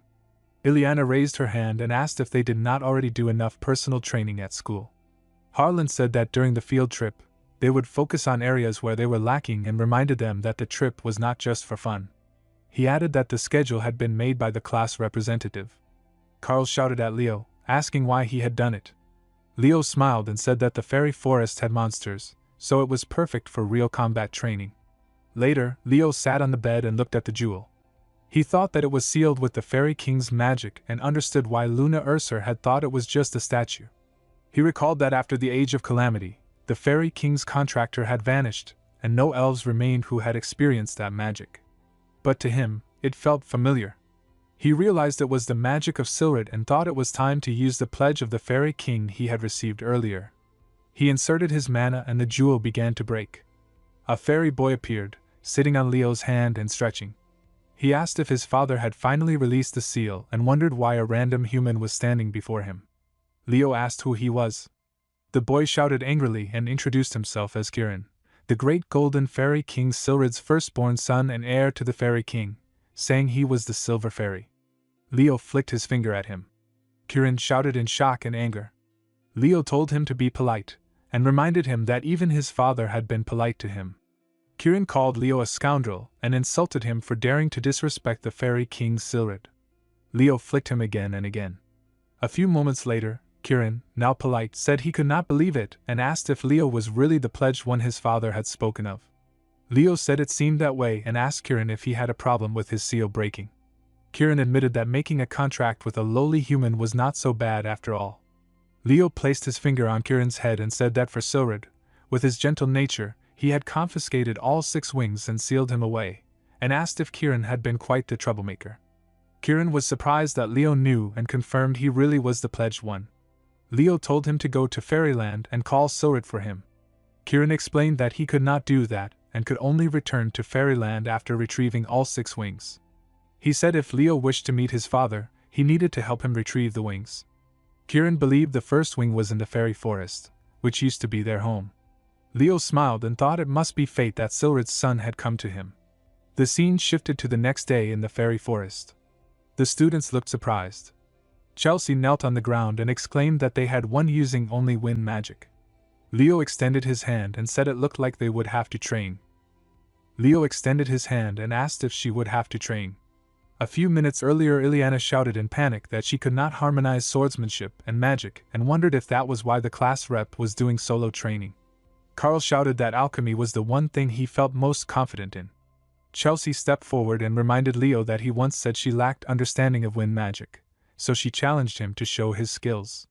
Leo nodded and Chelsea thought that his performance had always gone beyond expectations, and she did not know what else he was hiding. She rushed in without giving him time and used her windbreaker technique, but Leo simply raised his hand and blocked it. Ileana watched with wide eyes because high-speed casting was supposed to be Chelsea's specialty, yet Leo matched her speed. Chelsea followed with her wind chain technique, but Leo reminded her that he had told her before that wind magic should not be used like that. He broke all the chains effortlessly. Chelsea fell backward in shock and Leo pointed his sword at her. Carl watched and said he never thought Chelsea would lose in wind magic. Ileana wondered what had happened to the class rep. Professor Harlan explained that Chelsea was not weaker than Leo as a mage, but the difference in understanding and using wind magic had grown too large, and that decided the outcome. He reminded everyone that as they moved up in grade they would learn new skills, but it was more important to master what they already knew. He told them to polish their basics under the class rep's guidance, and wished them luck for their afternoon field mission. The students nodded. Later, during the herb gathering mission in the plough field, Leo smiled and noticed that everyone had finally started moving. Kieran ran to him proudly and showed how many herbs he had collected. Leo praised him and Kieran insisted he was more than just a fairy. Leo said the herbs were enough and decided to start investigating the fairy forest seriously since their journey to find his wings had finally begun. He suddenly stopped and asked Kieran when he had been exiled from fairyland, and Kieran guessed it had been around 100 years ago. Leo raised his hand and said the magic around them was just an illusion, but not one made by Kieran's father. He thought that it belonged to Silod's father, the fairy king of the Calamity era. Since it had been activated only 100 years ago, he believed the power source was Kieran's wings and that his father had used them in an ancient magic formula that protected something important. An undead appeared and demanded to know why humans were in elf territory. Leo responded calmly that it was less strange than seeing an undead standing there at all. The undead claimed that the place had long been under the influence of Tartarus. Kieran shouted that it was the sanctuary of fairies and accused him of speaking nonsense. The undead mocked him and questioned if fairies as weak as him even existed. Kieran grew angry, rushed at him and passed through the undead's body. Leo sighed and asked why a fairy was charging in like a brute. Kieran said it did not matter as long as it worked because the power of fairies and the power of the undead naturally conflicted. The undead rose again and admitted Kieran was still a fairy even if he was low level. Kieran covered his nose and complained about the smell, then rushed in again claiming he would crush him. A red aura flared around the undead. Leo shouted for Kieran to move. The red aura slashed at him but Kieran dodged and ended up sitting on Leo's hand, asking what that thing was. Leo explained that it was an ancient monster of Tartarus called a Death Knight. The undead declared himself as Karger, a knight of the Great Lich King, and rushed forward with his sword, promising to lead them to death. Karger attacked Leo, but Leo blocked the strike. Karger wondered how Leo had deployed an aura shield so quickly and rushed in again, saying it was not bad. Leo blocked once more. Karger shouted that resisting was useless. Kieran ran forward to help Leo but bumped into Karger and fell, holding his head and blaming his weakness on losing his wings. Leo called upon his pact, and wings appeared behind him. Kieran smiled in surprise that another contractor besides him existed.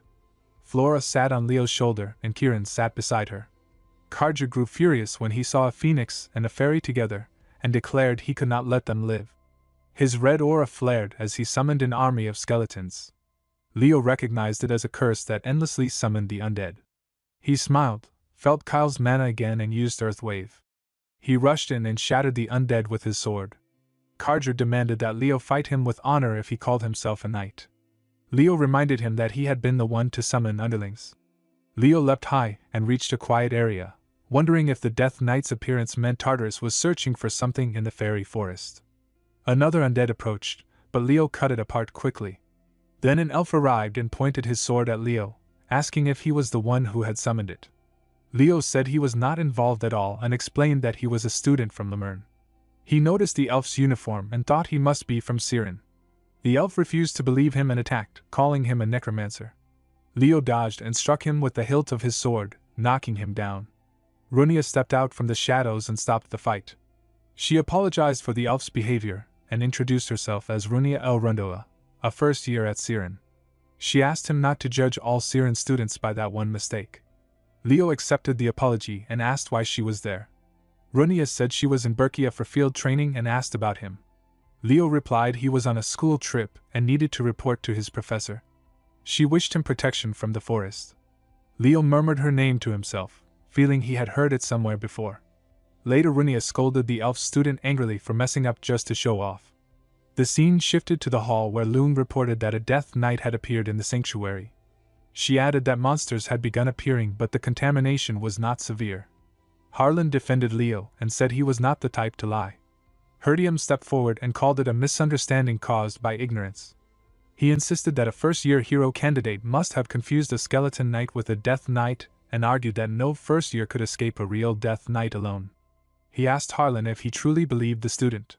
Harlan nodded and said that even though Leo was only a first-year, he was the representative of all classes. Herdium thought that if Leo's story was true, it could expand the knowledge of Siren's students. He then asked Leo if he was confident in magic as the all-class representative, and proposed a joint class between Siren's advanced class and Lemern.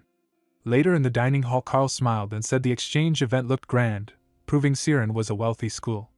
Chelsea agreed and said it felt like a party hosted by the Emperor. Leo watched quietly and thought that Herdium must be the kind of person who had to confirm things with his own eyes. Runia approached and asked if they had met before, then invited him to dance. While they danced, she asked if he knew the Elven dance. Leo replied that he had learned it long ago. She smiled and said she did not even know his name yet. When Leo told her his name was Leo Plav, her eyes widened. She grabbed his collar and shouted in anger that he was the thief who had stolen someone else's contractor, and she would kill him. Leo's eyes widened as he thought that the child might be Fiora's original pact bearer. Runia trembled and said that the thief was shameless. Leo smiled and said that Flora was doing well. Runia clenched her fists and shouted in rage. Later they stood with their teachers. Runia bowed her head and said she was sorry to Leo Plav and asked for forgiveness. Leo nodded and thought with a small smile that she must be pretending. Harlan turned and said that since the misunderstanding was cleared, they would leave. Herdium warned Runia not to repeat her mistake as the first-year representative of Siren. She nodded and said she understood. Herdium then declared that in tomorrow's joint class they must prove that Siren was better than Lemern and even the best among all hero academies.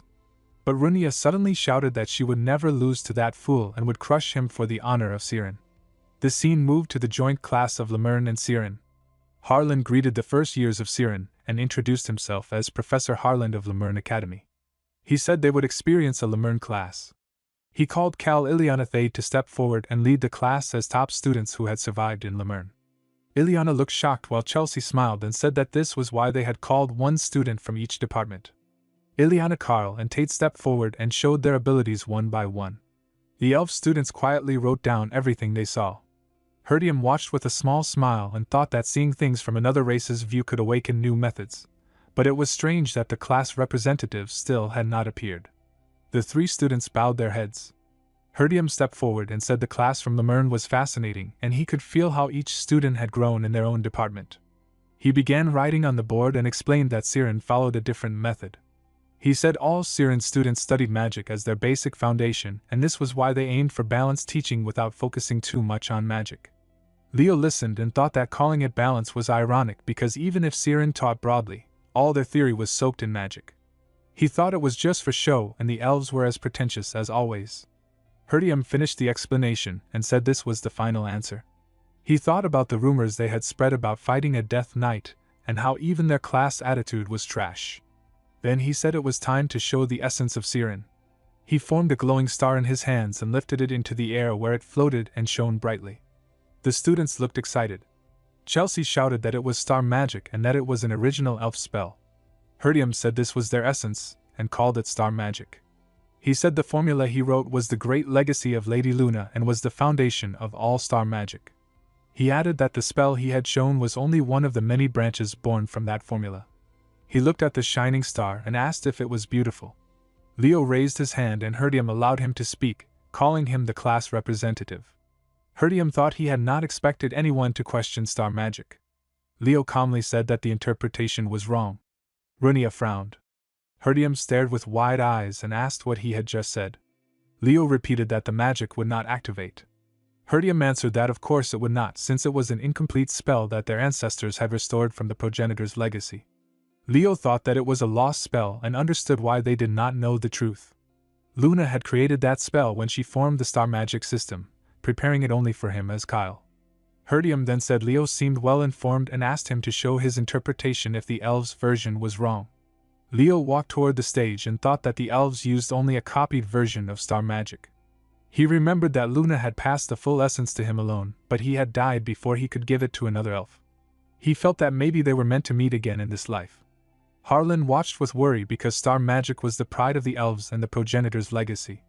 He feared the situation could turn into a conflict between academies. Leo pressed his finger on the board and changed the formula. The elf students whispered in confusion because it looked like star magic, but they had never seen that form before. Leo turned and said he was done. Herdium stared and asked what kind of magic it was and if Leo had ever used it before.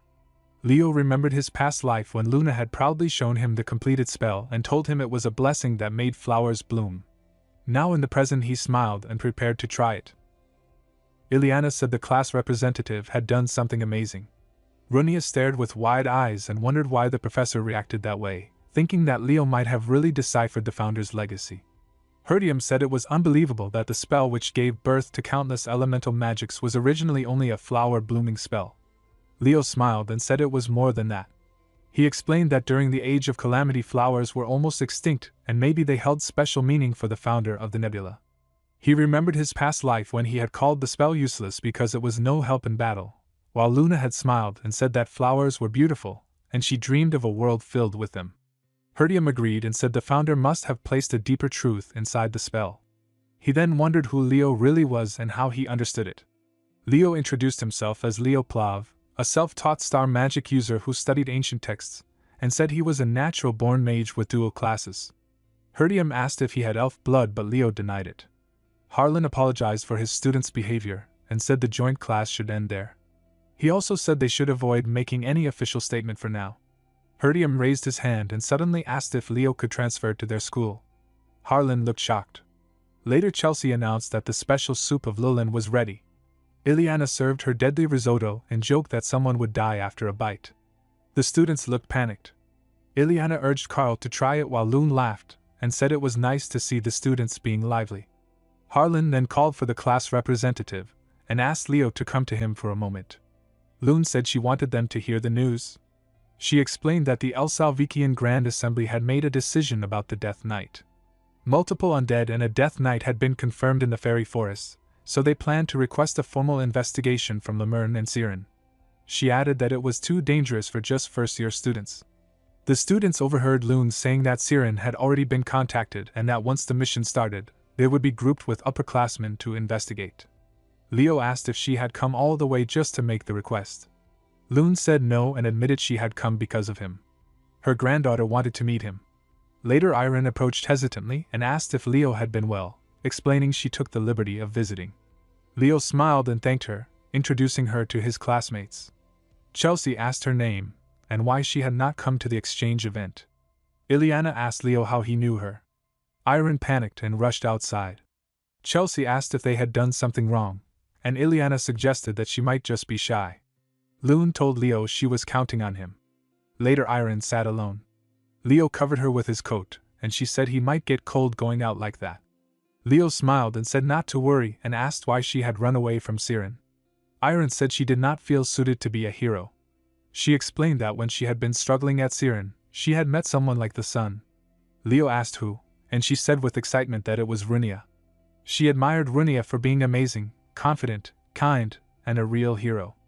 Irene wanted to follow in her footsteps and had reached the top class, but she thought she had made a big mistake during the dual assessment and believed Runia hated her since then. Leo thought that Irene was not the type to be disliked and that Runia would never hate someone over a small mistake. He decided he would have to ask her and noticed that Irene reminded him of Verkia. He smiled and asked if she liked the story of Verkia. She nodded and said it was the story of her ancestor. Leo explained that Verkia had admired her great hero mentors and followed in their footsteps, becoming a hero herself. He told Irene not to worry about what others thought and to walk her own path. He extended his hand and invited her to come down, saying their class was full of nice and fun people. Later, on the icy ground, the students gathered. Runia asked Leo how he had won over Irene so easily. Leo said he had just told her there was no reason to be scared of Runia. Runia asked if Irene was afraid of her and why. Leo explained that Irene had found her terrifying during the duel and had thought Runia hated her. Runia said she had only been focused because Irene was very skilled. Leo advised her to look out for Irene, saying she probably needed her. Herdium smiled and welcomed Lauder Algra, the Siren third-year representative, who arrived and greeted Herdium. Herdium complimented Lauder on his recent paper. Leo asked Runia who he was, and she explained that Lauder was the third-year rep who had suddenly become very strong this semester. Leo thought his grades had improved out of nowhere. Harlan announced that now that everyone was present, they would start team assignments. Each team would have 2 to 3 first years and 1 third year. Herdium announced Team 1, which included Leo Plav, Runia L. Lund, and Lauder Algra. Runia complained that it was annoying to be paired with a thief and said she still had not accepted Leo as Fiora's contractor. Leo simply told her to suit herself. The scene moved to the fairy forest investigation. Leo's team was deep inside the forest. Chelsea's team worked near the boxwood trees, Ileana's team searched the medical herb colony, Carl's team moved through the coniferous area, and Tade's team stayed near the forest entrance. Runia asked where Senior Lauder had gone, since they were supposed to move as a team. Earlier Lauder had said he would go separately and meet them near the center of the forest. Leo guessed he had something to do alone. Runia mentioned they had come deep inside but had not seen a single undead, even though there had been many before. Leo thought that on the surface nothing looked different, but he remembered noticing an illusion spell. Kiran said it did not feel like the Fairy King's magic. Leo sensed a curse on the land that hadn't been there before. He recognized it as the curse of the dead, something only someone who lived through the age of catastrophe could detect. He thought about Erebus's loyal servant, the Death King Helkaiser, the commander who survived the age of disaster. He believed the Death King had not acted directly and that the Death Knight Karger had been his agent. He also felt that beyond this point there was something in the fairy land that Silred wanted to protect. Runia asked what was wrong and if he sensed something. Leo shouted that something was coming. Before anything appeared, Lauder arrived and asked how their investigation was going and if they had seen any undead. Runia said they had not seen any. Lauder smiled and extended his hand to Leo, saying Leo had been the first to spot the Death Knight. Leo nodded and shook his hand. Lauder said it seemed Leo had been mistaken since there was not a single undead in the forest, let alone a Death Knight. He said it was normal for first years to get overexcited and explained that high-level undead vanished if they did not receive constant mana from a necromancer, which was why a demonic summoner usually accompanied them. Runia widened her eyes and said that meant a demon could be in the forest, even though Berkia was the capital of Elsarbekia. Lauder raised his finger and reminded her about the massive star magic surrounding Berkia. Runia said that Lady Luna had created that magic which prevented demons from approaching, but she added that necromancers did not have to be demons. Leo said that other races could use the power of darkness, even elves. Lauder called it an interesting point but said it assumed they did not understand how prideful elves were. He told them to finish the investigation and meet at the forest entrance. Leo thought Lauder was looking for something and clearly knew more than he showed. That evening Chelsea asked Carl if his team had found the Death Knight. Carl said they had not seen even one undead. Chelsea shouted that this made it more suspicious since the chairman had said undead were appearing. She wondered how everything vanished right when they started investigating. Leo landed in front of the Siren dorm and entered. He noticed someone had snuck out and checked the map, thinking it showed the entrance to Fairyland. Runia shouted and asked what he was doing. Leo covered her mouth. She lowered her voice and said she knew something was strange and asked what he was really doing there. Leo whispered that he was looking for Lauder but he had already left the dorm and must have gone to the fairy forest. He wondered why Lauder said he was sleeping when he clearly heard voices.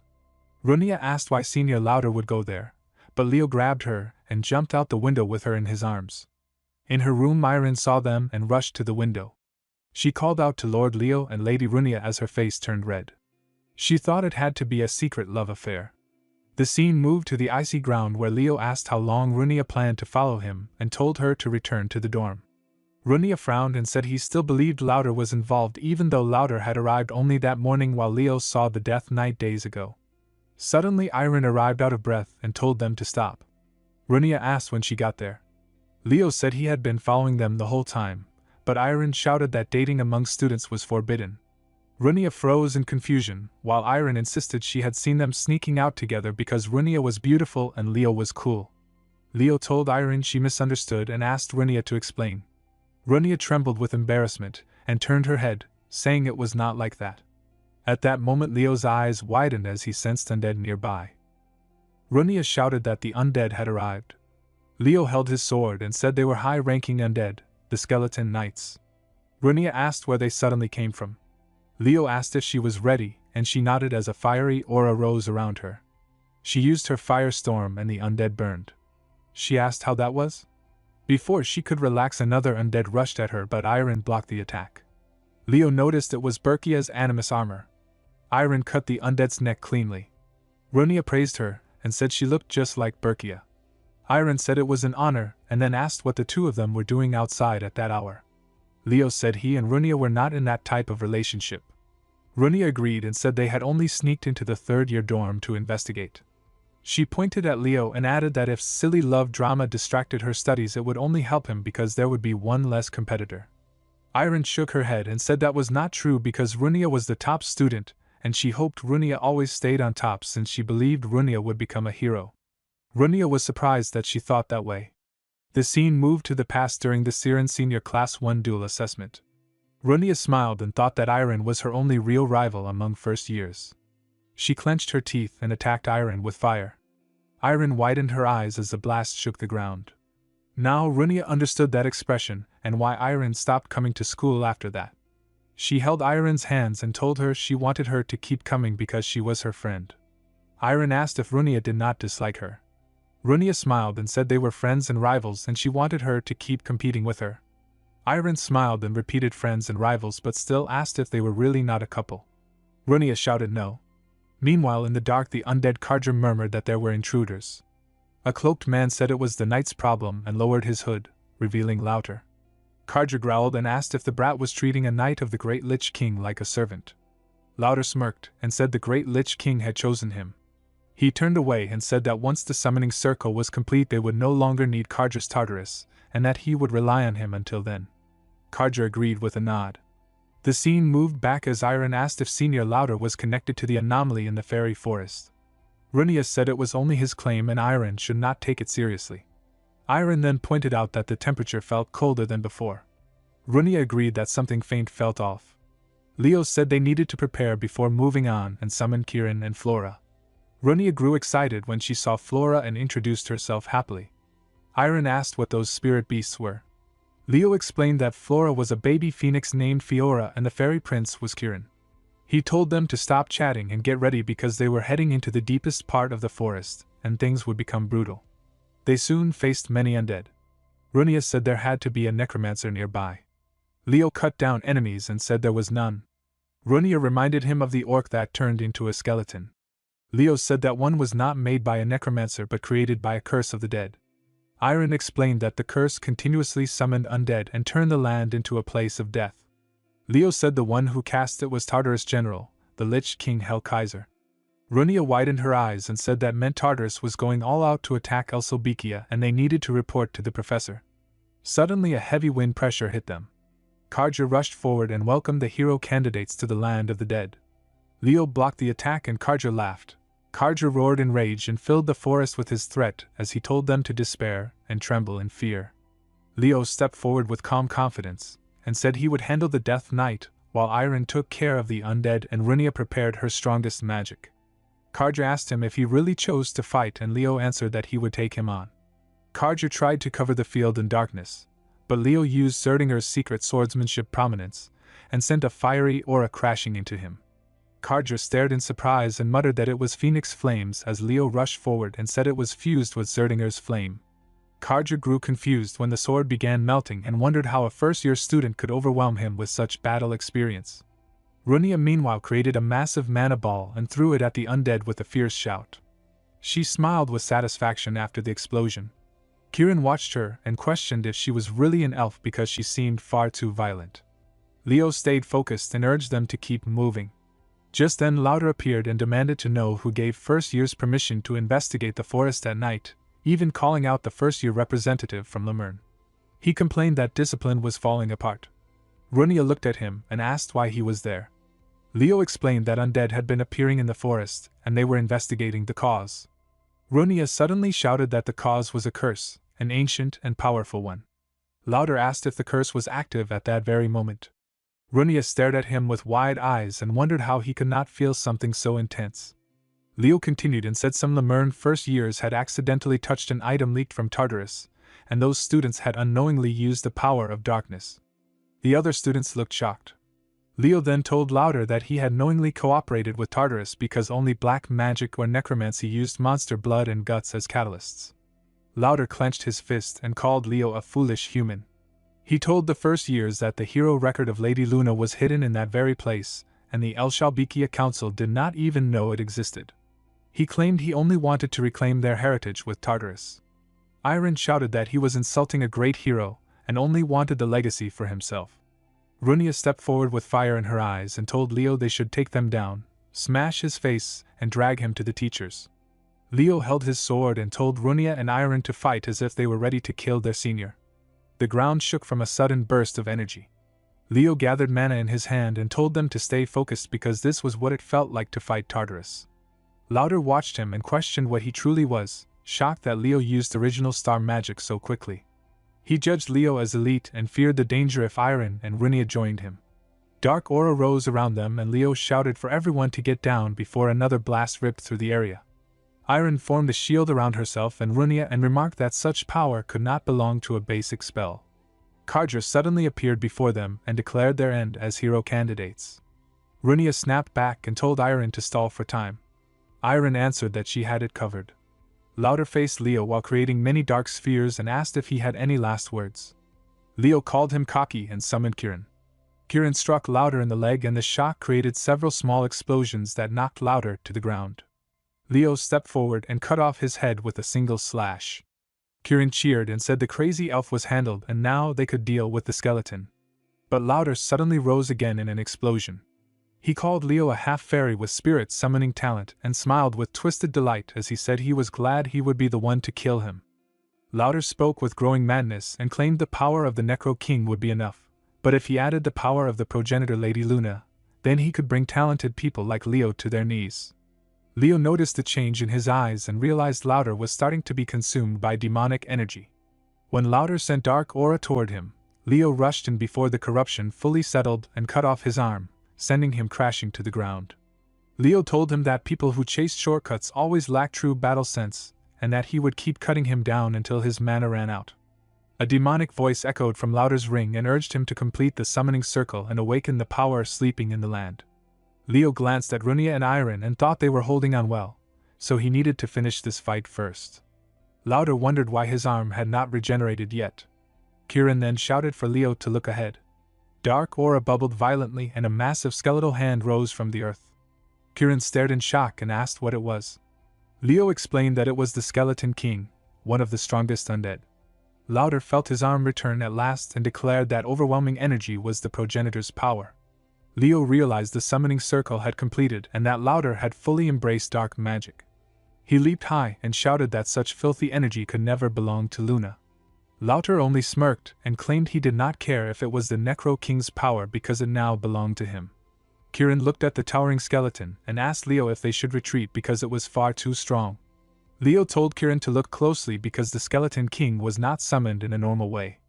He explained while rushing forward that Lauder had forced the summon by forming a contract with the Hellkaiser and barely met the requirements, which meant he could not maintain it for long. They only needed to hold out until the mana keeping the skeleton active ran out. Kirin agreed with a confident smile and Leo released Luminous Ray. Kardra swung at him but Leo dodged and admitted the power difference was huge, yet all they needed was time.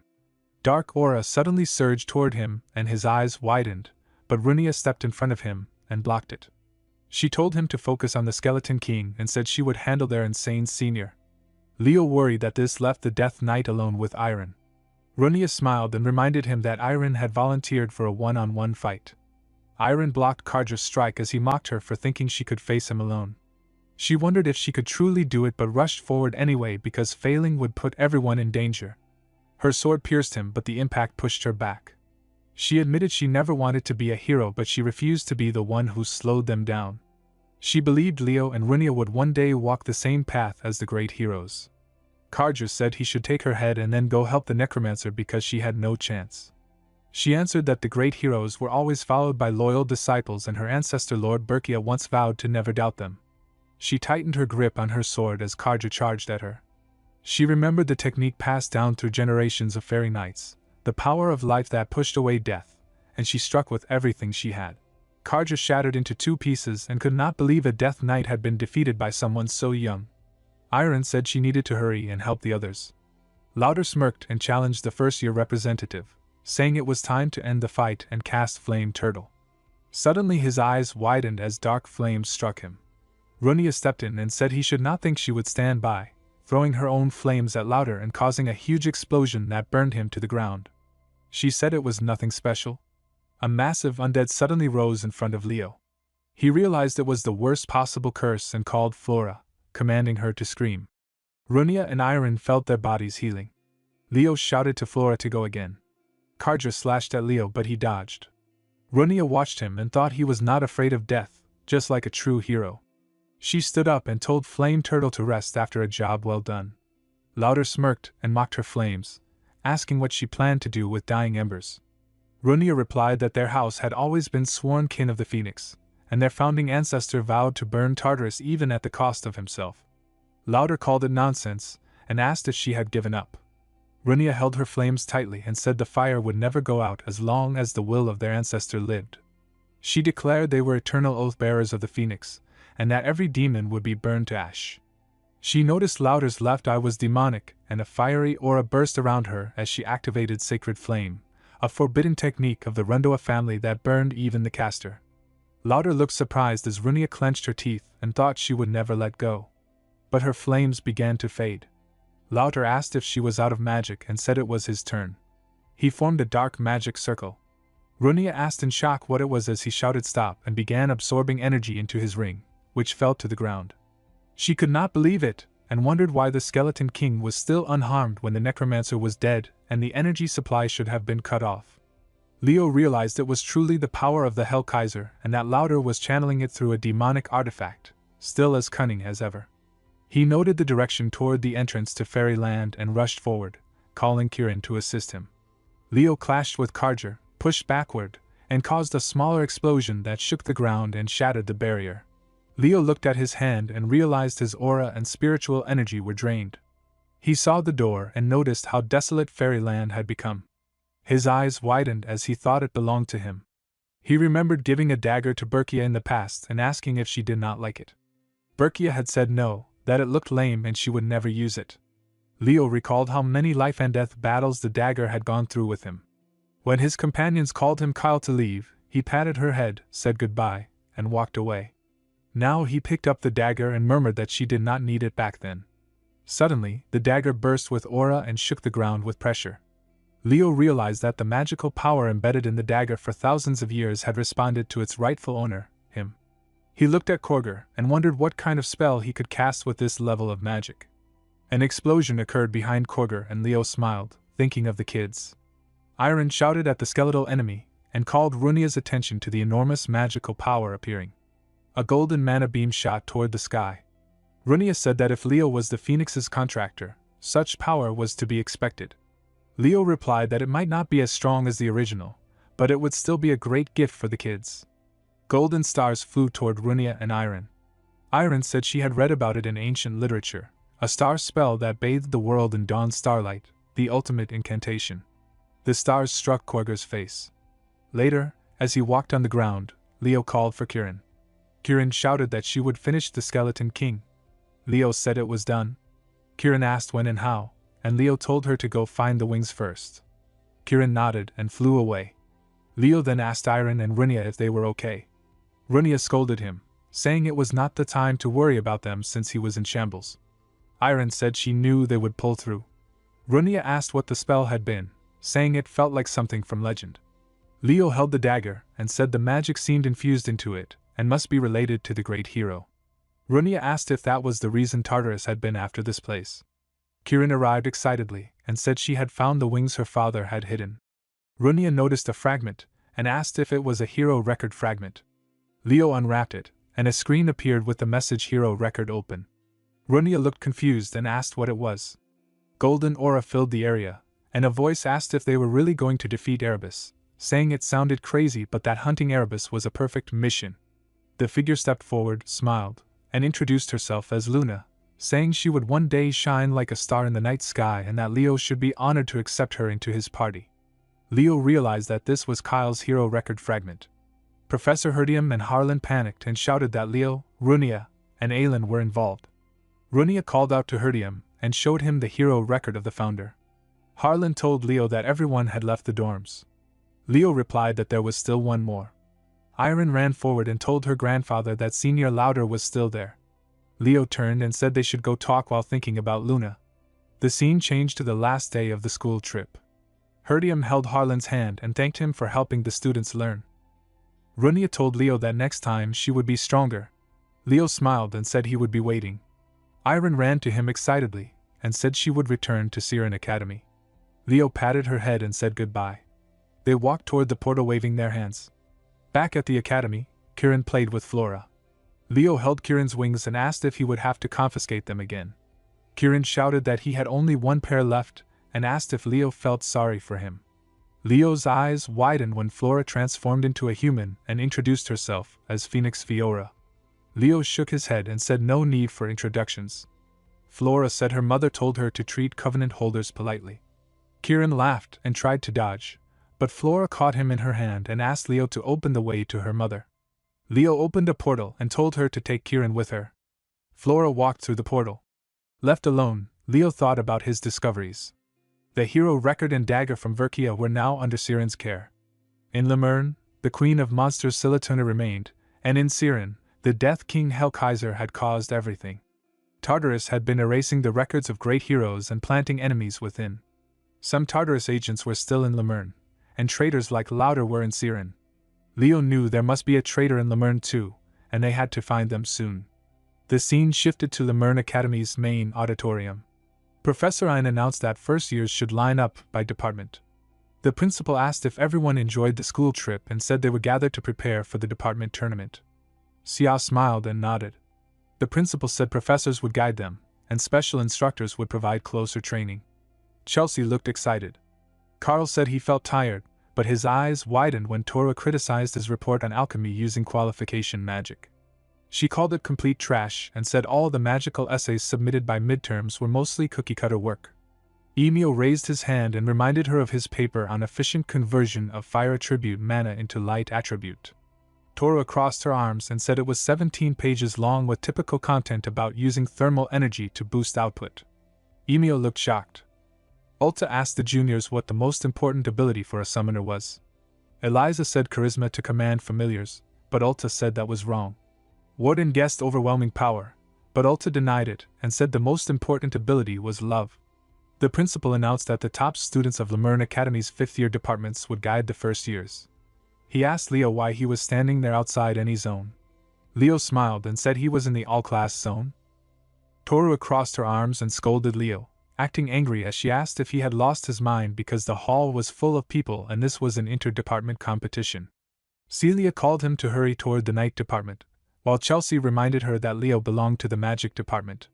The principal spoke calmly and told Leo that having a fifth-year Lemurn student as a mentor was a rare chance, and asked if he planned to waste it. Leo replied softly that he never meant he did not need guidance, and that he would still attend all normal classes. The principal warned him that if he refused to change his mind, he would have to face everything alone. Leo smiled and accepted it. The principal paused to think. Torua reminded Jan that they still needed to focus on magic studies and mentioned how Leo had analyzed a spell from the founder of the constellation during the field trip. Professor Len agreed that the magic department was the right choice and thought that Leo standing alone like that already showed the qualities of a true knight. Professor Yura shouted at Ulta and scolded him for not being active in training his juniors even though he was a fifth year. The principal then announced his decision that the first-year inter-department event would be a battle royal. Later in the principal office, the professors complained that the competition was meant to build unity between departments through sparring and that an individual battle royale was unheard of. The principal held the document and reminded them that they had a special student this year. Leo Plov kept surprising everyone by maintaining near top grades in every field, and because of that the academy board had become more interested in him. Professor Ein guessed that the board wanted Leo to have his name recorded in the hero record as an all-class. Zura thought that the founding families supporting the academy were also backing Leo. Professor Len said that if Leo's abilities were recorded it might allow future generations to inherit those abilities and create another all-class. The principal added that Leo would eventually have to choose a department. The scene shifted to the training ground where the students felt the cold. Professor Ein snapped his fingers and told them he created the ice wall to teach aura skills for both the competition and the hero world conquest. He called Celia forward and asked if her flame aura could break the wall. Celia smiled and struck with confidence, but the wall remained standing even as the ground shook.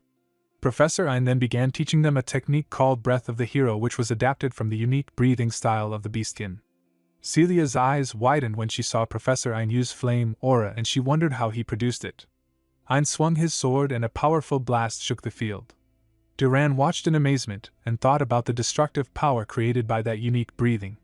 The ice wall broke into pieces, and he explained that Ein had once been a dungeon conqueror, so it was not strange if one of the heroic powers he inherited was flame type. Ein agreed and said the aura should have been weaker than Celia's, but Breath of the Hero allowed it to grow stronger, so he began the training. Leo watched with wide eyes and recognized it as Ariane's technique. The students pushed their mana, and Ein smiled as he thought they were doing well. Ileana sat on the ground exhausted and praised Xia for her effort. She grew surprised when Xia called Leo young Master Leo. Leo continued trying, and Ein noticed that Leo was the only one whose aura had not manifested yet. He thought it might be a good chance for Leo to focus more on night studies, but then he noticed something different about Leo's breathing. He asked Leo who taught him that style because it resembled the beastkin method more than the human version he modified. Leo smiled and admitted the source was not human. Ein placed a hand on his shoulder and told him to adjust a point where the aura ignited and used the technique as if he had become a beastkin. Flames burst around Leo in a sudden fiery wave. Duran stared in shock and questioned what he just saw. When the flames faded, Ein stood sweating and said Leo truly was something. Leo smiled and thanked him, saying it worked perfectly. Chloe froze in surprise when Leo asked if the books she carried were too heavy on her way to the practical class. She thanked him softly and felt too flustered to meet his eyes. Toro walked up to them with a teasing tone and commented on the nice atmosphere between them. Chloe asked if she knew her, and Toro said she enjoyed Chloe's interpretation of northern magic. Chloe felt honored while Toro turned to Leo and asked when he planned to transfer to the magic department. Leo smiled and reminded her that forcing someone into a department was against the rules and thought she had no charm at all. Torua suddenly noticed Professor Albi entering the hall and shouted in surprise. Albi explained that he came at Professor Ren's request to give a special lecture to the first-year magic students. The students were shocked, and Torua silently celebrated because Albi was a rare magician who used fairy magic with a human body, and every magic student wanted his lessons. Professor Len welcomed Albi and told the students they should feel honored. Then he spotted Torua in the crowd, called her an impurity, pulled her out, and said they needed to prepare materials for the inter-department tournament. Albi crossed his arms and began the lecture. He said people called him the magician of the evil eye, and some even called him the Tataro's slayer because of his battle experience. He asked what mattered most in magic battles. Yumio guessed mana, Chelsea guessed chanting speed, and Carl guessed spell variety, but Albi dismissed them and waited.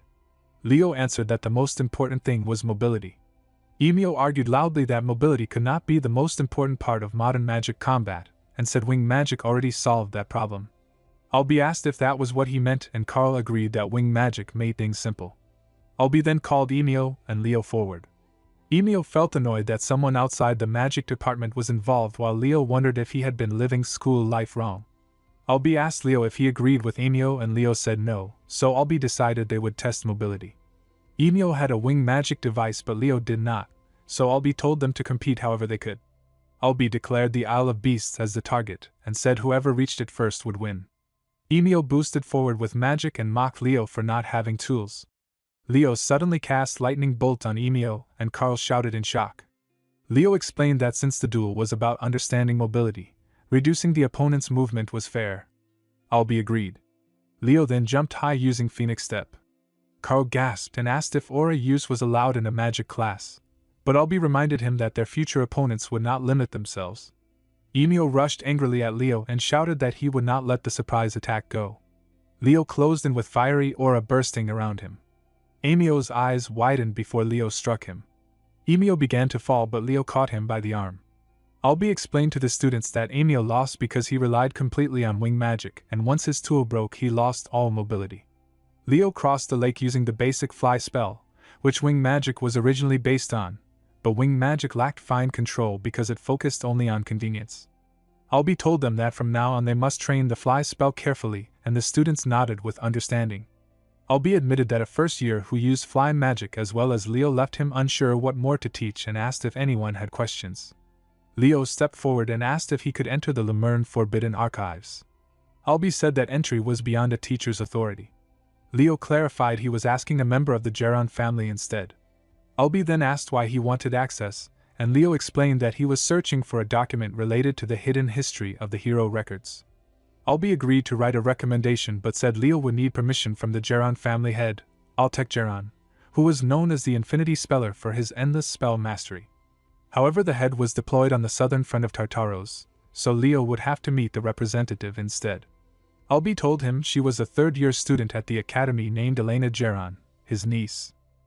The scene moved to the island of Phantom Beasts where students whispered about how the Night and Magic departments had already begun special training and that Professor Albie had joined the Magic department. Chelsea asked Leo if he really did not know Senior Elena and said it was strange. Leo asked if she was famous, and Chelsea explained that famous was not enough to describe her. She was the third-year class representative and the second strongest in the entire Magic department, only behind Semertora. Carl added that she was beautiful and known as the Queen with many followers and that she was already a strong candidate for the next Student Council president. Leo wondered how he should approach her. Professor Yura looked around and asked where a certain student was. Assistant Carlos said he would arrive soon. The students asked who they were waiting for and Yura said they were waiting for Ulta. The students grew excited because they were finally getting special training for the inter-department competition from Ulta, the oath-bearer of Pegasus. Ulta arrived late and greeted the first years with a smile. The students were surprised and Yura questioned her strange appearance. Ulta explained that a fairy had appeared on the island. Yura asked if she expected the first years to catch it, and Ulta confirmed. Yura exploded with anger and regretted trusting her with the training. Ulta smiled brightly and told the juniors that as summoners they must have dreamed of the three great phantom beasts. With excitement she asked if they wanted to see a fairy and the students answered eagerly that they did. Yura reminded her that the competition was approaching and asked if she truly planned to hunt fairies, but Ulta said she had a purpose. Yura asked the class what she had said before about the core mindset of a summoner, and Eliza answered tolerance. Ulta denied it and said the true core was love, not just for contracted summons but for all summoned beings. She spoke about unity between human and spirit and harmony with nature. The students looked confused while Leo thought she seemed strange but understood summoning well. Yura explained that Ulta meant they needed affinities strong enough to communicate with beasts even without contracts. She said it was early for first years but they would follow the plan and announced 3 days of special lessons on the island of Phantom Beasts. Ulta added that she had already submitted their stay-out forms. Eliza said 3 days with Phantom Beasts did not sound bad. Yura then handed out nets and told them that for 3 days summoning was forbidden and aura and magic were banned, so they had to survive in the forest with only their own strength. Ulta waved goodbye and told them she would see them in 3 days. The students whispered nervously about the wild beasts and spirits in the forest. Tade smiled and hinted at Yura's meaning. Yura reminded them that summoners were different from other departments because they communicated with beings of nature. She said they must adapt to nature and also command it. That was why Ulta talked about tolerance. She asked how many had truly witnessed the essence of a summon and made a contract themselves, since most relied on mediums from their families or summons gained easily in class. The students made it through the night, and at daybreak Leo pointed out edible berries while thinking that the summoning department's training was tougher than expected. His eyes widened when someone shouted about a fairy and he turned to see a living flower plant swallowing a student. Another student scolded the victim for approaching without noticing it was a plant monster, and Eliza felt embarrassed for rushing in blindly. Leo then saw Kieran sitting on a stem and laughing, and he thought the fairy needed a hit to calm down. Kieran flew around looking for someone else to bother but Leo caught him with a net and held him by the wings. Kieran panicked while Leo told him to behave and asked if he had come just to cause trouble. Kieran insisted it was a misunderstanding and said he was investigating strange occurrences on the island. He claimed the beasts had become violent, and he was trying to find out why. Leo doubted him and said Perina would have noticed something like that. Kieran revealed that Perina was not on the island and had left a note saying she went to visit the Oath-bearer. Leo's eyes widened as he remembered Flora saying she wanted to see a full-grown phoenix and that the forest beasts were acting strange. She had thrown Kieran aside and walked into the forest to investigate. Leo thought that Flora, as Perina's daughter and the second strongest beast on the island, would definitely sense something wrong. The fact that the anomaly began while Perina was gone did not feel like coincidence. He tried calling Flora with magic but got no answer and guessed she was distracted. He held Kieran and said they would go find her since he sensed an aura from the west side of the island. Meanwhile Flora sat by a lake admiring a shining stone and found it beautiful. Flora ate a mana stone and Leo asked what she was doing. She turned happily and said that this place was a fishing village. Yihio. Leo asked if she had been eating mana stones here the whole time, and he remembered how mana stones naturally formed in places where spirit beasts and elementals lived. Young ones used those stones to grow, so people were forbidden from taking them. Flora said she was taught that eating a lot as a kid helped her grow. Kirin said top-class spirit beasts did not need mana stones to grow. Leo admitted they could be a delicacy but asked if she had driven away the other beasts just to keep them all for herself. Flora denied it loudly and said she planned to share. Kirin mocked her and asked if she was a phoenix or a pig because she kicked everyone out and ate everything. She shouted in anger while Leo told both of them to stop. Flora then mentioned something strange happening in the forest. She felt an unpleasant energy from the island. Leo recognized the feeling as the sorcerer of beasts from before and warned Flora and Kirin to get ready because it was coming. A dark mage appeared and said he had wondered why the number of mana stones had dropped, blaming the baby phoenix. He said their fate was bad and called Leo by name. Leo smiled and said their grudge went back to their previous lives and it was a nasty one. The mage shouted that it was time to end the grudge once and for all and attacked Leo. Leo dodged the attack as a huge tree rose into the air. The mage threatened to crush him there, but Leo created a shield around himself and realized the mage had hidden a beast underground. The mage threw the tree at him, but Leo closed his eyes and used magic. Fiery mana burst around him, shattering the tree. Leo asked if the tentacles circling him were from a gorgon snake and wondered if it was a chimera beast. The mage smirked and mocked him for thinking he knew everything and asked who he was. Leo summoned Phoenix Flora and said he was a first-year hero candidate. Flora rushed at the mage, shaking the ground with her pressure. Kirin commented that she was impressive for a little chick. The mage said his beasts were all wrecked and called forth a death slime. Leo created a wind shield while Kirin was shocked, realizing it was a top-tier slime beast. The mage smirked and said Leo would not be able to dodge this one. Suddenly a golden aura filled the area, killing the slime. Ulta appeared and shouted at the mage, asking what he was doing to her beloved junior. The mage complained that his beast armor was torn and acknowledged Ulta as the strongest from Lemurne's summoning department. Ulta said monsters were never pleasant to look at and ordered Arya to get rid of the abomination. The mage thought he needed to buy time for the tentacles to regenerate, and called another death slime. Leo noted that it was not the Pegasus alone that was powerful, but the summoner's domain that gave it strength. The mage said he had been waiting for the moment, and dark magic circles filled the area as he prepared another attack. Professor Yura appeared and questioned how he could call it fun while making a chimera with spirit beasts. The mage laughed and summoned a cyclops, mocking whatever spirit beast Yura would summon. Yura summoned a group of rats and murmured for them to devour the cyclops. She smirked and told them to leave nothing behind. The rats rushed toward the beast. Mage shouted that at this rate they would run out of demonic beasts before anyone arrived. Suddenly, a golden beam struck him. Ulta asked if she was too late. Professor Yura scolded Leo for entering a restricted area. Leo explained that he went there because Fiora was eating the lake's magic stone. Fiora smiled and said it was for her. Ulta praised Leo for loving his summoned beast enough to enter a forbidden zone. Yura held the reins of her wyvern and said the demonic artist seemed to be trying to corrupt the magic stone. She added that she would report to Headmaster Kallian and told Ulta to continue the special training while being careful. Ulta nodded and revealed that Leo was the Phoenix's contractor. Leo looked at the winged horse and asked if it was her Pegasus. Ulta introduced the Pegasus as Iria and asked her to greet Leo. Iria said it was a pleasure to meet him as the Phoenix's contractor. Leo patted her head and said it was nice to meet her. Ulta noted that Pegasi usually did not let strangers touch them and asked Leo if he had ever handled a Pegasus before. Leo denied having handled a Pegasus before and remembered that back when he was Kyle, the mythical beast he had contracted with was a Pegasus. The memory came back to him. Ulta said that he did not seem seriously injured and told him to continue with the special training. She added that she would consider the spiritual power he had used in the battle. Leo thought that judging by the skill of the demonic artist from before, the enemy within Lemurne was likely not a student but probably a professor. A few days later, the students gathered on the ground. They murmured that it was the first time the whole student body had assembled since the entrance ceremony, and noted that there had not been a single peaceful day. Carl asked Tate how the summoning department's special training had been. Tate said he had been so tired that he could not even wash up. Carl told Liliana that the year representatives had been summoned to the tent separately. Leo entered, and Riz told him that all the year representatives had gathered. Lil Luz thought that the rumored all-class junior was even more amazing in person. Elena poked Leo's cheek and asked if he was the famous first-year representative, and if he wanted to be hers. Leo refused. Elena smiled and asked why, saying she would take good care of him. Her eyes widened when Leo said that she was too young for him.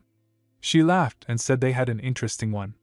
Lil thought with sparkling eyes that he was not losing to Senior Elena and that Leo Pluv, the rumored first-year representative, was really extraordinary. Riz smiled and asked Elena how her mission had been. She said it was boring.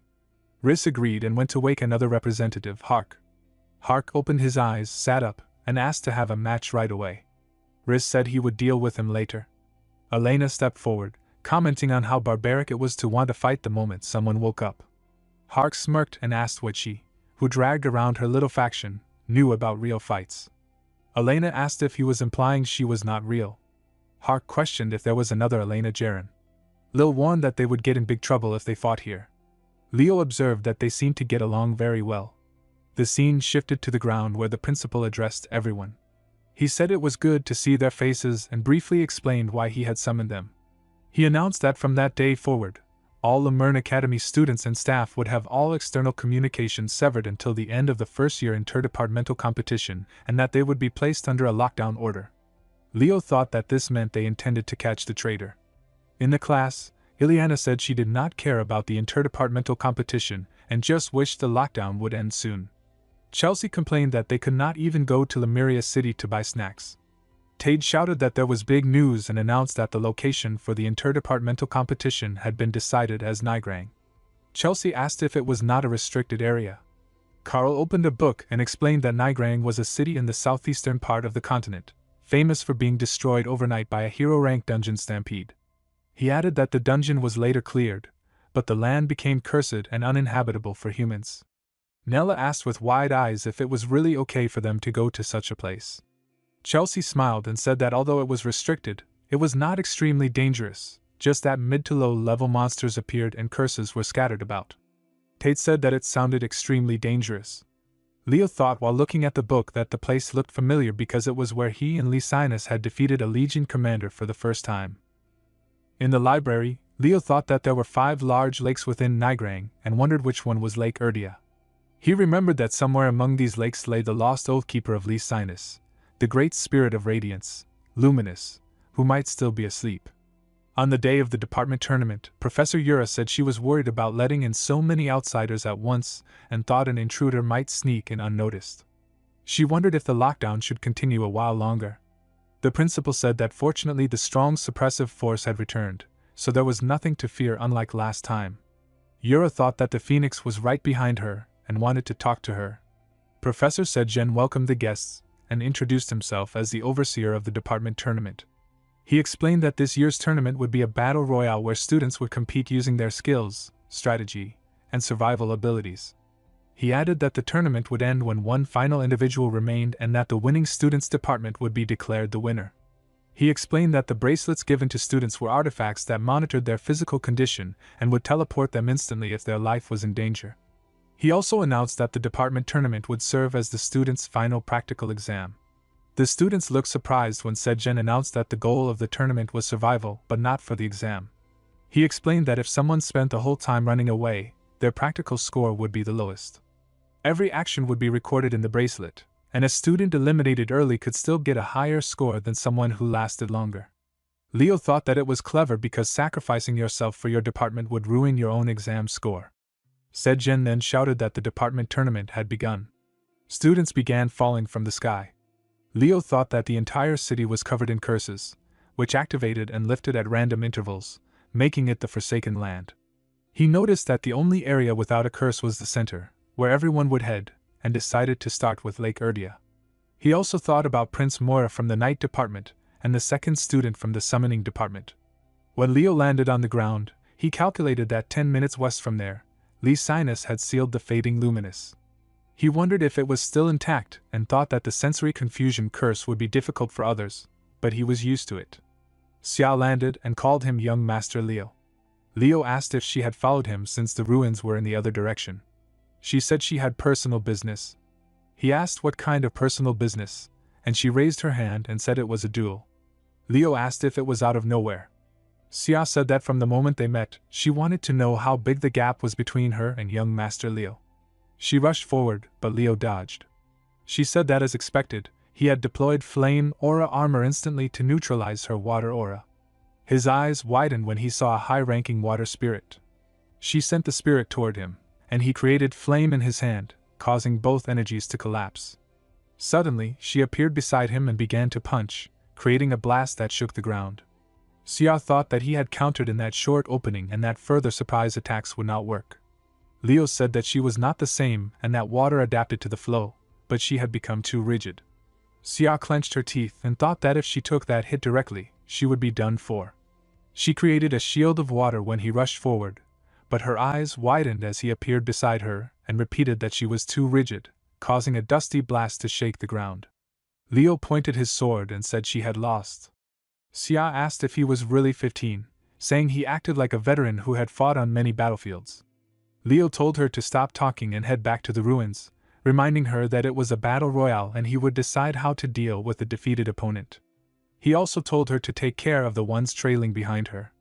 Her eyes widened in confusion as Duran and Eliza rushed forward behind her. Xia asked why Leo was here when the castle ruins were in the other direction. Duran landed on the ground and asked if she had been after Leo Plov too, and if she had lost, where he had gone.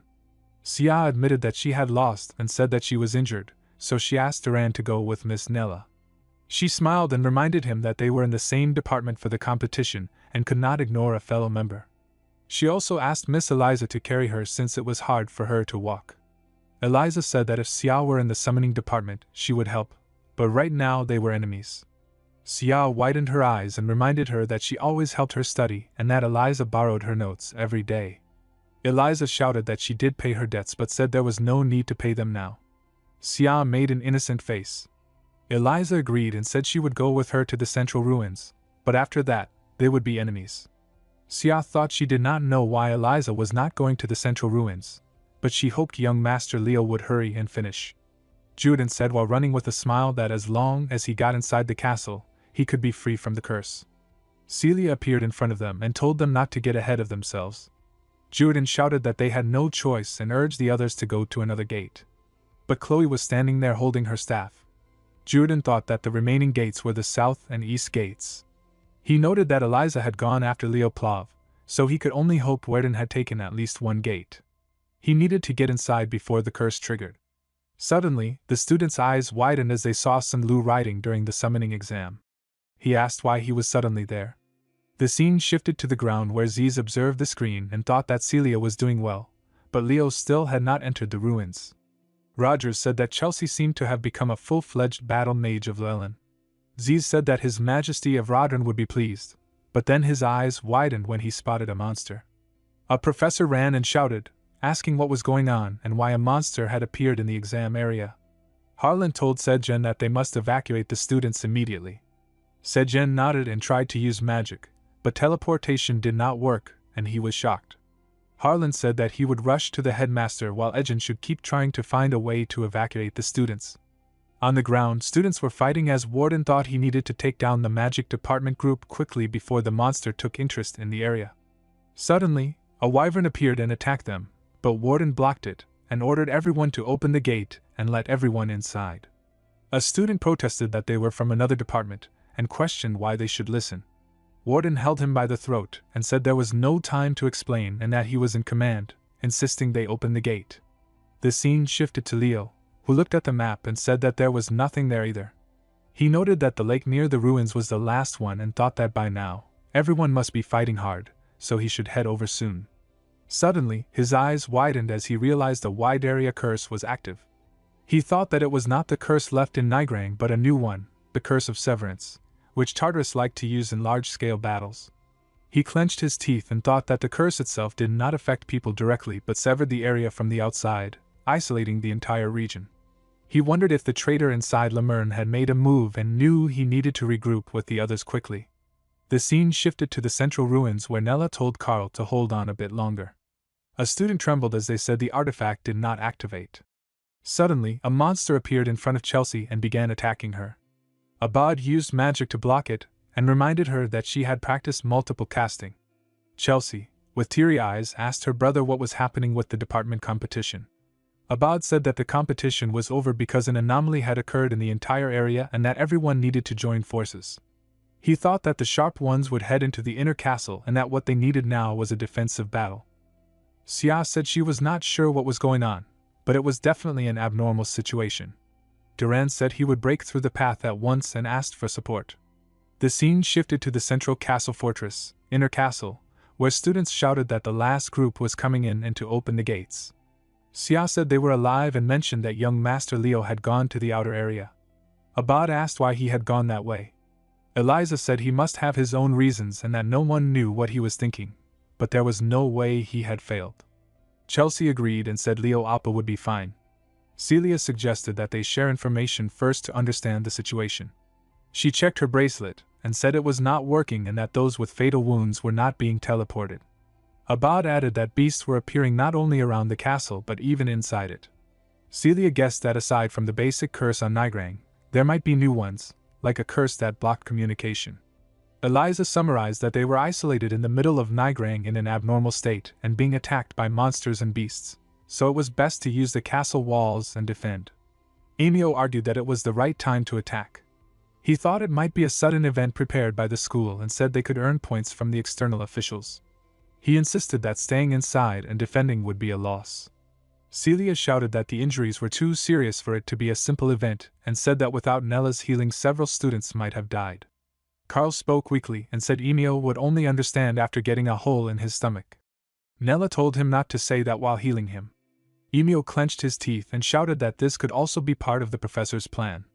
He said if he failed his finals because of them no one would take responsibility. He insisted they would get better points for attacking first. Duran told him he had not even understood the situation and yet wanted to throw away the advantage of the castle walls for points. Emio said he would go hunt beasts alone and told them not to regret it. But before he could move, a monster had fell in front of him. Warden landed on the ground and ordered everyone to stay quiet and defend the inner castle. Celia shouted and pointed, saying they would go for a defensive battle. She ordered the students to split into 5 groups and guard the gates and walls. Soon, beasts broke through the castle gate and entered. Students used magic to stop them. A girl fired a mana beam that hit one beast, but other beasts kept coming. Celia used a magic technique called Flame Wing and rushed toward the beasts. The scene shifted to the ground where Lil watched the screen and thought the juniors were handling things quite well. She had been worried at first but was thankful. Elena warned that this incident would not end so easily. She said that if the enemy caused such a big problem during a formal Lemurn event, it would not end with just isolation and that in the worst-case scenario, everyone could die. Ileana's eyes widened at the huge beast, and she remembered when Professor Artian had told the students that among the various experiences through hero records, the most important was combat with beasts. She recalled the lesson about Chermelin's Spear Knight battle at Biren Field where a monster nearly 15 meters tall had appeared. The students were shocked and said they could not fight the beast and asked not to look their way. Suddenly, Chloe struck the beast many times and shouted at them to get ready to fight. She said they were scared because it was a Gigantes, but it was not in its full form. A student asked how they were supposed to defeat it and suggested running and waiting for a rescue team. Chloe, trembling, said that running would not keep them alive and admitted she was scared too. Despite her words, the students began to run shouting for everyone to escape. Chloe murmured that someone had taught her that a hero stands tall in moments of crisis and decided to fight no matter how hopeless it seemed. She threw sharp shards of ice at the beast, which hit it. When the beast raised its paw to attack, Celia shouted for Chloe to dodge, but Chloe said she was not afraid. Leo then appeared and slashed his sword many times, wounding the beast. Celia rushed to Chloe and asked if she was okay. Chloe fell to the ground and looked up to see Leo standing there holding his sword. Leo approached them and smiled, saying that Chloe had looked pretty decent and that she looked just like a hero. Chloe blushed, and Leo added that he was just imitating someone a little. When the students called him Leo Appa, he asked Carl about the situation. Carl said that since entering the inner castle, no one had been seriously hurt, but everyone was terrified because of the monster. Celia said that Leo had hit it hard, so it would not attack right away. Leo said that what they had to do now was simple: work together to defeat the monster. He smiled and added that anyone who dreamed of being a hero would understand this. Ileana raised her hand and said that fighting the monster head-on was something no sane person would try. The student's eyes widened when Leo said he would lead the way and was confident he could defeat the monster. Eliza remarked that he was showing off alone again and asked who would take orders from him. Warden said he looked forward to Leo's leadership. Eliza shouted at Warden, questioning why he was suddenly willing to follow someone else's orders. Warden explained that everyone knew the monster had to be defeated, so it was only right to follow the one confident in defeating it. Xia told Eliza that it might be fun to be under young Master Leo's command at least once. Eliza said that she had been planning to follow Leo anyway. Abad smiled and said he thought he had caught up a little, but he was still far behind and asked Celia if she agreed. Leo asked Duran if he was helping, and Duran, while walking away, said that he was the one who would land a heavy blow on the monster. Leo smiled. The scene shifted to the ground where the crowd shouted while watching the screens, saying the first years were amazing and might really defeat the monster. Lil asked Elena if she was alright. Elena thought that the moment Leo appeared, the atmosphere had changed. She reflected that there were many great heroes in the world, but he was on a different level, someone who could turn despair into hope and light the way in darkness, a great hero. Meanwhile, students attacked the monster with mana beams. Eliza, with wide eyes, exclaimed that there was no way they could kill the monster. Abad smiled and told her to move aside. Celia shouted no and landed on Eliza's bird, apologizing and saying she could not let herself be caught by that Llewellyn. She told Eliza to hit the monster with something huge before the spell completed. Abad smiled and said he saw that fire and wind had good synergy. Eliza shouted that she did not know what it was but asked to be told when they were ready. Chloe stepped forward in front of the beast, and her aura flared. The beast roared as Chloe threw sharp shards of ice at it. Duran asked if they were ready, and Celia nodded, saying she would open the path. Duran and the others threw mana at the beast, and a chain caught its neck. Warden held the chain and shouted at Chelsea to get ready. Chelsea nodded and sent her mana attack at the beast. Leo appeared above the beast's mouth and used a magic technique called Kilu Vortex Phoenix Breath, slashing the beast with his sword. Chloe used a magic technique called Ice World to freeze the beast. She landed on the ground as the students shouted that they had won and really defeated a Gigantes. Carl, sparkling with excitement, said Chloe looked like a real hero from the hero records. She thanked him and wondered where Leo had gone. The scene shifted to Leo, who was standing in front of a portal and smiled, saying it had been a long time since he had seen Luminous.